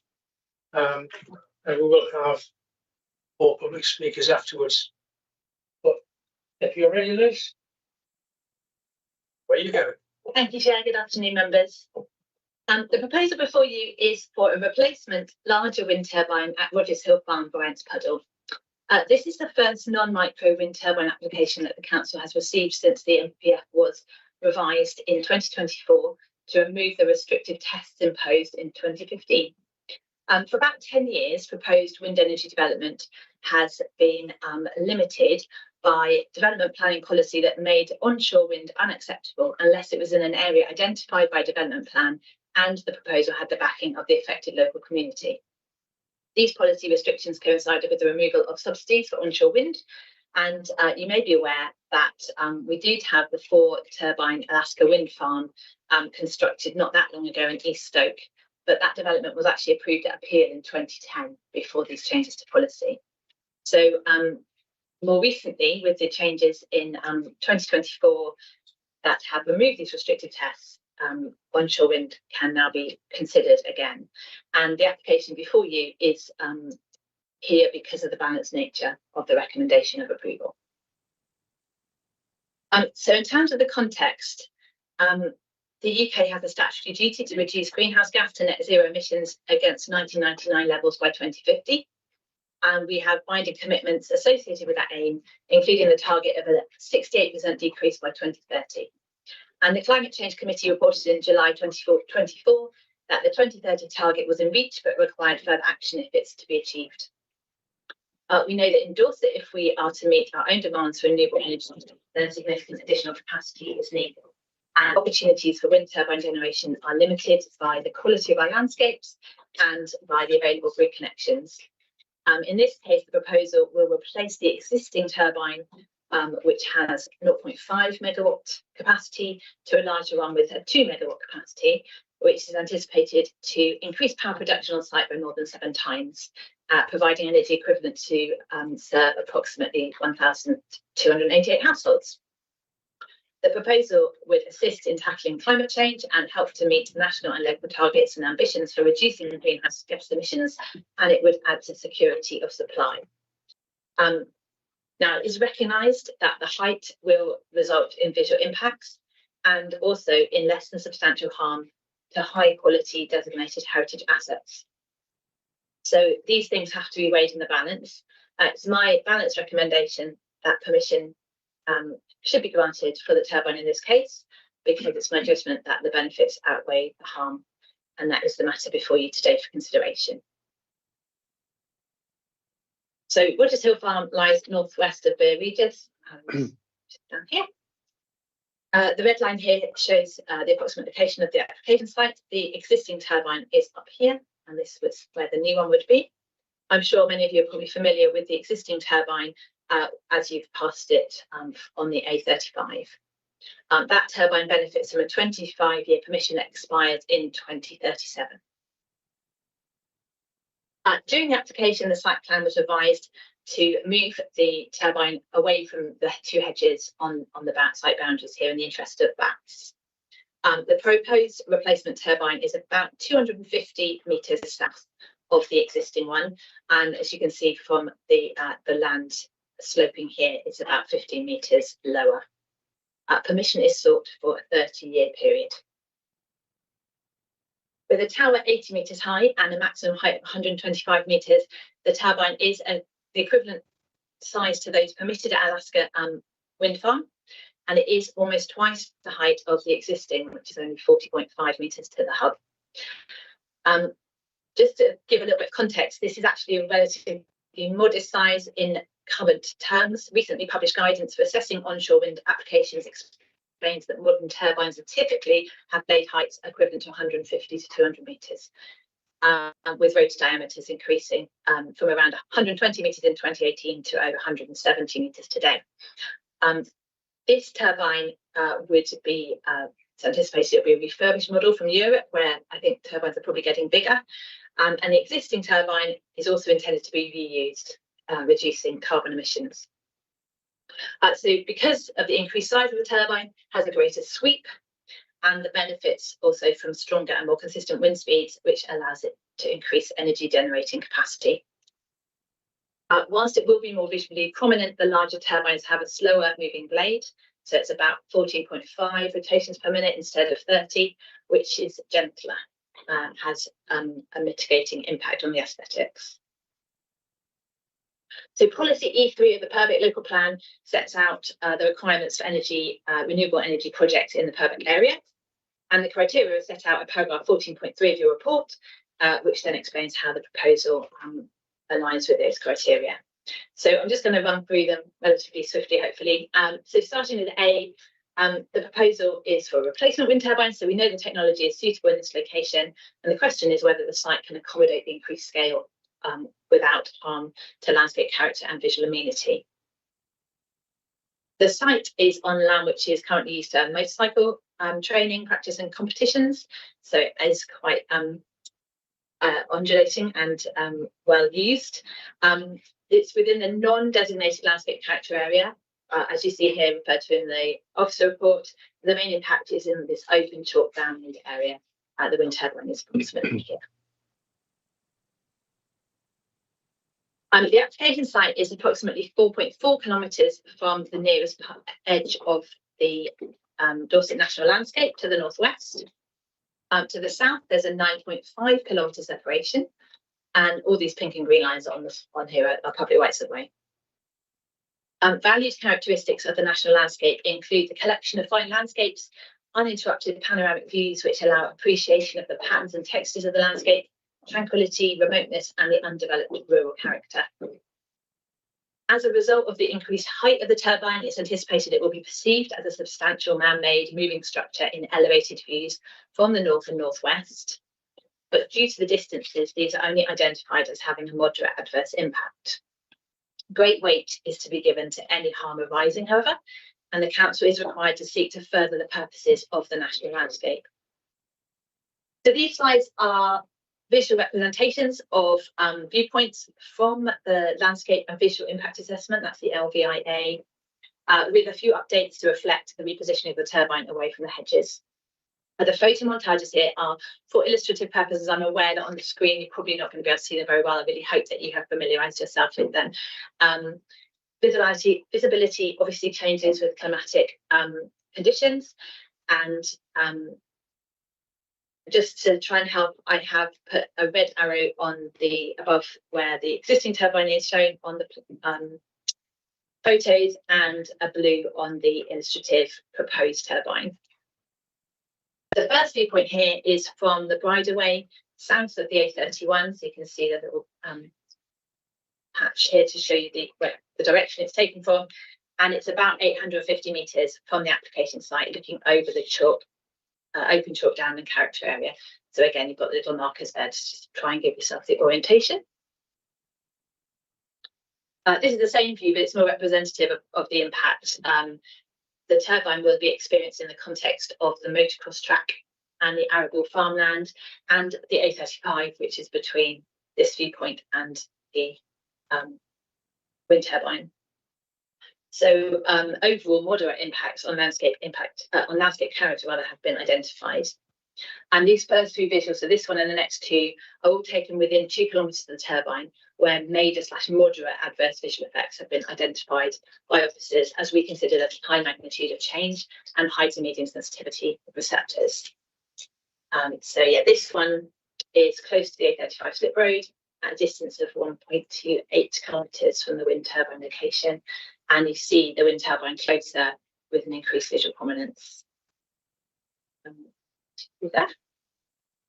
And then this one is from Wetherby Castle, which is the scheduled hill fort, 1.67 kilometres to the northwest of the site. I'll return to this later because it's obviously applicable in terms of the heritage. And the turbine, again, has a greater visual presence, and it's a bit truncated because it's seen behind the hill. This view is from the edge of Milbourne St Andrew. So this is outside the conservation area. You wouldn't get this view from within the conservation area. And the turbine is 2.54 kilometres away. You're seeing it above the hill slope. Woodbury Hill is another scheduled hill fort, 3.16 kilometres to the east of the application site.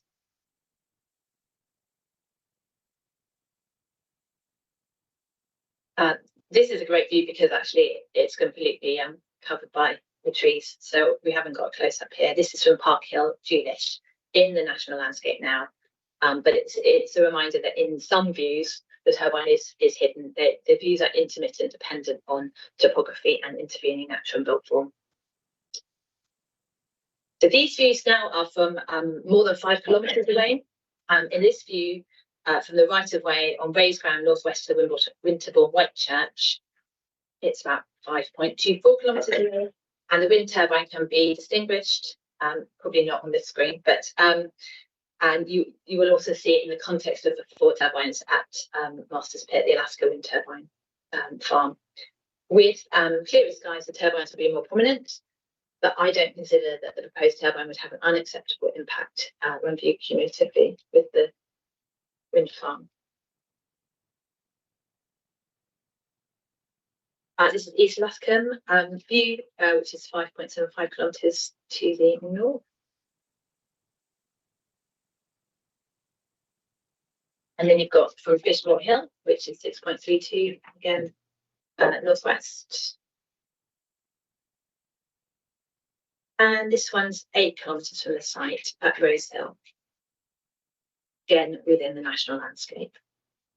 So hopefully that helps you to understand the judgment that the impacts on the national landscape are moderate. Green Hill Nature Reserve is 8.88 kilometres from the site. Again, it's elevated, and we'll come back to this viewpoint because you see the listed Milton Abbey in here.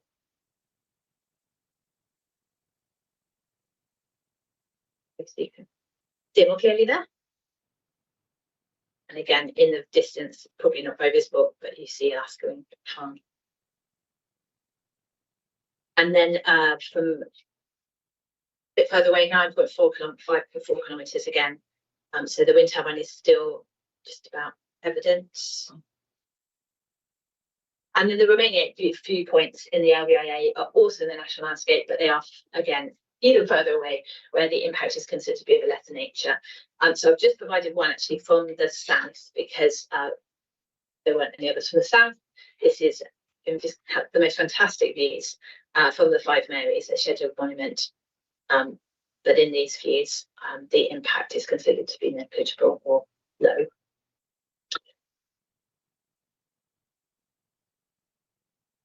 So as explained in the officer report, it's judged that the moderate adverse impacts on the turbine are outweighed by public benefits of additional low carbon energy production.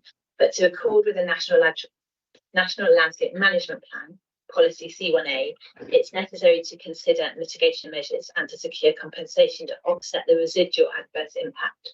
So the proposed planting of 55 trees and hedging to the north of the turbine would have a modest positive impact. But due to the height of the turbine, there's obviously a need to secure other landscape enhancement work to compensate for these moderate impacts from the national landscape.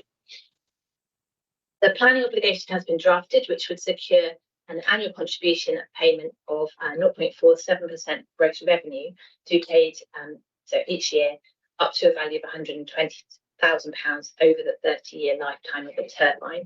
So officers consider it's appropriate that it's linked to the gross revenue because there is a greater impact of the turbine when it's in movement, but it's important that there is a landscape impact whether it's moving or not. So there is a minimum and maximum value placed on that contribution per year. And then bids for money for the projects that meet the aims I set out on the slide there would be considered by a panel set up by the council, and they would give priority to projects within 10 kilometres of the wind turbine. This is similar to the scheme set up for the solar farm at Golden Manor in 2023, and it's anticipated that the monies would be pooled. The figure of 120,000 has been arrived at with reference to the zones of visibility and the impacts of the existing wind turbine. Okay, so moving on to B, that was the longest one, you'll be glad to know. During the application, concerns were raised by Bournemouth Airport about potential impacts on the proposal on their radar, but then following receipt of additional information, they've withdrawn that concern, subject to a condition securing mitigation, which will be at the applicant's expense. So they no longer consider that there will be any safety concerns. Wind turbines can be associated with electromagnetic interference with telecommunications. So a pre-commencement condition requiring the submission of a scheme for assessing and mitigating electromagnetic interference is necessary, and that's one of those listed in the officer report. And the Ministry of Defence hasn't raised any concerns subject to conditions, so they want to know, be informed of the positioning and use of the wind turbine and controlling aviation warning lighting, which would be infrared. The impact on the highways are mainly during construction and decommissioning. So Roke Road here you see is a classified road with a rural character, but it is already accommodating large vehicles. A temporary access will be created to facilitate the delivery of the turbine components. You can see it's got to be quite large because of the size of the turbine itself and also the blades, and it's intended that this part of the track will be restored once the wind turbine is in position, but the access being restored once the whole emission has elapsed. The application is also accompanied by details of the route from the A35 to the site with a swept path analysis demonstrating appropriate access radii, and they will need a Section 278 licence for works to the highway, which will include some temporary road strengthening and sign removal. And that will be subject to conditions which include construction traffic management plan, access provision and on-site turning and parking, and therefore subject to those conditions, no harm to highway safety is anticipated. In terms of C,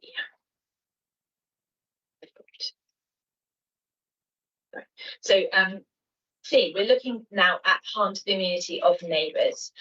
There is a potential, because of its scale, position, noise and potential flicker, that the turbine could result in harm.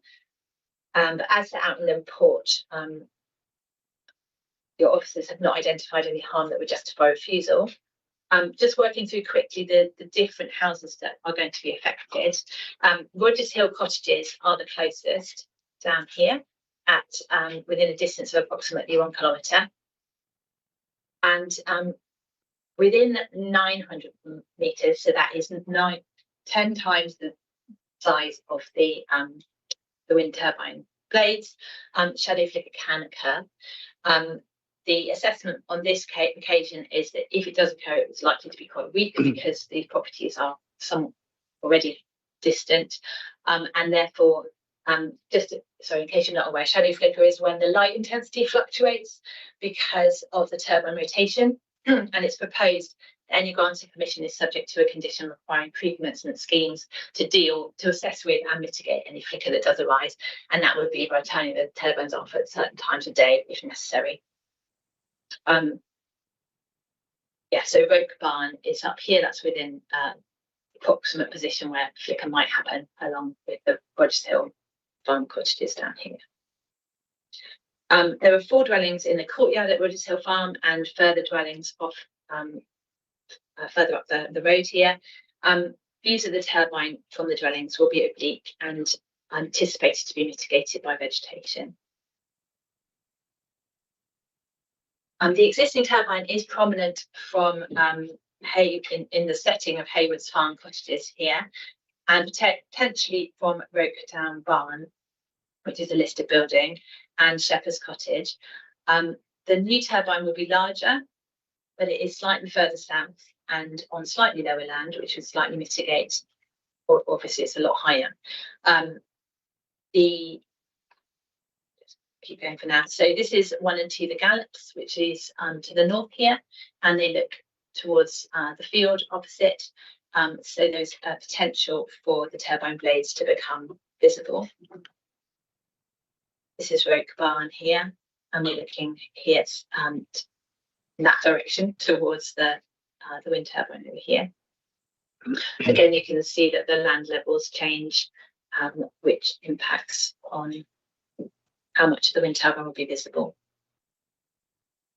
So here you can see the, well, you might not be able to see, but the existing turbine is definitely evident when you look at Broadwater and Little Meadow from the highway, but these houses benefit from tree screening.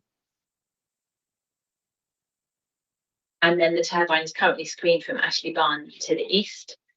And it's this, so this is Ashley Barn here, which is this house here. And then this view is looking across the field towards the new location of the wind turbine. So it is anticipated that the larger turbine blades could be visible. And then Weatherby House to the north here is on more elevated land. So it's a similar height to the wind turbine. So it won't have the benefit of the topographic protection. Although there are some trees which would mitigate, particularly in the summer or spring rather. So it's anticipated again that the new wind turbine blades will be visible in this view, probably over here, eastwards. In this case, the house is orientated to face southwest and northeast, although there is windows in the gable end here, which face more towards the wind turbine. It's anticipated the occupants will continue to benefit from other interrupted views of the countryside, such that the visual impacts are not judged to be detrimental to amenity.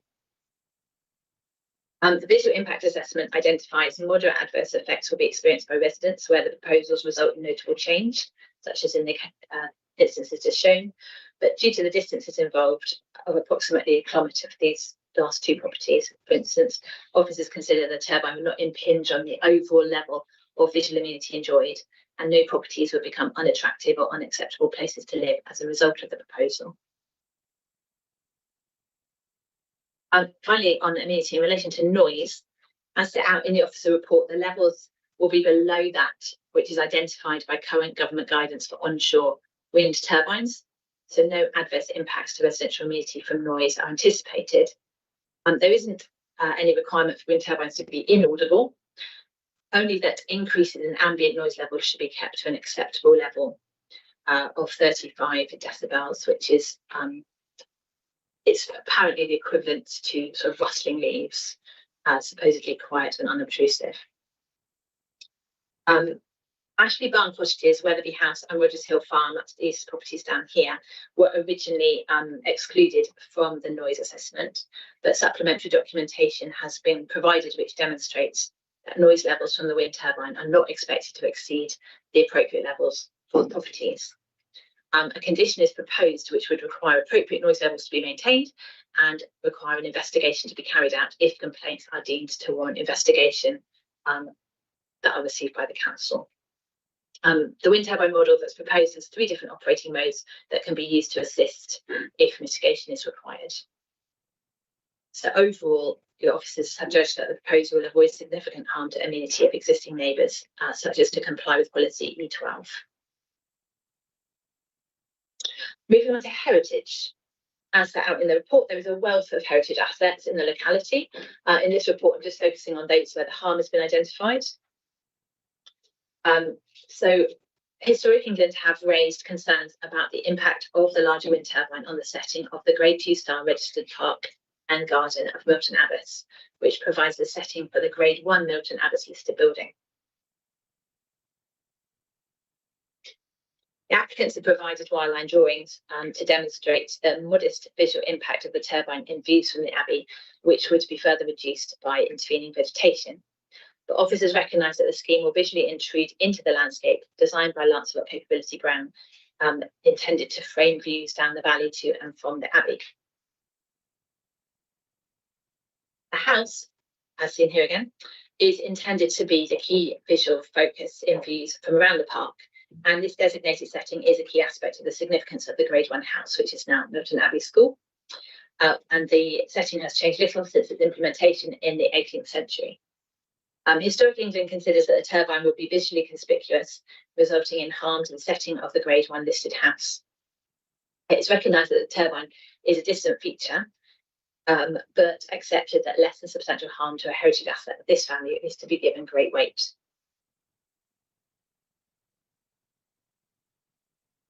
This slide shows the prehistoric funerary landscape spread out across the various hills and the ridge lines to the north of the site. And the report explains that no harm to the Roman road, which you can see part of here, and travel along, is anticipated, subject to a condition securing a programme of archaeological works to record any findings.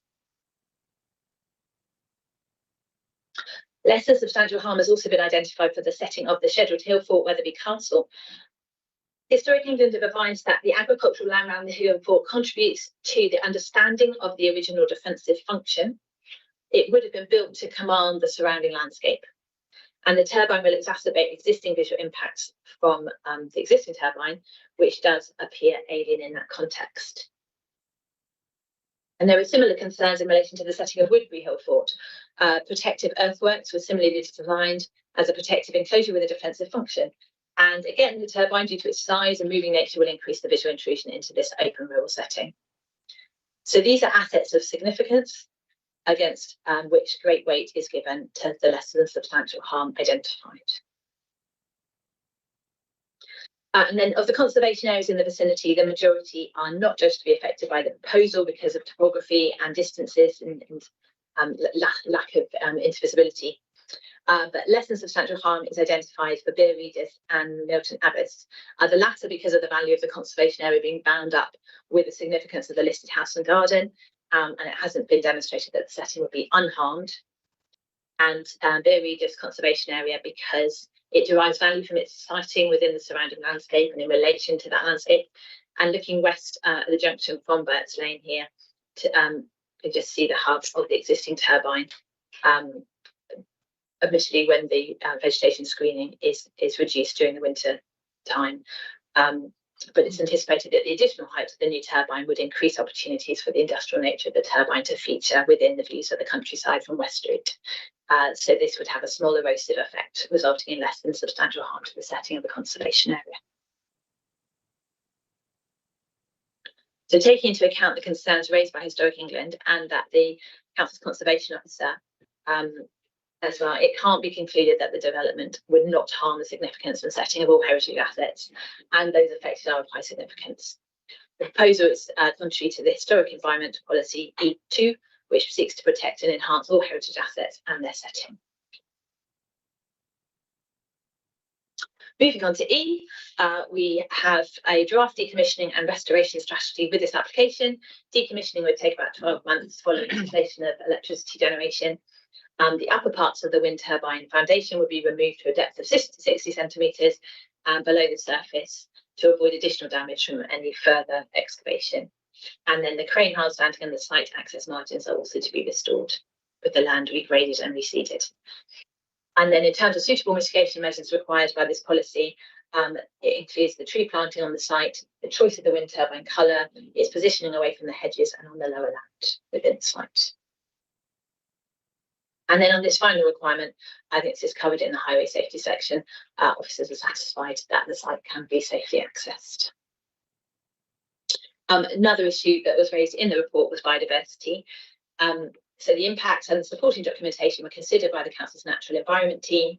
The site, which is used as a motorcycle track, has limited ecological value, and the existing turbine has influenced bird activity, reducing likelihood of harm. But the hedges on site have been identified as back commuting routes, and that's why it's been important to secure that mitigation by condition. So in addition to the repositioning, an active back curtailment system is intended to reduce vulnerability. And then you've got the hedgerow and the tree planting to meet the BNG requirements with positive benefits for local biodiversity. I've just popped on a quick slide here about the economic benefits. The initial construction work contracts have a value of approximately 400,000, and thereafter there's reference to the equivalent of one full-time job in the report, which the applicant's agent has explained is a conservative estimate of the total annual contracted labour required across multiple specialist disciplines to maintain the turbine, which has more frequent maintenance requirements than the existing. So in the planning balance, officers are given significant weight to the less than substantial harm to heritage assets because of their importance, moderate weight to the impact on landscape character for receptors in the non-designated areas, and also moderate weight to the conflict with planning practice guidance mentioned in the report, which hasn't yet been updated to accord with the MPPF, although government has expressed their intention to do so.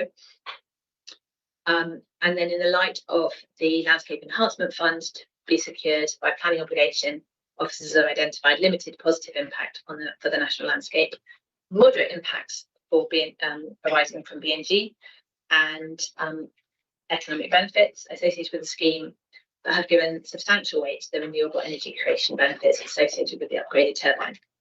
Other aspects are neutral in the planning balance, so are not given weight. Overall, your officers have concluded that the benefits of the scheme outweigh the harm arising and have recommended approval.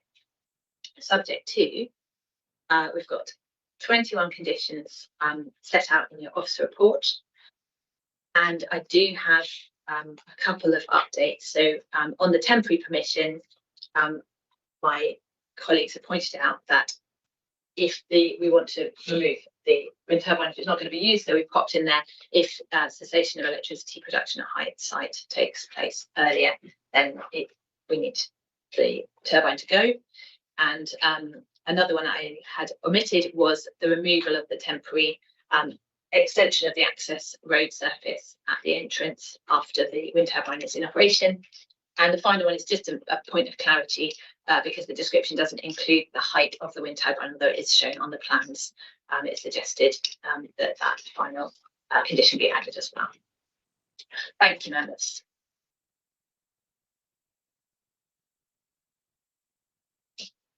Thank you, Liz. We have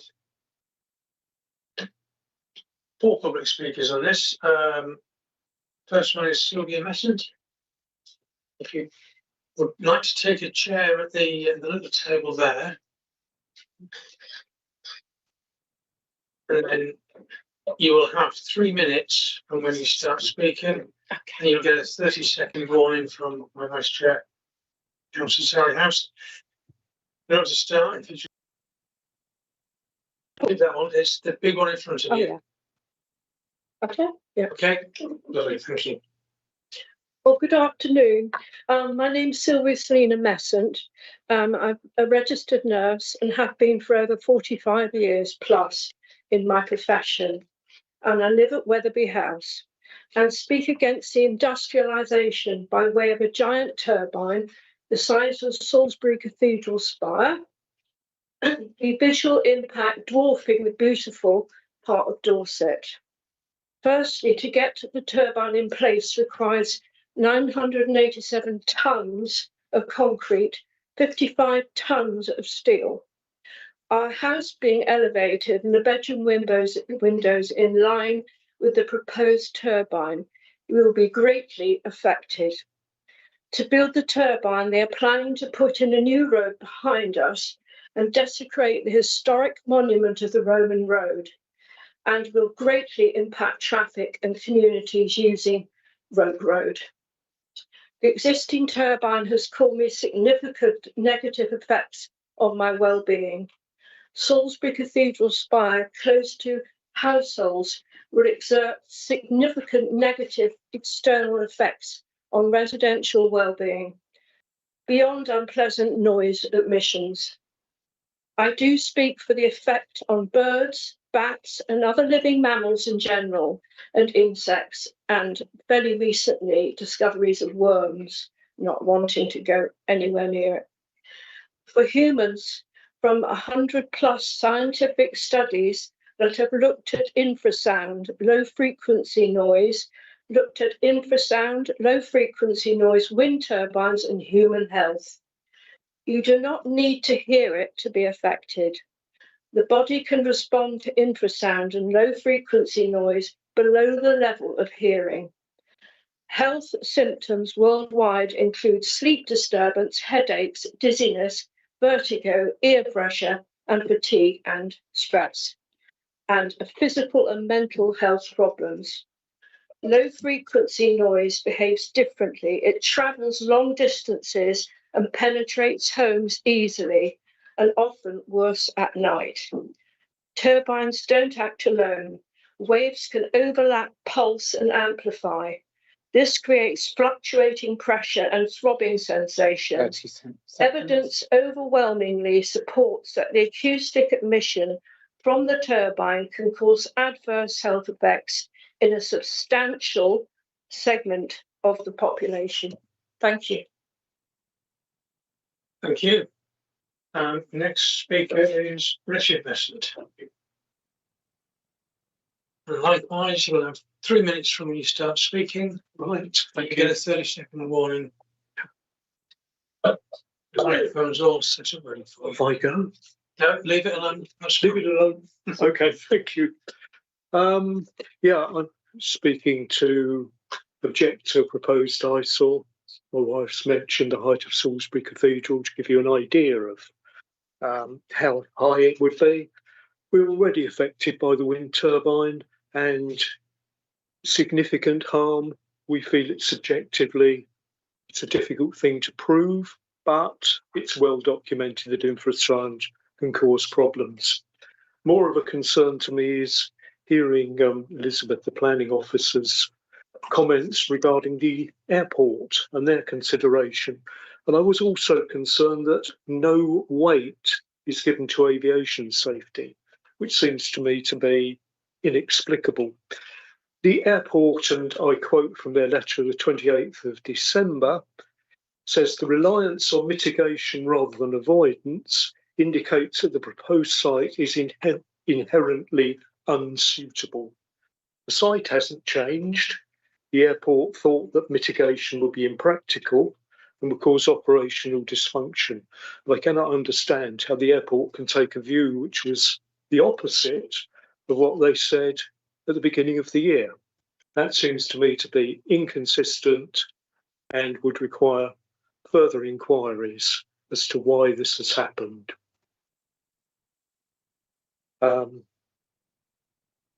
That is really, if that is taken into account, that is all I wish to say, really. Thank you for your time. Thank you very much indeed for that. Final speaker, Catherine Langham. Again, 3 minutes from when you start, 30-second warning.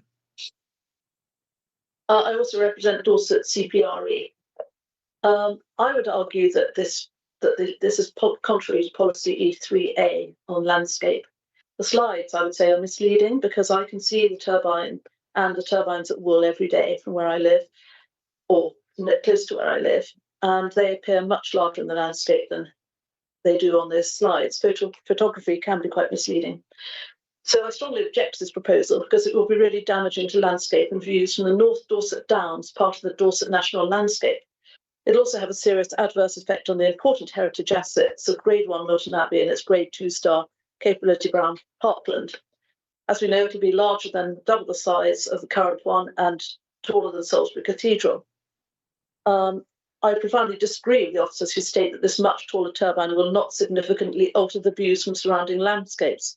The LVIA emits several important viewpoints from the national landscape, including from the Ice Grove Bridleway above Hilton, where the turbine is clearly visible in conjunction with the four at Wool. Also being twice the height, this new turbine will appear where the existing one has been screened by trees and will be very dominant. The impact will not be limited, as the officer states, it will be at the very least moderate. It has been agreed that a mitigation payment will be made of about £4,000 per annum, up to a maximum of £120,000. This, frankly, is laughable and will do nothing whatsoever to mitigate the harm this industrial turbine, or due to large swathes of Dorset. A few replanted hedges or an improved right-of-way in the Purbeck area will certainly not provide any form of screening whatsoever to the North Dorset Downs. Moving on to heritage assets, I believe that the turbine will protrude into the iconic view of Milton Abbey from the Hilton Road. This is the main viewpoint of the Abbey for the public, but there has been no assessment using wireline from this very important location, funnily enough. It is likely that the head of the turbine will rear up in the clear area to the west of the Abbey front. If this is the case, it would massively affect the significance of this amazing building, creating, I would say, substantial harm where the NPPF states no mitigation or public benefit can outweigh the damage. This has not been addressed anywhere in the application and is a serious omission. Dorset Council leader Nick Ireland said, tourism is a key part of our economy. Our visitor economy is vital. It sustains vibrant rural and coastal communities and contributes 1.73 billion to the Dorset economy while supporting 30,000 jobs. Once erected, this turbine is going to shock locals and visitors with its overbearing scale and magnitude. Dorset is special for its unspoilt landscape and distant rural views. Councillors really have to decide whether they wish to sacrifice the beautiful Dorset landscape and the vital tourism industry for one huge turbine, or wait for the much more productive and less visually intrusive option of an offshore wind farm. There are no giant turbines in Devon, Hampshire or Wiltshire, where presumably councils have prioritised their invaluable landscape and tourism over relatively small energy gains. Please don't be the ones to ruin Dorset and refuse this application. Thank you very much. And finally, we've got the applicant, John Samick.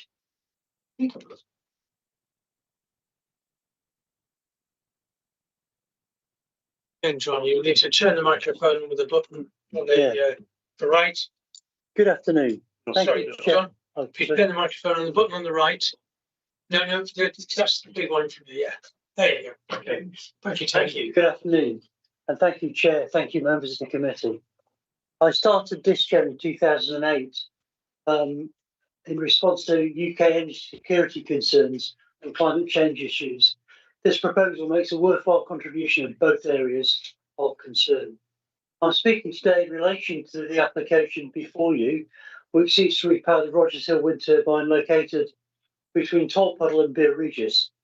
The existing turbine has operated since 2012, which over this time has generated 11 million kilowatt hours of clean renewable power. Based on an average household electricity consumption of approximately 2,700 kilowatt hours per year, the proposed turbine would generate enough renewable electricity to power about 1,700 homes annually.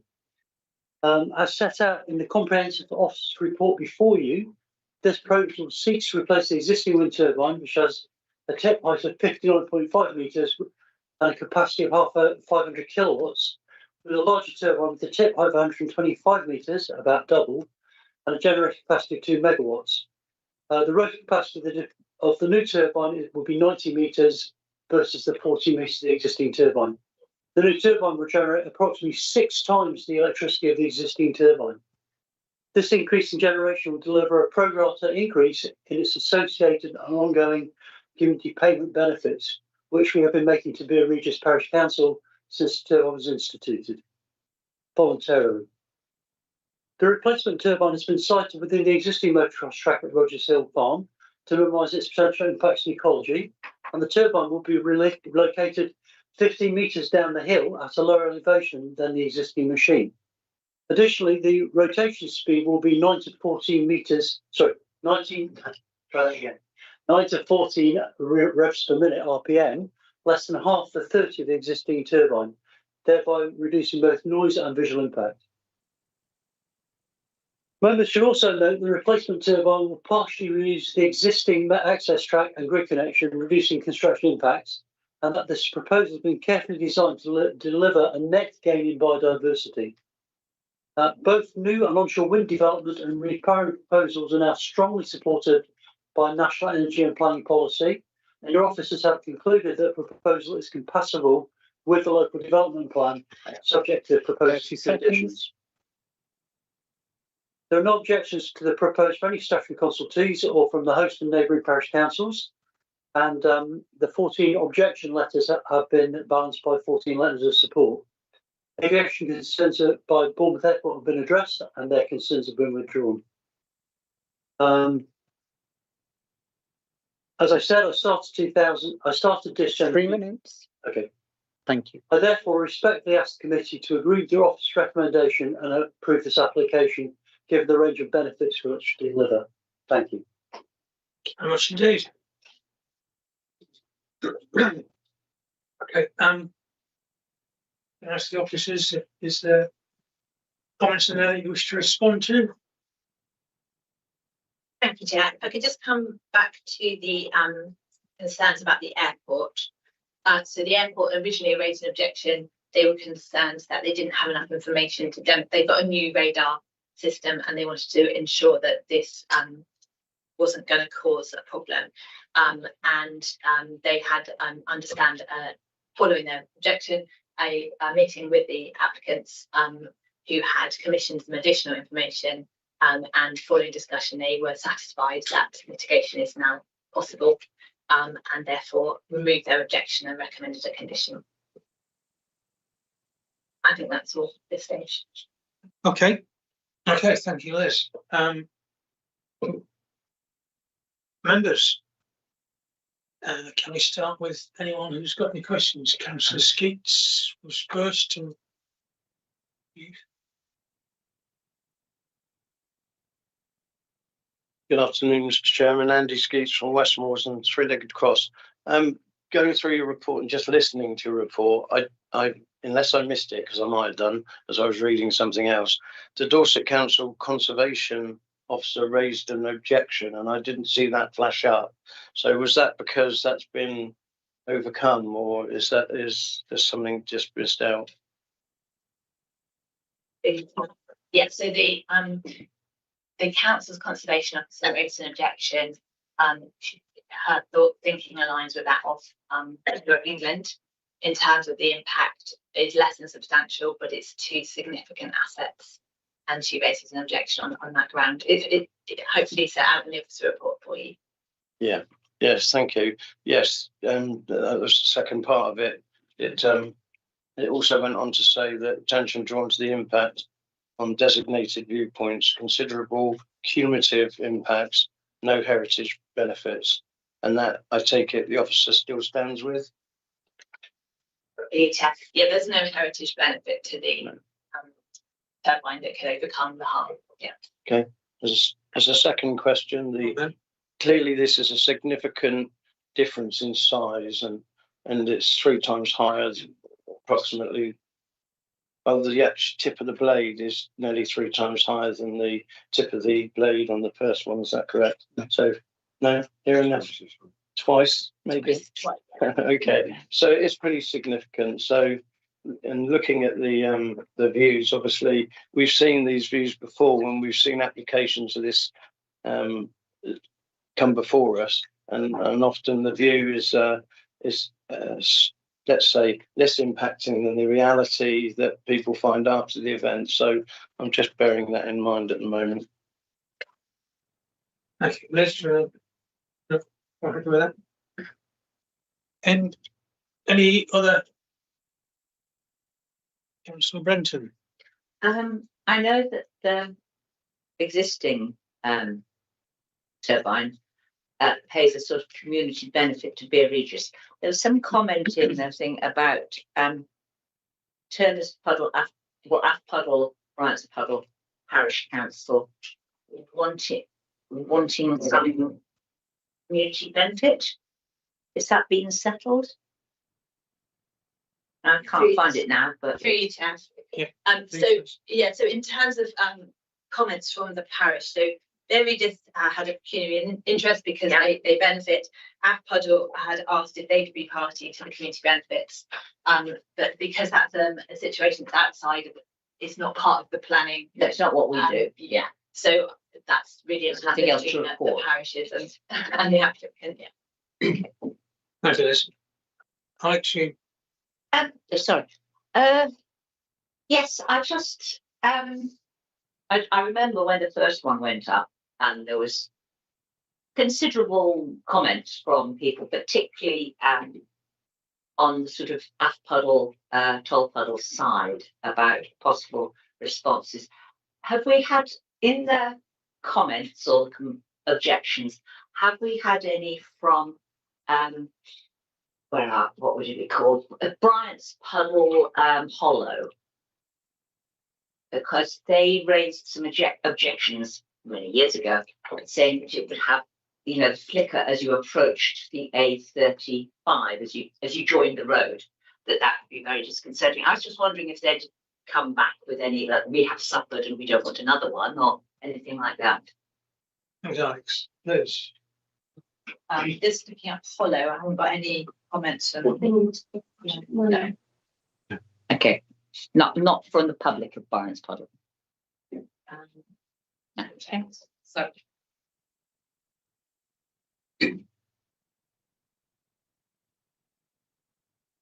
Go get items. I'm sure you. The issue was, I think, raised because of possible autistic children who would be upset by the flicker. And I just wondered if, at the time, I haven't had any comments since, but I just wondered if they'd made any comments on this one. But if it's not been a problem in 10 years or whatever. So I can't do that. Haven't read any comments to that effect. Okay. Obviously, this is a turbine of a different nature, so it's going to have different impacts in terms of impacts of flicker will be over a greater distance. But as I explained, hopefully in the amenity section, even with this greater height and greater turbine and blade size, the 9 times the distance, you still only get a few houses within it, and I believe that it's possible to mitigate the impacts.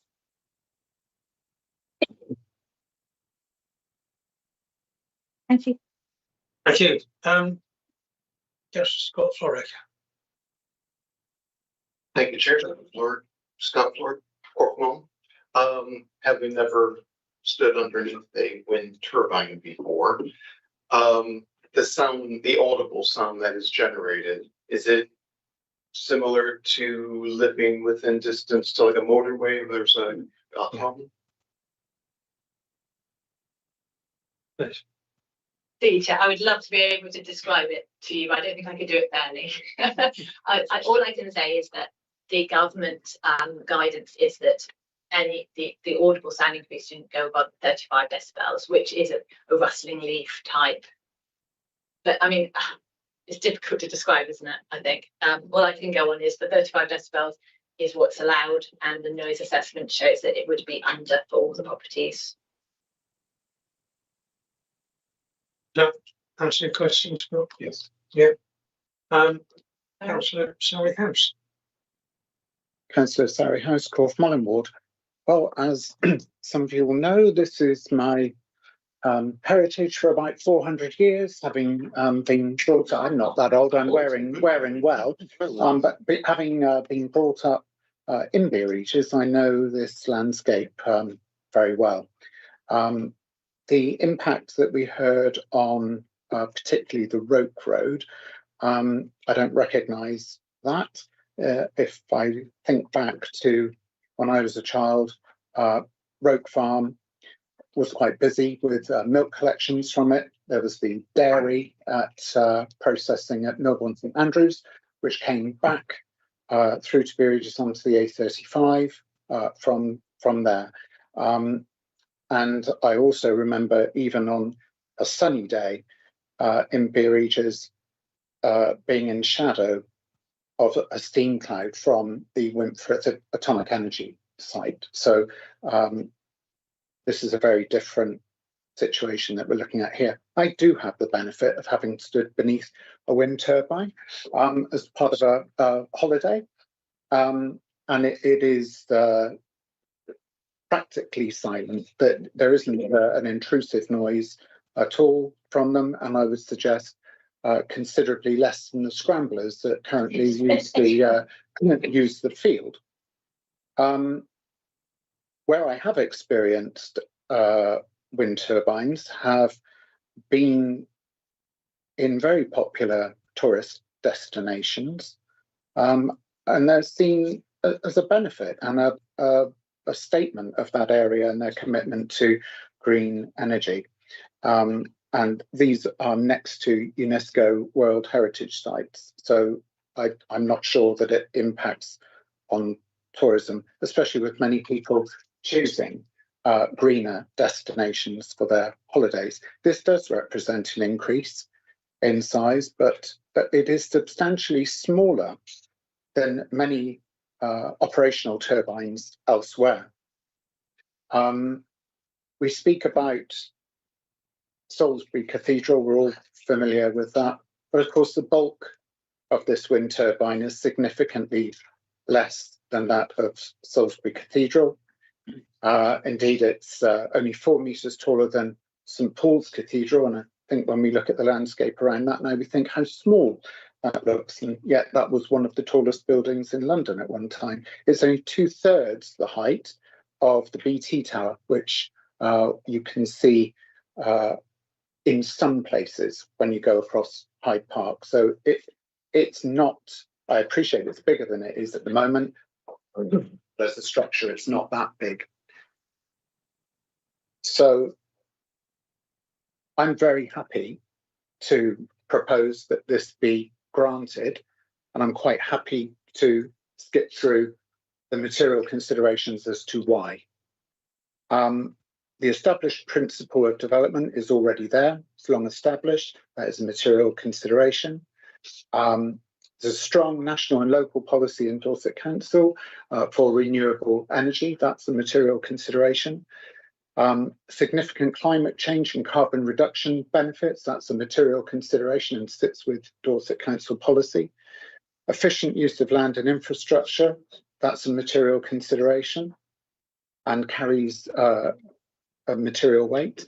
Landscape and visual impacts, as we've heard, are acceptable in planning terms. That's a material consideration. Energy storage enhances sustainability, and yes, this contributes to that, and the contribution is material.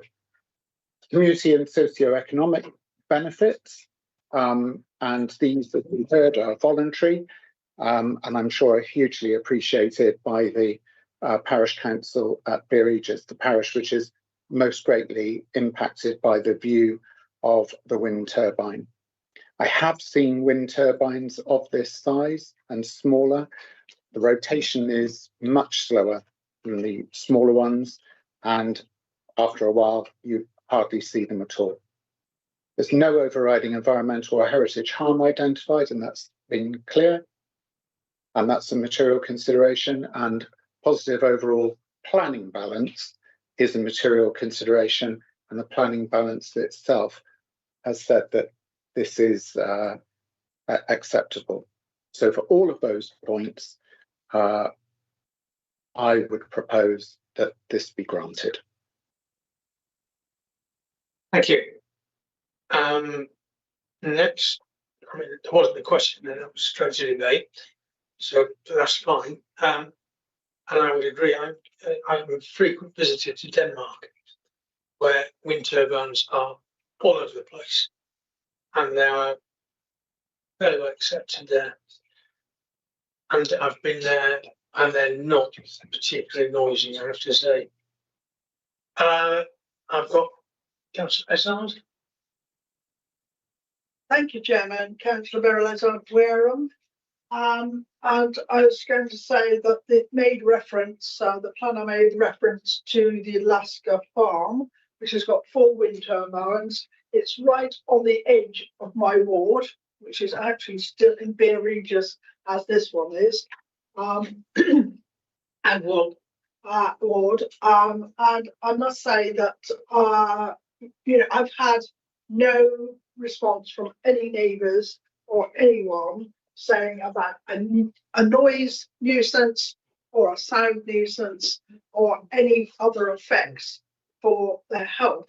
And there's 4 up there, and I think they're probably about the same height as this one's going to be. And they've been generating now for a few years, and we've had nothing but good said about them.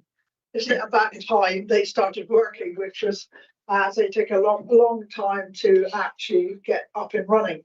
But this one is a replacement for a bigger one, we've got the council forward for encouraging green energy generation, and this is 6 times the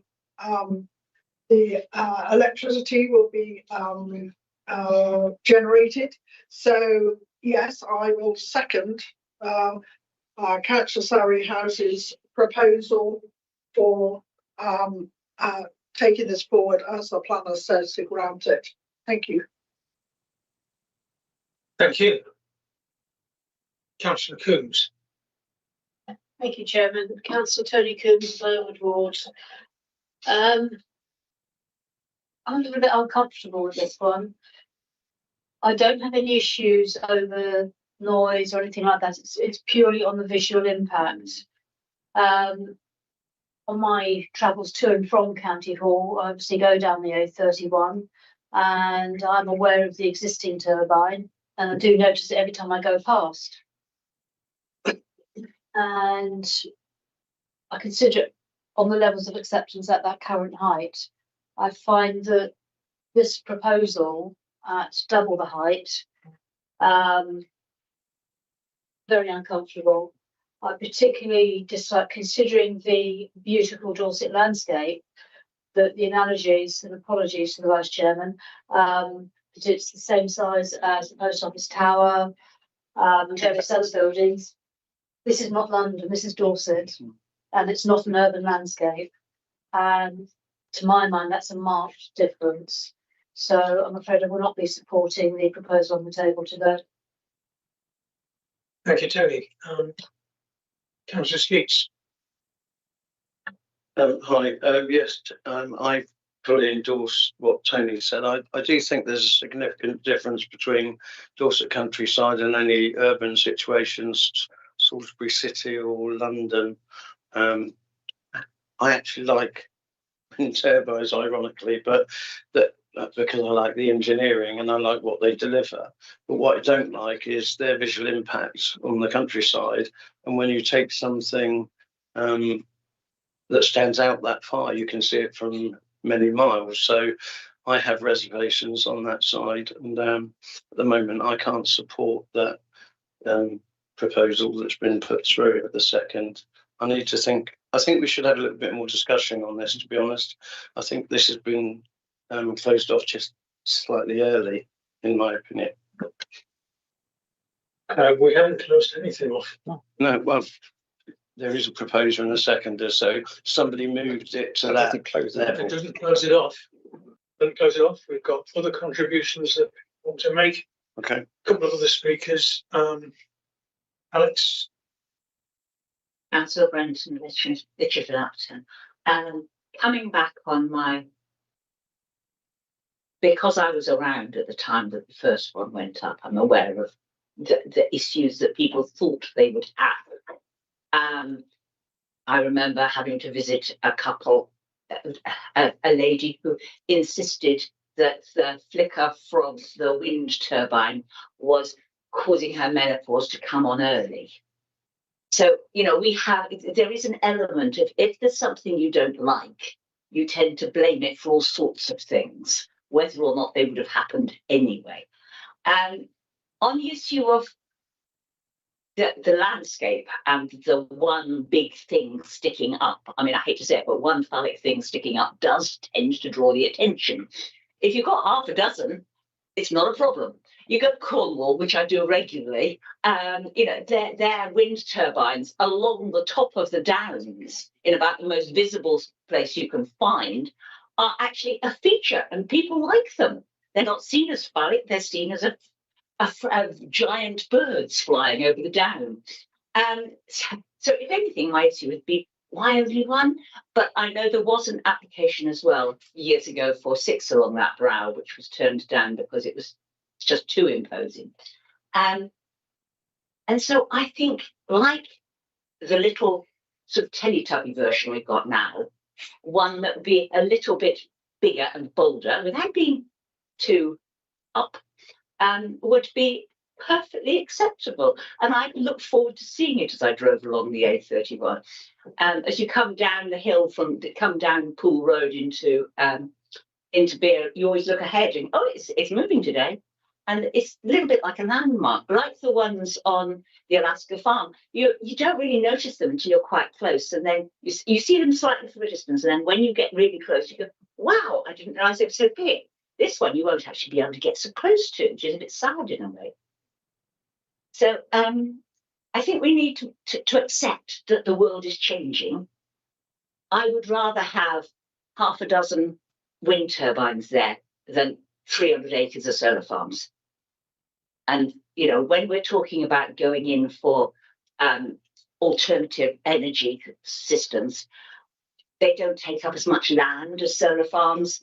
You can still farm virtually right up under mine. I know they've got a big concrete base, but it's not as much as going, you know, a field full of solar farms. So I think, and the alternative to that again is drilling, and nobody's desperately keen to be drilling down at Athelhampton, are they? Particularly, so I think, bearing in mind the way the world is changing, we've got to accept that we have to think of other things, and this is a proved system. The gentleman has run it for a while. I've stood underneath it. It makes about as much noise as a washing machine in the shed outside somewhere. You're aware there's a hum, but that's about it. But so I'm sort of, which would we rather? We're going for this sort of climate action. We're going to save energy. We're going for reduced carbon footprint and all that business. So I think we've just got to grit our teeth and say, "Won't it be fun?" Thank you, Alex. Can I ask? By all means, Andy. Thank you. Sorry to dominate question. I didn't mean to, but if this application goes through, does that then set a precedent across Dorset? Or is it always on its own merits? And is there any intention on this particular application or any discussion about more wind turbines in the same area? Or is it, I mean, it's only been one for God knows how many years. So is it going to be just one on its own? Do we know the answer to those questions? From my understanding, and I'll defer to planners, is that each application is considered on its merits. Yeah. And so just because this is either approved or rejected, doesn't necessarily set a precedent that they'll willingly stand corrected. Liz? No, I agree. It would just be that each application, if more come through, there's going to be greater cumulative impact to consider. That will be the difference. And discussion? Well, again, each application has to be considered against the policies. Has there been any other discussion about more than one on that site, or is the applicant pretty? We're just focusing on this one. There's not been any other discussion. Okay, thank you. Thank you. Thank you, Chairman. Yeah. Oh, sorry, Chairman. Yeah. Councillor Barrel of Wareham. I was involved years and years ago when it was Navitas Bay offshore wind for Bournemouth and Swanage. And I must say there was a big anti-feeling to that. Oh, it's going to spoil all the Torres Strait. Oh, it's going to spoil the Jurassic Coast. Yeah, I've been up to Canberra Sands. I've been all over Scotland, Stranraer, you name it, Port Patrick. They have got them continuously round the coast, and nobody talks about it spoiled the tourism or whatever. Offshore are very much something that's accepted. Onshore is a different matter, as you say, but we have actually had to fight for the one I did. I was the only one in Dorset County Council in the public inquiry for the Alaska farm, 6 turbines initially, and it's been reduced down to 4, on the Puddletown Road, on the top of that bridge as you go from Wareham to Wool. And actually that's the first Dorset onshore wind farms. So that was, for me, a win, and a win-win, because let's look at the world as it is today. We are held to ransom by fossil fuels and the oil and the Middle East. We don't want to go there, but we have got to be more self-sufficient. And the only way to do that is to have every type of fossil, green energy production that we can get and be a bit more self-sufficient. And at the moment, I think in the papers it says 45% only of our production is fossil free. So I think that we've got to open our hearts to actually welcoming this sort of generation. And this wind turbine is only one, but there will be others coming along, I'm sure, because the government has said we are not going to drill any more, not while the actual people that are the politics are in power at the moment. So we are really on a winner to nothing if we do not actually welcome some of these wind turbines. So I think that we have all got to open our hearts and embrace the new technology. And I love them, like Alex was saying, I love seeing them. And I think, gosh, they've generated all of this energy for us. Thank you, Chairman. Thank you. Do we have anybody else wishing to add to the debate? If not, I thought you'd done it. No, you. In that case. Councillor Sperryhouse, Porthmallen Ward. I just want to be clear what the proposal is. I gave the material considerations which were informed by the officer report. So I'm content that my proposal is to grant based on the officer's recommendations. Energy security is something that we're all focused on at the moment, and the lack of it is costing every person in the country a great deal of money at this time. Dorset Council is committed to decarbonising the grid by 2030, and I believe we're on track. The simple choice is, at the moment on land, we've got PV, as spoken by Councillor Flower, across fields. That's hugely unpopular with people. They feel we should be generating food, and indeed food security is also a big consideration. As was said by Councillor Brenton, you can farm almost up to these wind turbines. So we have a choice. We have a degree of energy that needs to be produced. And so members either need to say they have an appetite for more smaller turbines across Dorset, because we need to generate our electricity, or conversely, fewer larger ones, if we're to meet our targets and generate the energy that we want to. I personally would be happier to see fewer larger ones than more smaller turbines. Ken, have I missed anyone else out? My apologies if so. No? In which case, if there's nobody else wishing to speak, I suggest we do at this point go to the vote. So, with all those in favour of the proposal, which is to accept the officer's recommendation, show hands. All those in favour? 1, 2, 3, 4. All those against? 1, 2. Any abstentions? 1. Which, to my mind, means that this has been passed. And P full 2025-01365 Rogers Hill Farm, Rogers Hill, Bryanston has been approved. Thank you all very much for coming. Thank you. Thank you. Thanks, guys. Thank you. We'll have a small hiatus whilst the officers change over before we approach the last. That's not the last. So no, not the last. That's last. Yes, I shouldn't have mentioned that. We've had an ancient waiting here for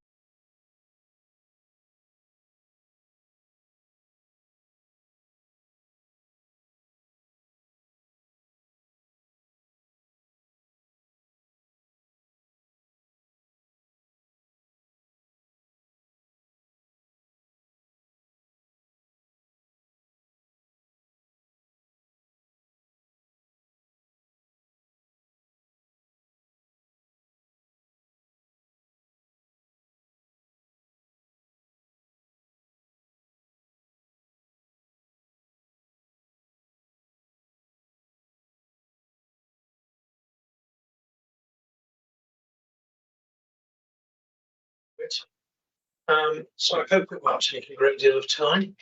But it depends upon you. Oh,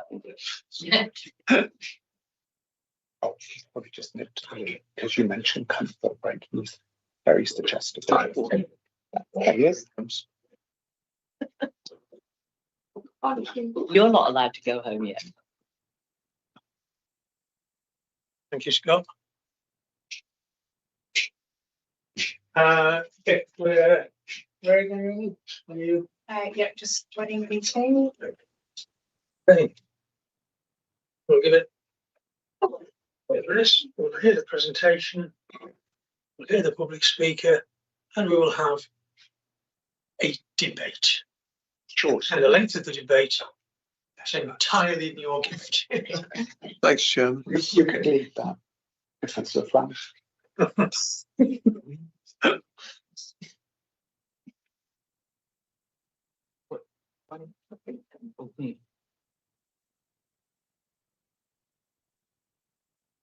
We should all have only 3 minutes to talk. Joining. You're there? Yeah. You're there? You're there? Right, so we've got, as I said, P4 2023-07467, land south of A352 Wareham Road, Vinegar, East Stoke, Purbeck. We've got Naomi Shinkins, who will be presenting the report. And public speaker afterwards. You seem to have lost the hybrid link. You have to go back to the email. That's what I had to do. The right way back. Okay. Carry on. Thank you, Chair. Good afternoon, members. This is an application for signing at Vinegar Hall. At Vinegar Hall, this application was presented to members in September 2025, where members requested parking provision is to be added. I'm taking this application back today to highlight the parking provision that's been provided by the applicant, and I will run through a similar presentation as the previous officer, but I have some additional information on the proposed parking provision. By way of an update, the reference to no parking on page 122 of the report is from the previous officer presented in September 2025, and parking is obviously now provided, which I'll explain in more detail. Also to note, the legal agreement informative should reference the 24th of October 2026, not the March date. That's been in the published officer report. And finally, to note that officers would like to add an informative for the parking details to be included in the site management plan requirements. This slide shows the proposed SANG and the associated residential development. The associated residential development is highlighted here with the purple star, and it has a resolution to grant from members from the September 2025 committee, and that is subject to conditions and a legal agreement. The SANG land is within the red line boundary as set out in the insert on this slide, as we can see. The site area is approximately 5 hectares, and there's currently a field access to the east, we can see here, and the A352 runs to the north and a railway line to the south, and the land is currently agricultural land with a mix of grade 3 and grade 4 agricultural land. The proposed SANG footpaths, the SANG provides footpaths, benches, pedestrian gateways, dog waste bins, information panels, and fencing, all as set out on the slide. And again, there will be parking provision, which I will explain in more detail shortly. The slide provides more detail on the proposed infrastructure, including the spec for fencing, footpaths, benches, gates, dog waste bins, and the information panels and vegetation, which I've just mentioned. And this slide shows the proposed landscaping plan. So the proposed landscaping is as before, but again, with the addition of car parking as requested by members. This slide sets out the highways matters, which was presented previously, and this includes a pedestrian crossing, which is shown on the slide, and that the Dorset Council Highways Officer is satisfied with. And here we have this slide showing how the proposed crossing complies with vehicle requirements on this road, which on this road, given its location and proximity to Ministry of Defence land, includes military vehicles.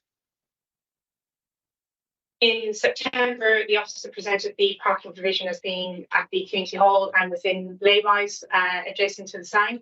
However, members were not satisfied, as I'm sure you'll remember, and it was requested that this parking is provided on site. Again, the parking provision presented by the officer in the previous September committee, and it showed the parking being within a 400-metre proximity to the access to the sign. However, further to that committee and the request by members, a revised plan has been submitted, and this does show parking on site, as we can see in the slide, for 5 car parking spaces. So that meets the sign requirements of 1 space per hectare.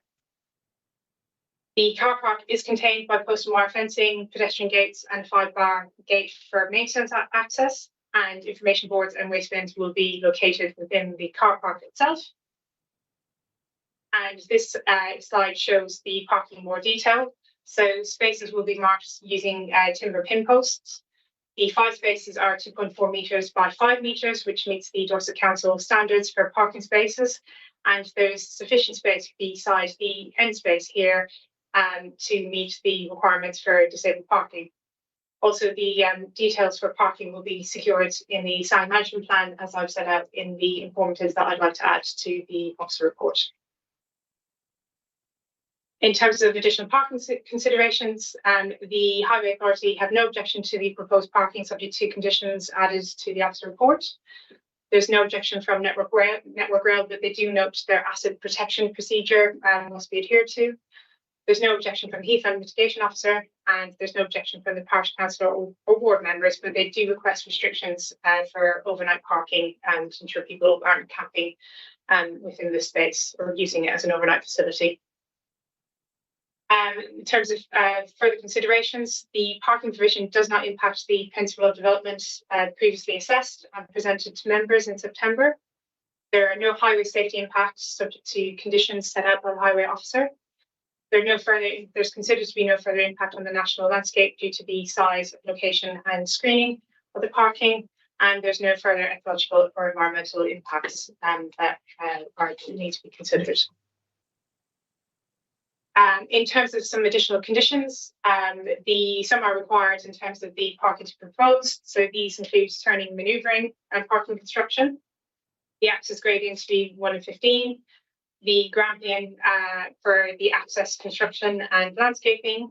It's also required to have a gate operation and management plan and a construction management plan as well. The principle of development in terms of planning balance is essentially remains unchanged from what was previously presented back in September. At that point, the officer did present that the loss of agricultural land is regrettable. However, the benefits of providing the sign itself outweigh this harm. And also, in terms of the proposed parking on the revised plans, this creates no significant further impact.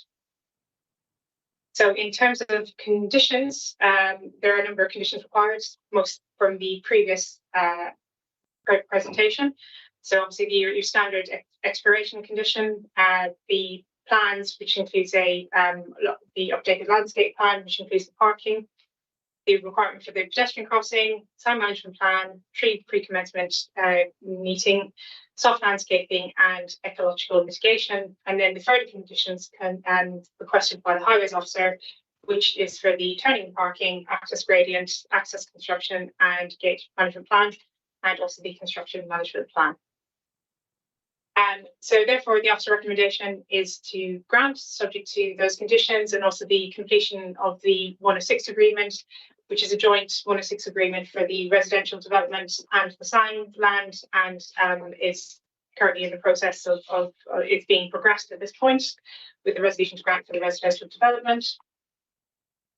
And that concludes my presentation with the officer recommendation set out.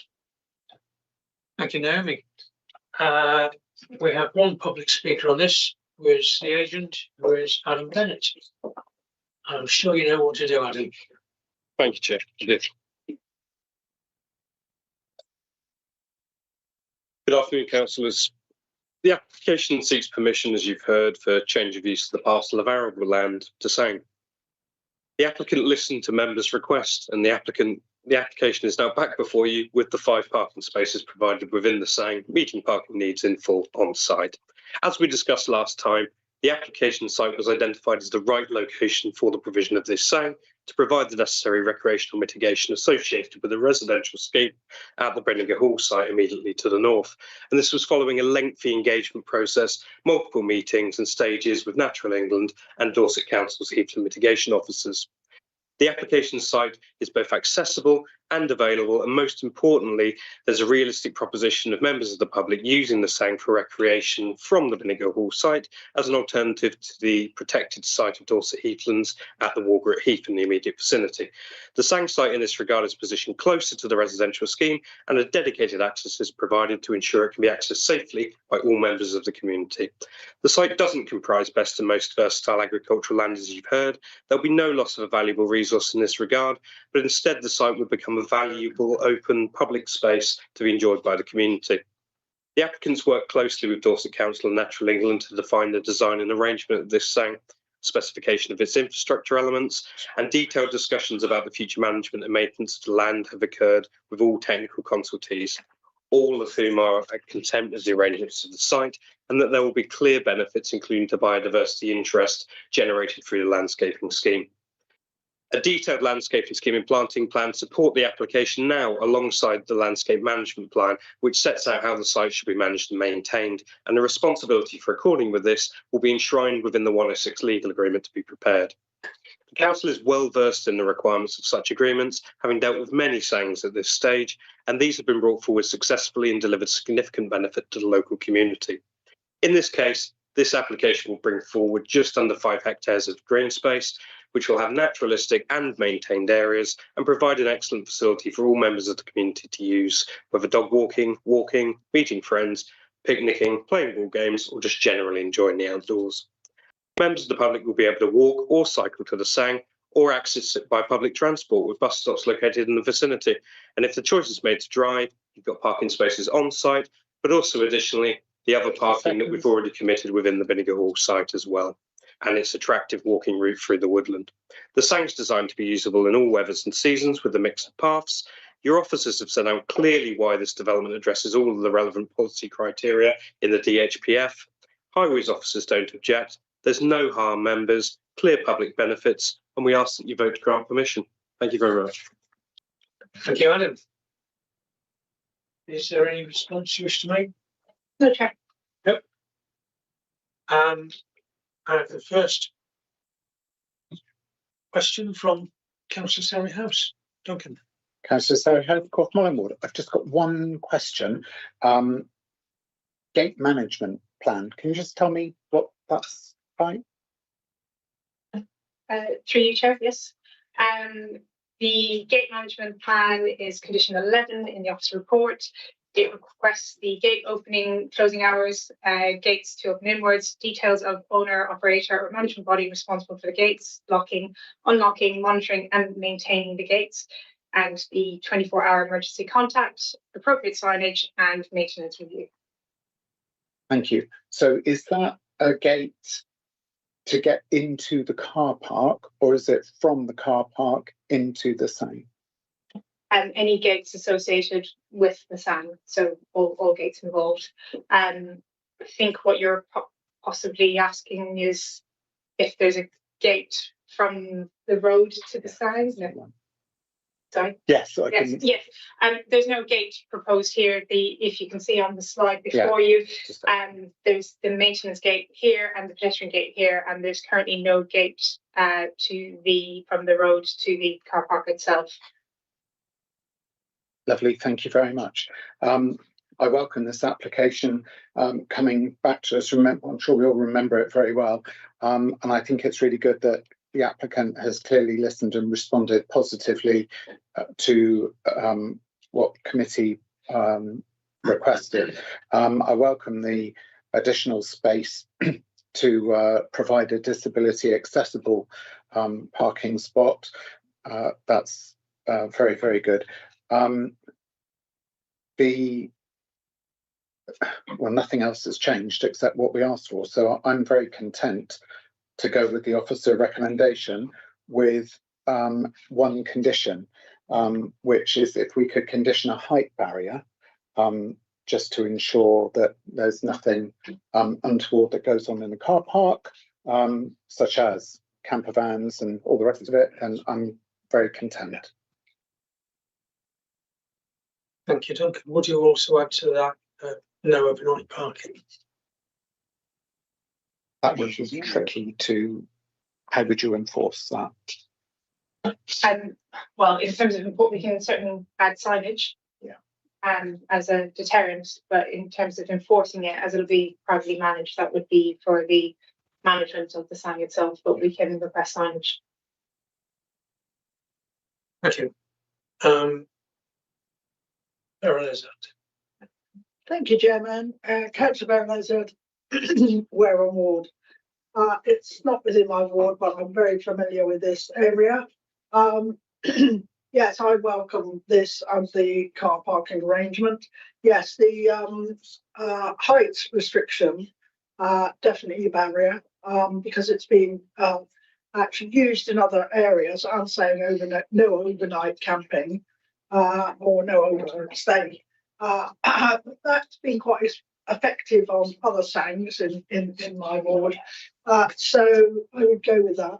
The only other concern I have is the crossing of the road from the actual development, where it says you've got a pedestrian crossing, but it's not a controlled crossing, is it? No. And I know it's nothing to do with that probably, but no, okay. Well, I won't go there then. No, but if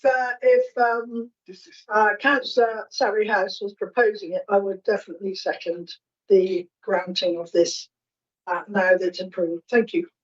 So your second include the additional condition about height and no overnight parking and signage. Yeah, very good. Yeah. Okay. Any further?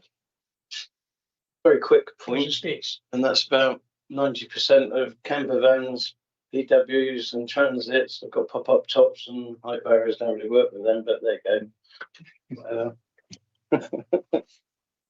That's why the signage. I guess it depends how to start. You can stop me going there because I've got a topaz. Oh, okay. Any other? Okay, so we've had a proposal which includes the additional condition. It's been seconded and you're happy with that additional condition. All those in favour, please show.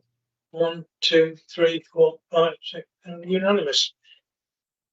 Okay, so plan south of A352 Wareham Road, Binningham, East Stoke, Purbeck, P4 2023 07467 has been approved. Thank you very much indeed. Thank you, Helen. Okay. And we come to the last substantive item on the agenda, which is agenda item 8. Is PVOC 2025 07207, land to the east and west of Cranbourne Road, Coal Hill, which will be presented again by Naomi.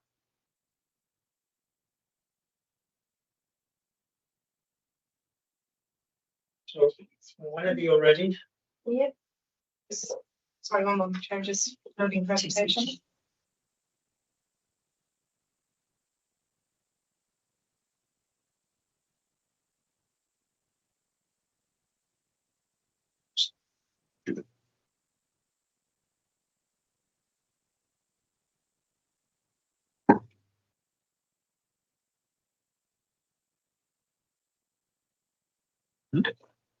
Thank you, Chair. I'm going to get a reputation of doing short presentations, but this one won't be too long either. 10 minutes. Like that. Okay.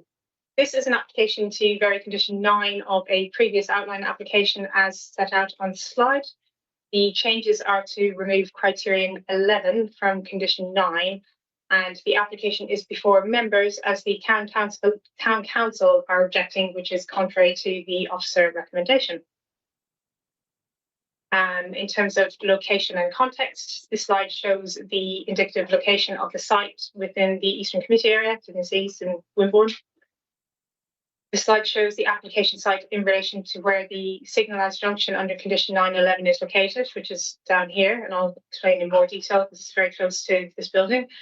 And the application site itself for the outline application, and I'll go through some of the other applications in more detail, but the Cranbourne Road development just to the north of Wimborne.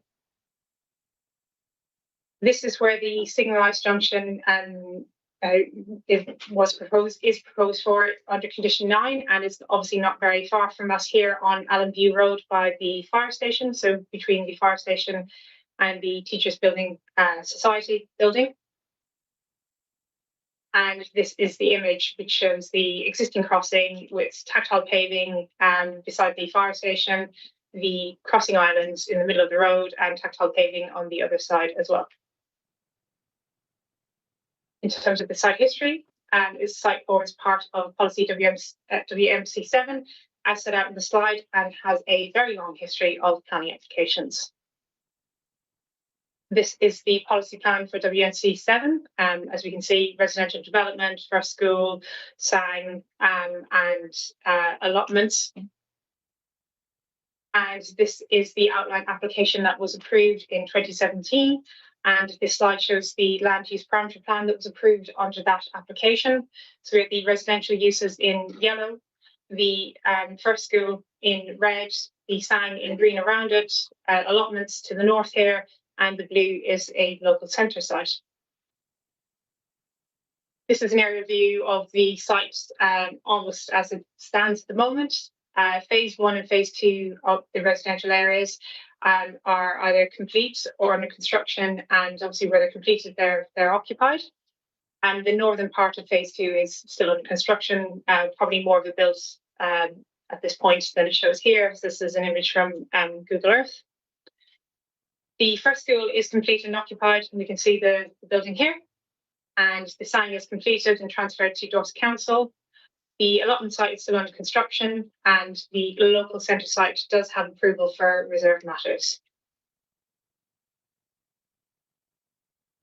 So in terms of the proposed variation, apologies for all the text. It's a very long condition, but you're only concerned with criterion 11, which is highlighted in bold at the bottom of the slide. This application proposes to remove this criterion and the condition, again, as I've noted, highlighted in bold at the bottom of the slide, and that is for the provision of traffic signals at the Allen View Road, Hanham Road junction to include pedestrian crossing facilities at the Allen View Road, Hanham Road junction. Again, this is where the signalised crossing was proposed, again, between across Allen View Road here, between the fire station and the Teachers Building Society building. And again, the image of the existing crossing. So in terms of consultee responses, no objections were received from consultees in general, except for Wimborne Town Council, as set out in the slide. And a Coal Hill Ward councillor has raised some concerns regarding vulnerable road users.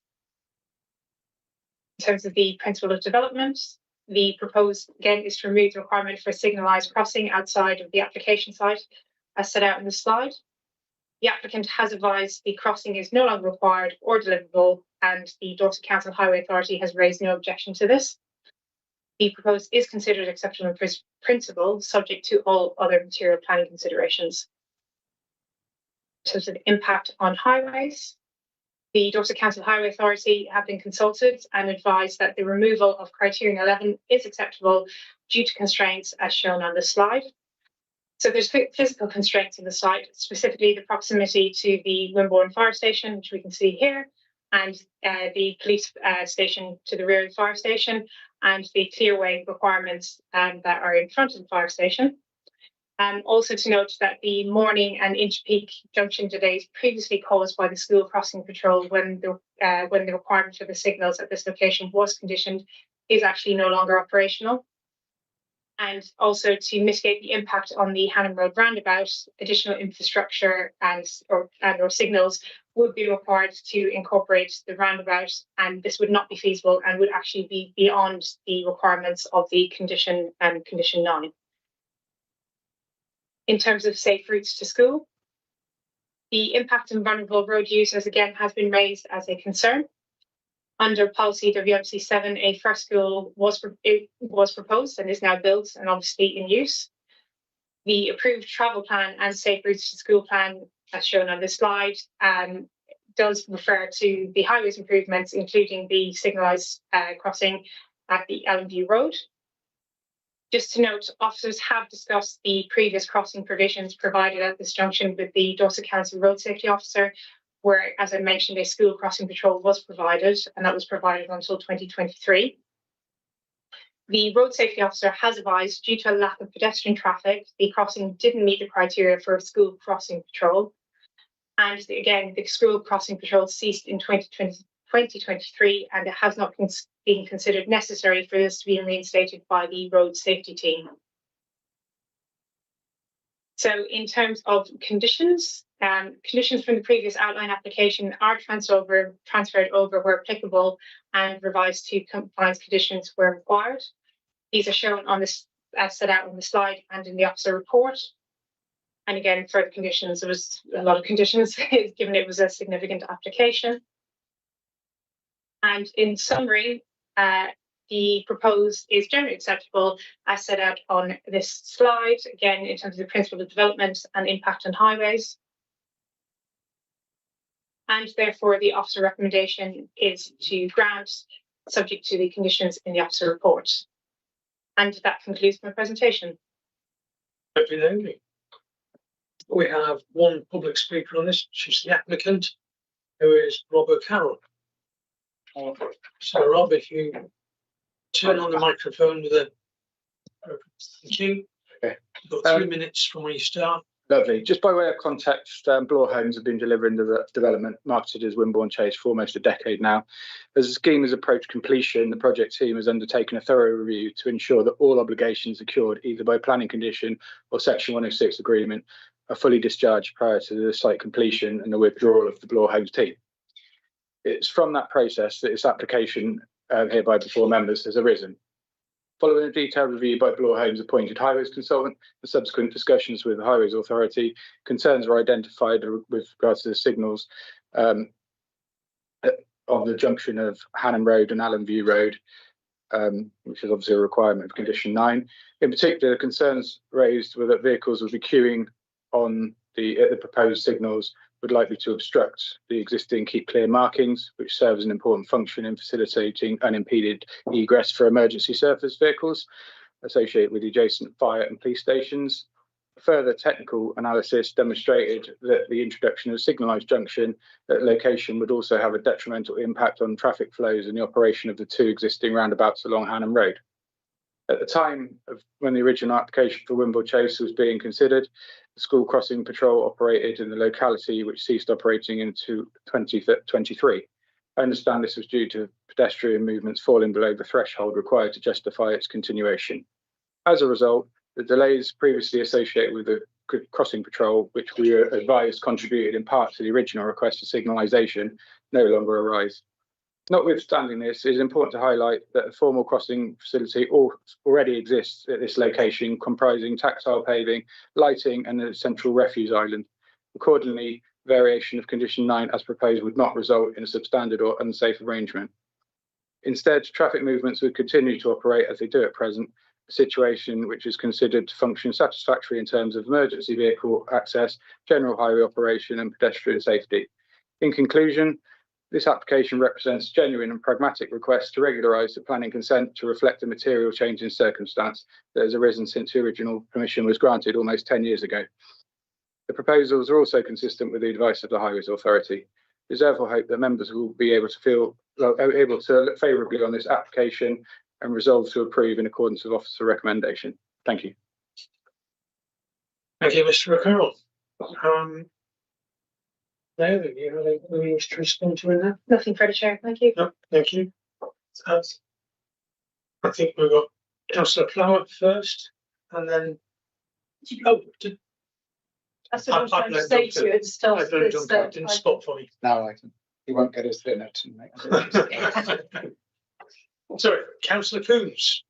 Thank you very much, Chairman.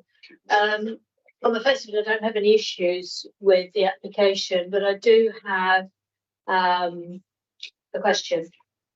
Putting in these sorts of schemes are notoriously expensive.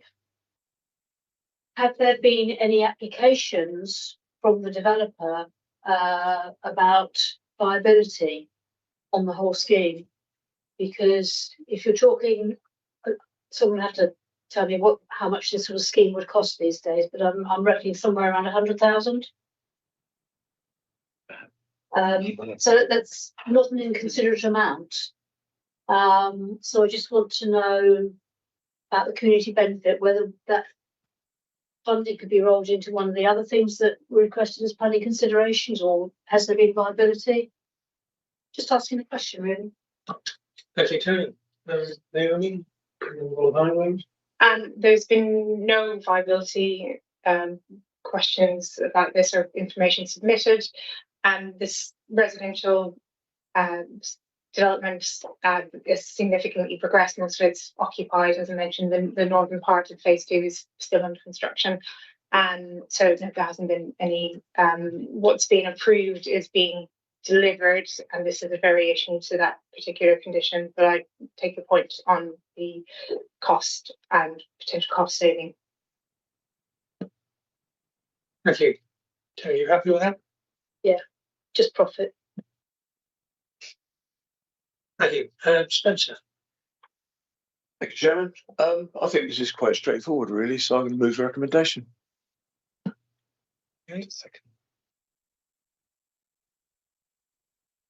Councillor Skeets.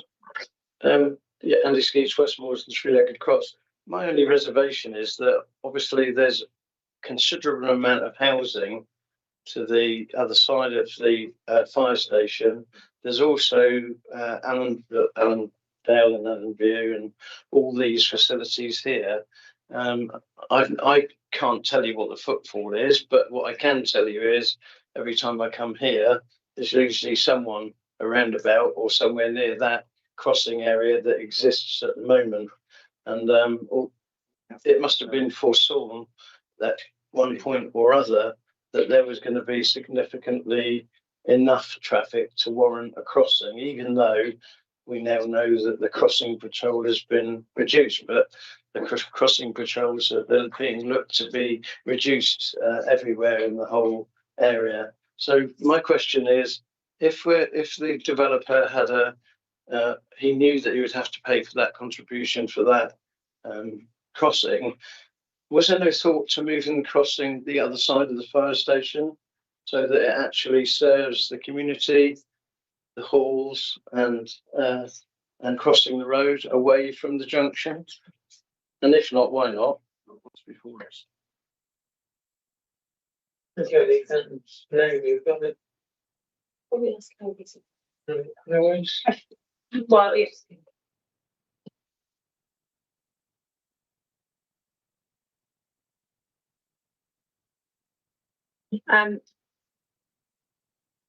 Thinking how do I answer your question? I think I'll defer to Dan Campbell on this one, but one of the reasons for the crossing initially was to do with the interpeak junction delays when there was a school crossing patrol. But maybe, Dan, you could explain the reason why the condition was required in the first place. Yeah, it was twofold because of the school crossing patrol to improve safety and then to help with the delays caused by that school crossing patrol. I don't think it was explored to move it further up Allenview Road because it would have been off the design line and would have been serving a different purpose. But that's not something that was explored by the applicant. If I can come back, forgive me, but it's a developer contribution, and I can understand a developer not wanting to put a crossing in when it's not really required. I quite understand that. But on the other hand, from the community benefit, the community suffer the the connotation of traffic and everything that goes with it. And I can see that we could make the decision not to have it put in, but I don't see any benefit to the community. And I would have thought that if there was some benefit to the community by not doing that crossing, we don't need to do it, then that would be better for the community rather than just say, hey, let's let the developer take that profit away.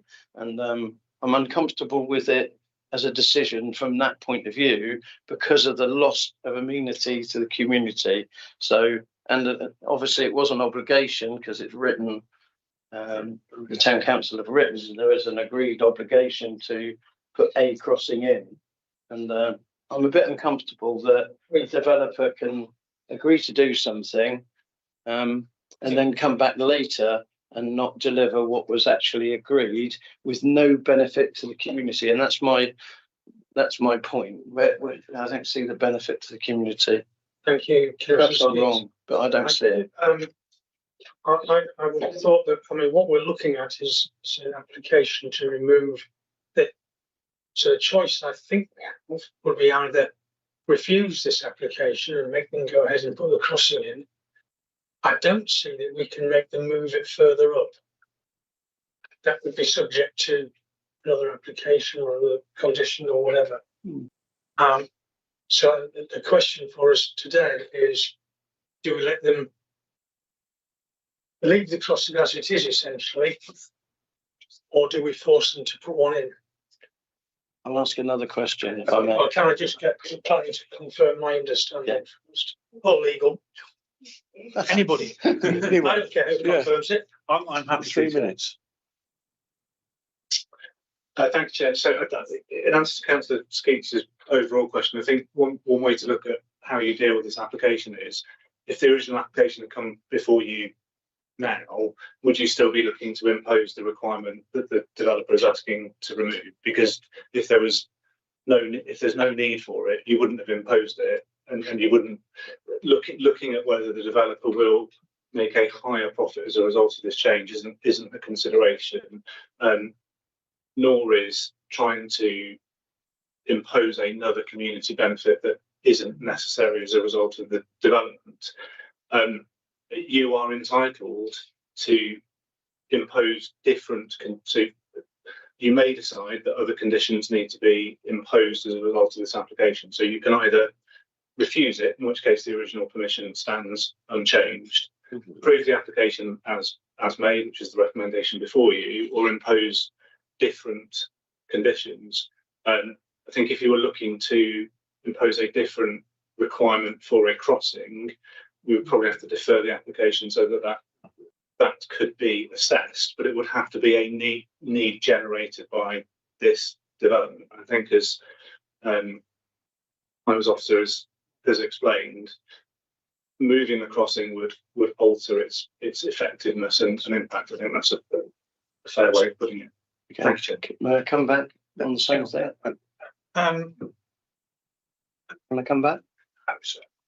Yes, it's a There's a proposal. lot of whispering going on. Sorry, Spencer, do you want to? Yeah, as the proposer, Chairman, can I just come back? I'll pick up on what Andy's saying. However, there's an improvement in the convenience of users of the road immediately adjacent to that, where there was already comments about the impact of imposing this crossing would have on the two roundabouts and the traffic flow. So I think there's an improvement in the convenience of drivers within the town by this not being put in place. So I think there is a benefit, actually, albeit a rather sort of side benefit, but there is a benefit in us allowing this to be removed or not put in place. Thank you, Spencer. Andy, very quickly. And it will be very quick. I suppose in a perfect world, what could have happened is the developer might have said, hey, I don't have to do that crossing, I'll do something else, or I'll put some money somewhere else. But that's not an obligation, and I can't ask for it because I'm not permitted to do that. But there you go. I'll let it go on there. Thank you, Andy. Councillor Surrey House. Councillor Surrey House, Croftmullen Ward. Yeah, I agree with Councillor Flower. I'm very happy to second that. I would just ask the officer, we've got the texturised pavements either side and onto the island. Is there any signage there to indicate to road users that it is a pedestrian crossing there, albeit informal and not marked on the road. If not, then maybe that would be helpful. I'm sure everybody's moving at the right speed, but those are not always easy to see. I couldn't see any there. So I put the side of the existing crossing as it is, tactile paving, the island and the so crossing island and tactile paving on the side. I'll defer to my colleagues in highways in terms of requirements for pedestrian crossings without signalised junction. Could I just jump in there with a thought? We're talking about signalised crossing, controlled crossing. We can, of course, put uncontrolled crossings in place. So that might just be a means of editing the road surface to identify those. I can't agree something. Is that something that we accept? Not do it. There currently is an uncontrolled crossing in place. But it's unmarked. It's got the tactile pavings, so There's nothing on the road. So There's no black and white stripes or that's a different crossing altogether. Which would also, you'd still need to meet the criteria to install that. So this is still uncontrolled, but in a different form. I'm sorry, you've got uncontrolled crossings. You don't talk about a zebra crossing, you talk about uncontrolled crossings. It's perfectly possible to actually mark the road surface to indicate it's a crossing without actually putting a control crossing in place. It's been done before. It's been done in several places. Can I just remind us, we should be dealing with what's in front of us, not what we'd like in front of us. Sorry to be, we are entitled to but I'm going in about 2 minutes. Sorry. We are entitled to condition something. So I'm just wondering, is that something that we could do? Not in this scenario, no. That's that would be a Copenhagen crossing or a situation where pedestrians have right of way over motor vehicles. If we introduce markings on the carriageway here, there would be confusion between vehicles and pedestrians, and vehicles actually have priority in this situation. Pedestrians have priority anyway. If they're crossing the road, you've got to give way to them. That's the highway code. Yeah, as part of a new update to the highway code, pedestrians crossing a junction, if they're already crossing, they have priority.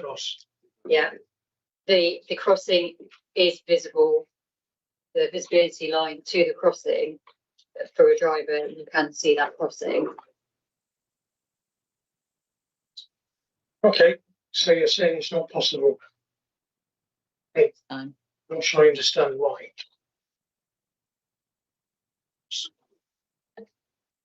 It's a highways requirement and it doesn't meet the requirements to introduce those additional measures. So there's an existing uncontrolled crossing.